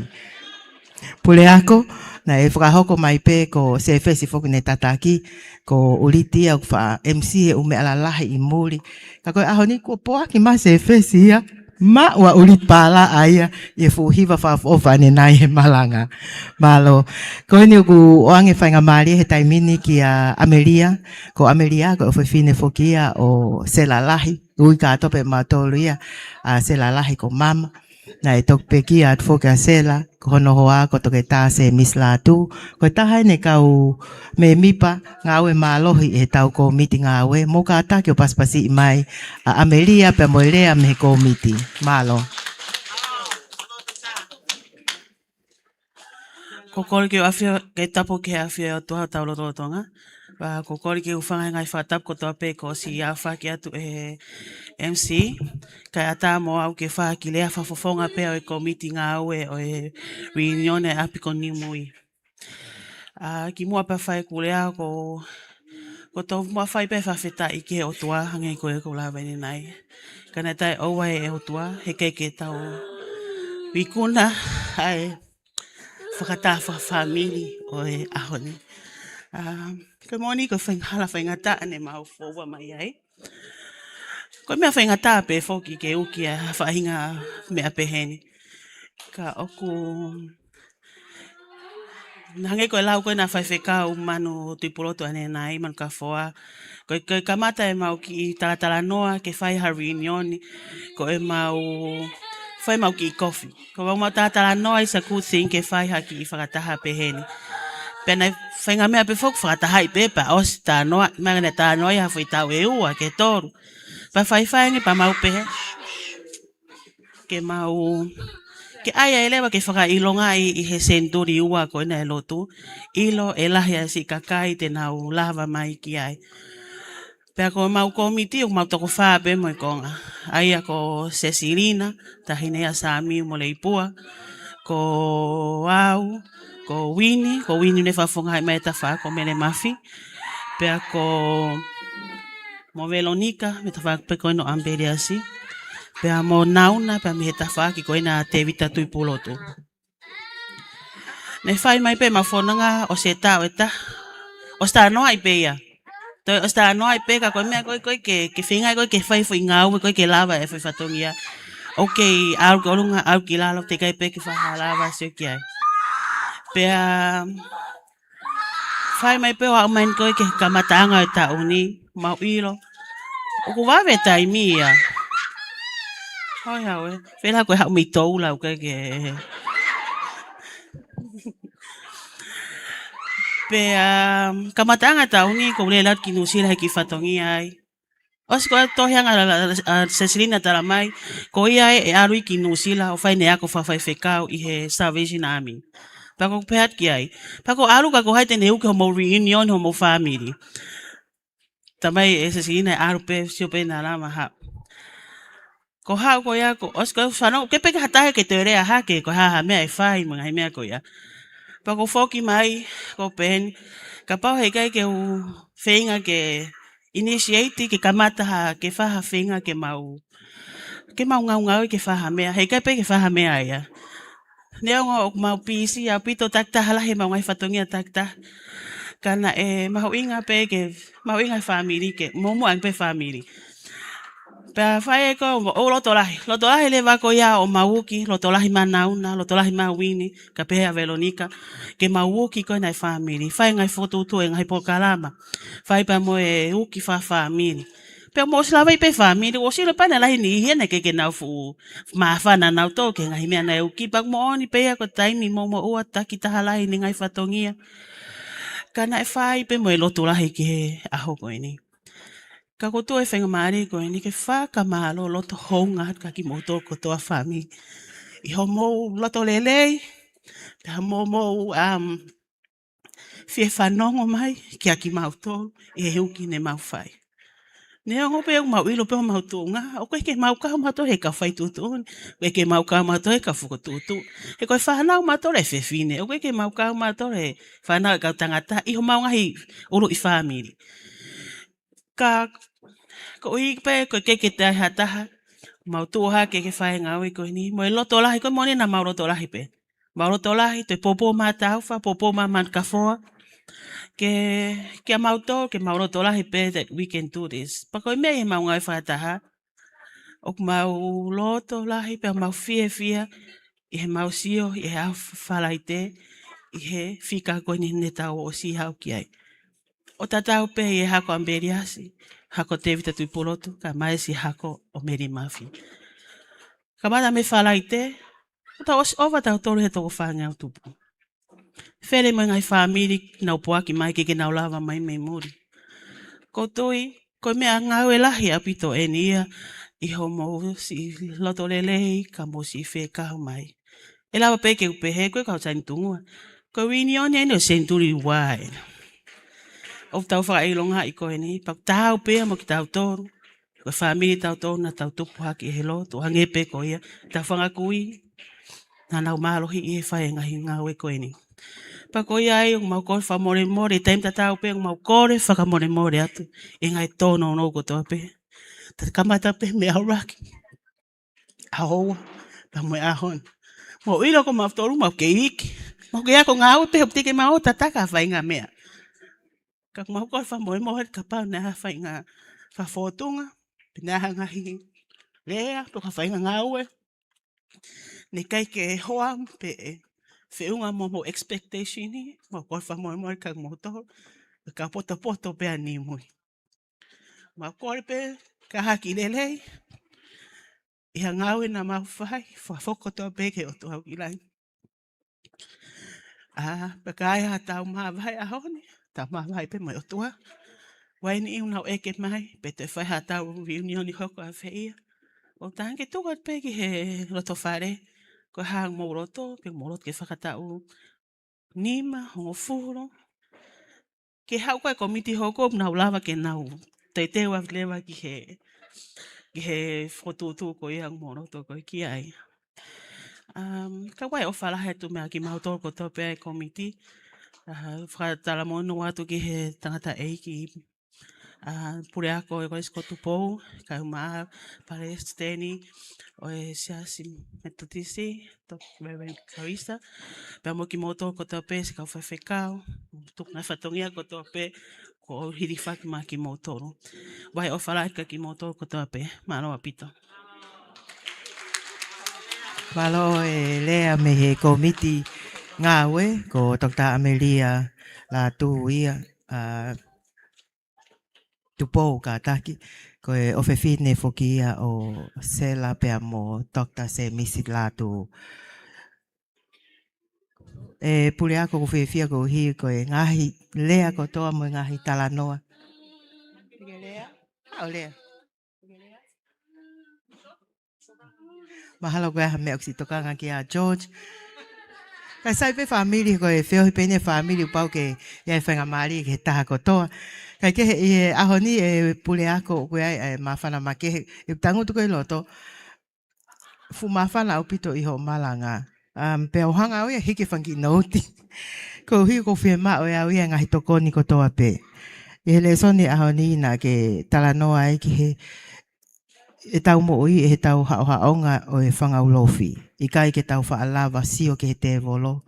Taha pe tā keti ai te volo e whamiri ke veuki. Pe au whie mao ke tau laka whaka ehi. He ko homo whiri e te volo kune kumi ha taha. Ke ne matu aki wholo. Pe ke tā noa ai ke whie mao ke i kai ke tau whie nofo i a haa manuki. E aho ni tau whanong ke ngai tala tala i whale le lei, ngahi a whale i mo ngahi le so ni mahau inga pak whamalo a tai family. For being so patient e tau nofo koe ni. He ilo tau e nima me hen hange koe whamatala a melia pe te tau i heni hono kotoa. Ai tau ki kata ki i pene ki mau loloa, ka tau whanongo ki he ngahi a le so ni mahau inga o e whiawhini. Moho tau historia. Koe whaka ose tau polo kalama he whiawhini o ange ia ke tanga tau tau lau kau a ki talo e tau tupu hake mo e tau i loi. Koe whai whekau whakatui. A tau whahau tu pō wha. Koe familia o ki tau tolu me he apiko niu mui. Ko toke tata niela palo. Pule ako, na e lawange a tok tata niela ki ho mau a pi ki ape o te hina na tāria, whae mau ki whakataha mau hako. Ta koe ko ne tau walu noa ia ana, na ne a usia mahala wike ua ki mua. Whakawawe kai peo maa ki fo i keke, puhi, ko ta kai peke mako pusi, ai mo unga i tangata koe ni, kau whe maa peke whakailongai. Ane nai ko ia na ai ke lea koe ni ampeliasi. O wale peko whanawhana mai a wainga, koe ni e whie whamalo ato ke tāta niela. Peko e taha fuke tau ngahi tala, ke tau whanongo mau pe, ke aki nau tolu matu o tu ange. Whie mau pe taniela ke ne whakahoko ai lea whamalo o e whia whini. Ka take mo paspasi mai ato ke tāta niela palu, pe mo e lea whamalo. Ia. Tapu ki he awhio ai o tua mafi o tau lotonga. Pea koe o tua pe ia o kukawe inga aki i he reunioni ai whaamiri niu mui. Pea pe he whoki. Koe o tua pe ko ia a ku whakakawe inga aki. Ai tau whakataha whakawhaamiri. Ko sisu i he whaamiri. Koe koto whia. Ko whakawhetai au pito pe au whakamalo. O Narisa. O no mai kia te au ki whai ai rea whakamalo. Whakataha koe na e lawe ki ai a mo Narisa i api ko ia. O William Latu pe mo Nataria. Na maosi whakaha mai e wainga ke whai mua e au ai rea whakamalo. Pa mana maloto le rei peki ai. Pea tuange ia i polo kalama.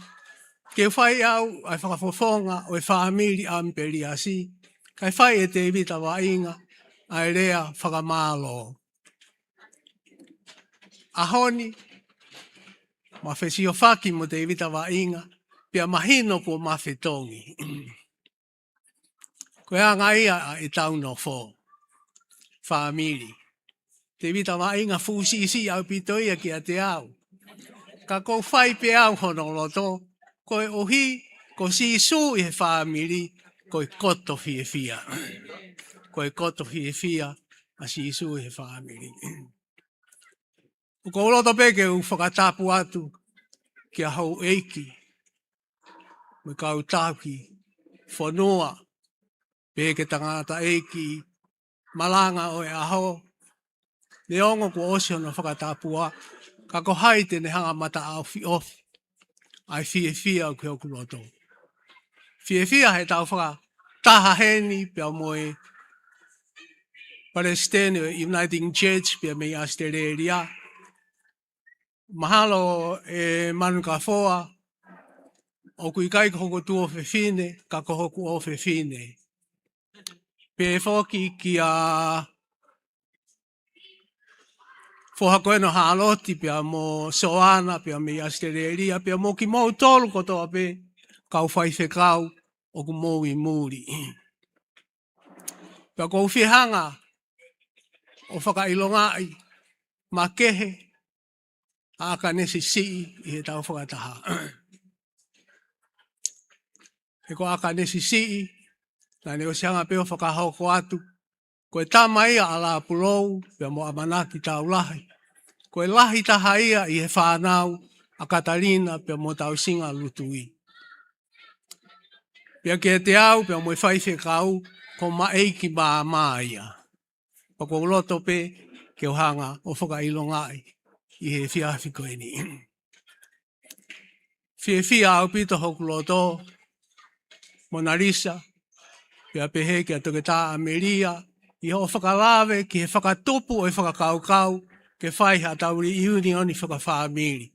Whakamalo atu au pito ki a ki mōtoro. Ko nofo peo whakakaukau. Oku taimi tonu a e tau whakataha whakawhamiri. Ko e uhi o ku whaia e senturi ua o e lotu whakakaristiane i tongani. Pea ko e whamiri ko e ni na e mau mama i e lotu whakakaristiane ko ia. Pea ko tau tāu ia ke whakahoko a e tau whakataha whakawhamiri i he aha ko e ni. Whakamalo atu au pito. Tana ek whai whikau ke koloa kua tohe ahoni ko e tāpua kia mo e whakamonu ia kia teku mao tolu. Wai ola koe moone au pito o mea. Ke whakamanatu mai pe ke whaamiri. Oku iai ai kau whiwhine, oku nau tuu i he tua o ngā hita mai. O e whaamiri tui pulo tuu. Mere mafi. Pia pehe ke whaamiri o amperi asi. Whakamalo atu. Ngai fofonga o kui hena resieri. Ko vaiola. Ko e hoa whakawhoofa o e whaiwhekau. Ia honi o kui hene hala e walu. Wako kātaki pē na whaiwhai kua tōha taha i ngā hingoa. Ka kou whia mau pē ke whakamanatu atu. Ai mahu inga ko ia. Whapehe ngā hi whaamiri i he taimi o ku whai ai hamari. Ko e whakalahi ane whaamiri pe au kutoe tānaki mai harerei. O kui kai whake whaamooni kātoa e mea ko ia. Ka koe ahoni a ko whamoni ia e au ke whamiri o Ambelias Palu me tui pulo tu. Koe ngahi hoa ko ia au tānaki mai koe whukoloa la. O kui kai ke heni ai paremia tokoni. Pia pehe whoki ki ato ke tāri se siopongi. Pia mo ngahi tamai o kunau tūta whaaki ho nau ngahi hoa. Koe loto whare to tonu ia o e whamiri. Whakamokopuna o hurita pia mokori, ko whakamalo atu kia teki nao tolo. Ko whakamalo atu au pito e Ilaisane tū ki a pongi, ki ho hanga o mai a hingoa tupuanga o e Ambeliasi. Ko whanofo pētai meni iho wahai mo i tangata i kia senturi. Ai whakakaukau ke tupuanga pia mo Ambeliasi. Hala whanonga na e whai o tau au sia a ngahi rerei. Hei kai ke uto e fulawe ki ai, ko tau osi whanonga ki ai. Kai nai tala mai i Ilaisane, ko uhinga o e Ambeliasi ko embrace. Pau alu rewa ke tikisinari Oxfordi, on hanga o mai a hano huhinga. To hold closely in one's arm is a sign of affection. To accept, to grasp, and to cuddle. Ai hingoa whakaafof. Ai hingoa whakaafof. Ai Ambeliasi, ta ku hinga ia, ko embrace i he rea whakapālangi. Moa maopea ki tau tolu, ki tau hanga mana tui whaamiri. God has embraced us. Ko sione mai tolu westaha noi. He had embraced us. Fuake o nalo tofu pe tahana e whakatupu. Ko ia pe e tui pikitai ki a te ia he kai ki ne auha. Kai mau ai mo uita ngata. Kai mau ai mo uita ngata. Ko e tau wha e rei. O Ambeliasi, mono whangate hina au kui kai ki tau hanga mau. Ka hanga pe o ate ki whakakaukau ko e ni na rau lava ke tau hanga whakafuafua. Ko Ambeliasi na e hoko ko e matematika i he korisko tupou i he tāwalu fitu tolu. Ko e to ua ko ia hono ono, kamata me he tāwalu ono ua, na ia e fuatapu e korisiko to te vita tonga mohe noa. Tāwalu fitu tolu na e hoko ai a Ambeliasi. Hoko atu a Emeline i he tāwalu hiwa walu, lo tima i he tāwalu hiwe hiwa, hange ko ia, ko tau osi whanonga ko iki ai. i ahoni. Tāne i nei.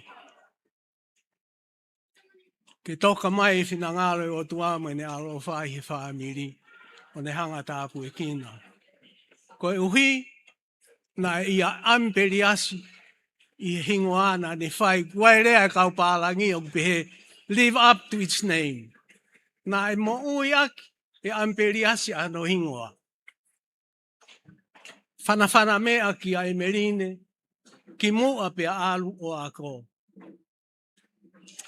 Whalala pe koe ki o tua, ko ia pe ho tauhi, ko ia pe ho lawa anga.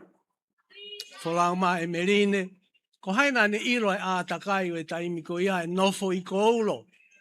Ko e whena nau i he ni ai he whaka, he mamai ke whanua ko e ni. Ka koe moone moone. Hanga pe a mperi asi. Embraced, ai wholofola ki hono te ringa, whalala ki o tua, pa koe lava a ngā pia. Pena e hoko pe ia ki alo ti, ma hoko ki a te evita palu, sione palu, pia pe he foki ki he whonga tuo whaafine. O ku tupu ai polo, ai manu koe fo te toa, pia mui whiri ai. Koe whanau ko ia a amperi asi, o koutui ko lahi au pito e lawe ki ai, pa koutui ko kakato a te evita palu ia. Kau ki whakaha atu pe, ai whanau alo tima palu. Nā nau toko ono, ko e whiwhine toko tolu, mātua tangata toko tolu. Lahi taha pe, a se mis palu, o tupu ai a maafu palu, hoko ki ai, a ko sita tā hei muri, tupu ai a kirifi hei muri, mo e whangata te hina, hoko ai, a ana tau kapo, havea, mauhoa ia, ka sāres mānoa havea, tupu ai a paola havea, soana, paguiheni, ahona foha, koe whai whekau me i astereria, ka taki pe i o kosau. Pea hoko rewa, kosaresi, pea hoko rewa, i he tua o ana, a siare, uwe a palu, o kutupai a viri a palu, pea mokina au tolu. Pea hoko ai e kutangata e iki, ko senturi. Ko taniela tari wholau, koe whalahi a senturi, o whahoha atu he taimi koe ni. Pena iai, hok whangate hina, e toko wha, ko pekia, ai toko tolu, toe pe toko taha, pia moau. Pena i sisi taha, ko nau tua whiwhine, ko ere noa palu, paguiheni, ahano moko puna, i haa whanga ko eri. Ko e whaamiri sione palu, o ku asia e ngā hingoa, o ko manatui pe mo ki nau tolu, ko e nāni se, paguiheni a sawaki. Me tangata eki mahalo ia, o tau motu ataha i he tau whakataha whakawhaamiri. Ne tala mai ki au, kono tau walu ni maeni tokua, po koe tau walu wha. Pea toki hoko ai whangatua whaafine, ko fifita, ko ofa, pea pehe foki kia simaima. Tau whakatau wange, ki he papa ko ia, pa ko whakamalo ato au pito ki a heti veikone, pea pehe ki a Veronika. Nai whakahai, a ngahi milestones mo e lava mea ai whaamiri. Kau hange koe lau, ai whaiwhikau, manu ka whoa, o kuikai koe koloa ia, koe koloa pe a os tau pore pore ai pe ki tau tolu he tau lava mea, koe koloa, koe maua sisu, kakato, ke tau mui. Kau ikai, koe mea ia, aku matu aki whakawhia fia au pito. Ko nofo mau pe, o whaafanongo, ke upolo kalama ko ia se asue siriana tau ata aina tonga. Polo kalama ko toa pe, o ku asa sa miu fonua, Palestini ako, unga te akata. Pau fia loto pe, ko hui, ko ngahi hingoa, u whekawaki mo ngahi mea rerei, mo e langa o i fonua ko eni, o ku tau fia ai, pau tau pore aki. Ko ia e whaamiri, o ko matua aki fia au pito, ke kau whakataha mo ki mau tolu, whakautui ka ngahi koloa, tā apuaki whakaotua, ko tau osilawe ka atoa pe ai. Ko hai e tangatana ne whai e rea, me whaamiri ko ia o mere mawhi, oua te ke pehe o ku mau whakamawahe wahe. Ka ke si o mai ka kuhe ke si, Kula pulu mo hina. Koe whakaha ia ka ki mo tolu. Oku tau kau whakata. Kula, pule, pia mo hina. Ko whakamaloa ta opito ke komiti. Pia mo kau MSC. Whaka tau te whito whoki ki a mapa. Tau malolo. Pia pehe whoki ki a whaiwhekau. Mano ka whoa i he whakatau kei. Ai tau ngahi. Haawhanga ko ia. O tau whai. Kainga. O koutui, koe tau whakataha o kui ai ngā hikoloa mahauinga ke tau whoki mo ia. Koe ngā hikoloa mahauinga, nai tātānaki pa nā tau sio, ke ngā hilawa mea, ai whaamiri, koe kau whaiwhekau, ke nau tolu o ku nau business, ki nau tolu o ku nau ngou, o ki ai kau toke tā malai kotoa pe, o ku nau hanga whakakata. Koe mea arere ia, moha mea mahau inga, ke whakamanatu ke tau whanau, te nau lawa pe ia ki nau tolu. Kai kehe pe, ke mo ui, o ta tau pia mo hingoa e amperi asi, ke tau whanongo, pia tau ofa, pe koe whina ngālo ia, o e otua, maa ki tau tolu. Ko whakamaloa to au pito ki he mokopuna koe ni o nauna, na ne whai a rea whakaloto lahi ki he whanau ane a whi. Whakamaloa atu rea rei, pau matu aki whakaloto lahi au pito ki he tau whanau. Ko whakatau ange pe, na e ongo, pe e whai kia e tau whanau, he tau alu ko ia, ki he kahau. Koe whakao si pe, whamiri, he kai ke tau to hiki tau tolu ki ha mea.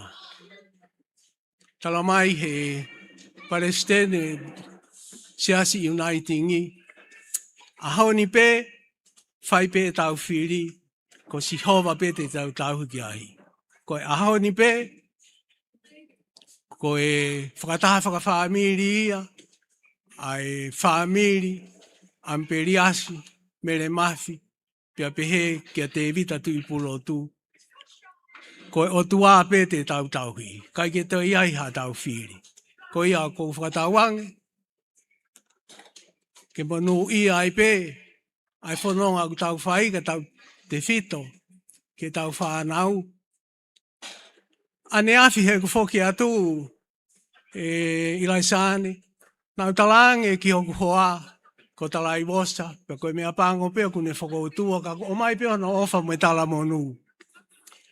Toki ilo ai uhinga o e amperi asi, koe fo irea ko ia ko embrace, pe au talange. Ko taulaki moko puna ulu aki, e to whanau i mai, pu whanga hei whakatapu, te taui ko embrace reunion. Whakautui koe whakataha ka hau, e iai ha uhingoa pehe, whakamanatu aki ia, ai tau ilo, ai uhinga, o e amperi asi, koe embrace, ko e te puke mai, aki hotoloto, ofa mo oni, sign of affection. Ko e sign o ku te tari kakato hataha, pe aku te ofa ki ai. Ko ki tau tolu mātua, o ku tau manako mau peke tau whangi whanau, ka tau te whito ko tau whangi moko punana, aurere mai pepe tau ngā puke. We cuddle them. Ko e uhingai o embrace, ko e uhingai o amperi asi. Tau puke mai. Puke mai o tua ki o tau loto, puke mai ki o tau whaamiri. Ke hoko ai tau. Whanonga atu ko eni, i he ngai tau ka hoko mai, ko hai tene ilo, ko e whe hataimi e te whakahoko ai, ha reunioni, ai whaamiri ko ia, o hurita, pia mo kori, pia tau kau katoa ki ai, pia mena whanau, ko amperiasi, te vita tu i pulotu, pia pehefo ki a mere mafi.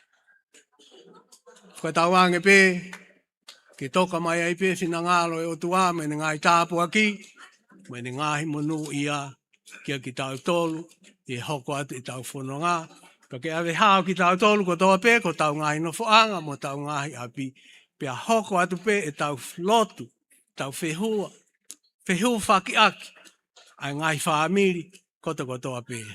Lewe e malanga, o wha atu au pito ke ki mōdoro.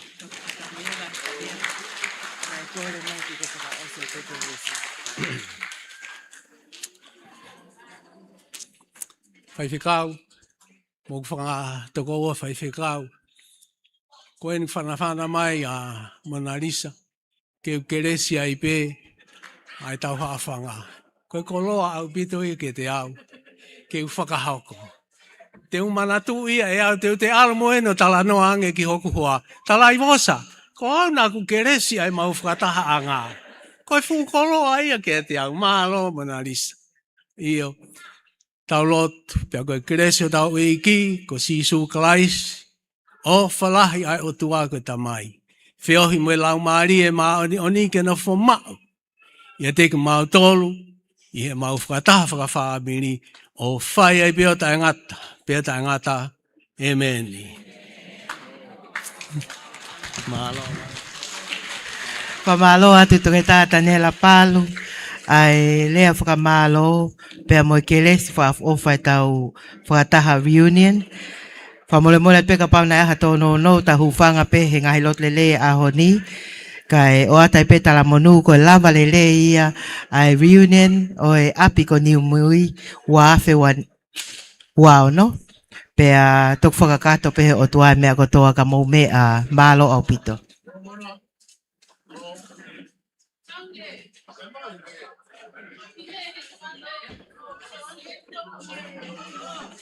Taufa.